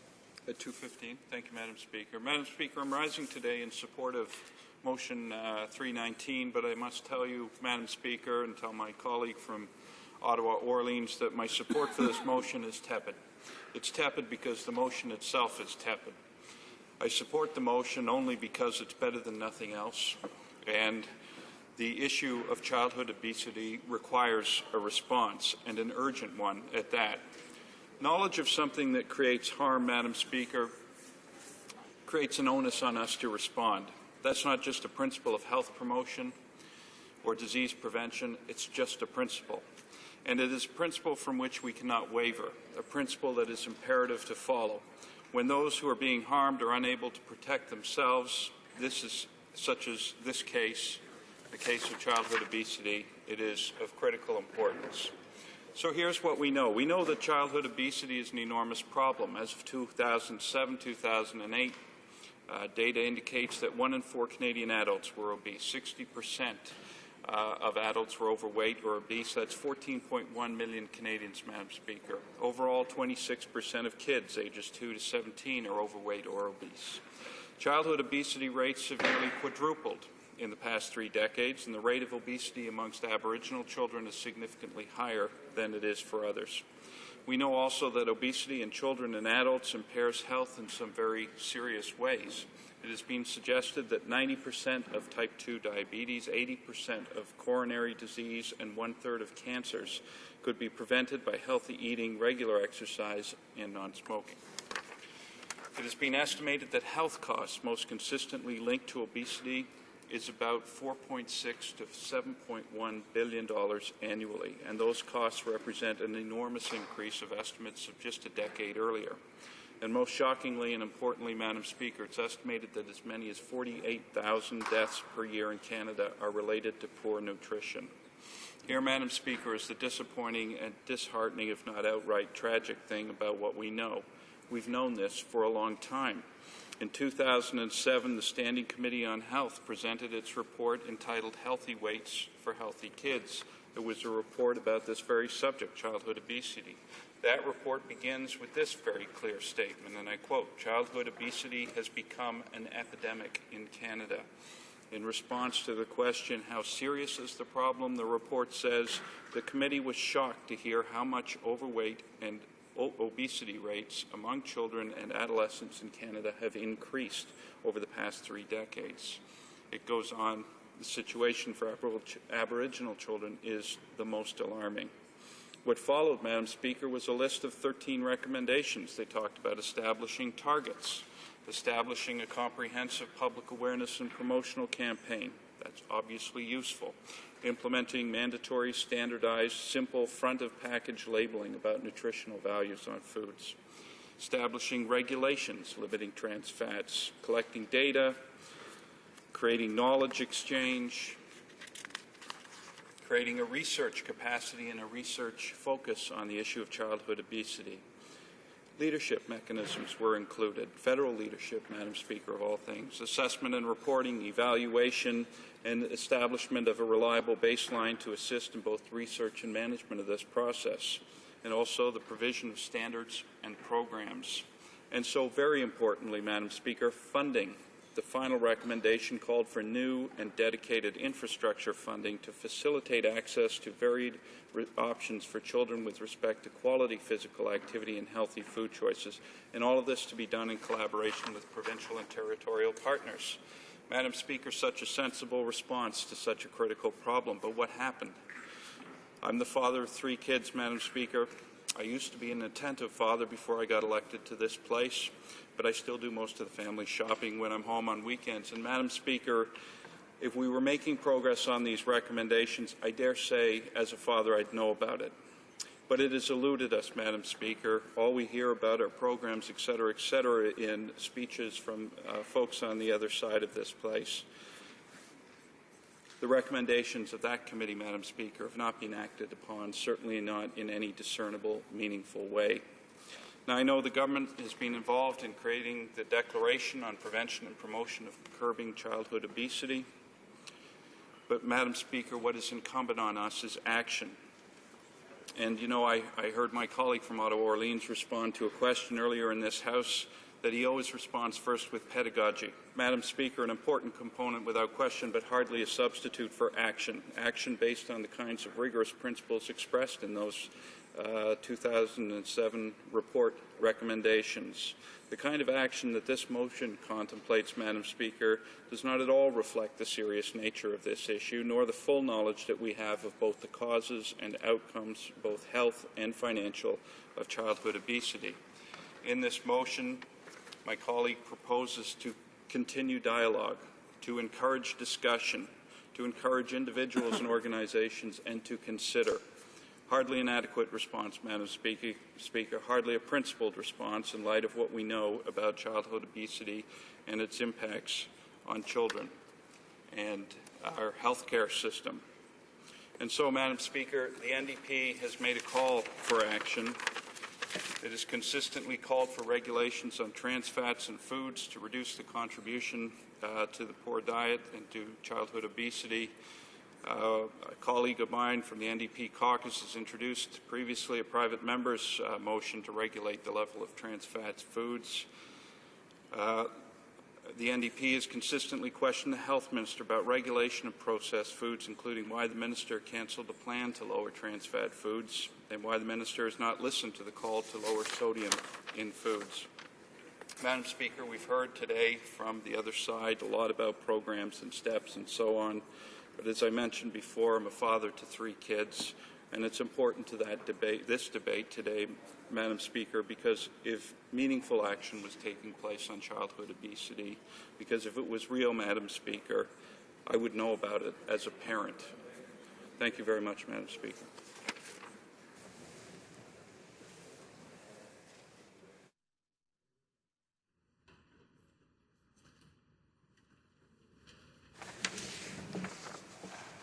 The honourable member would have 3 minutes left for his intervention when this motion returns on the order paper. The hour provided for the continuation of private members' business has now expired, and the order is dropped to the bottom of the order of precedence on the order paper, it being now 2:19 p.m. This House stands adjourned until Monday at 11, pursuant to Standing Order 24.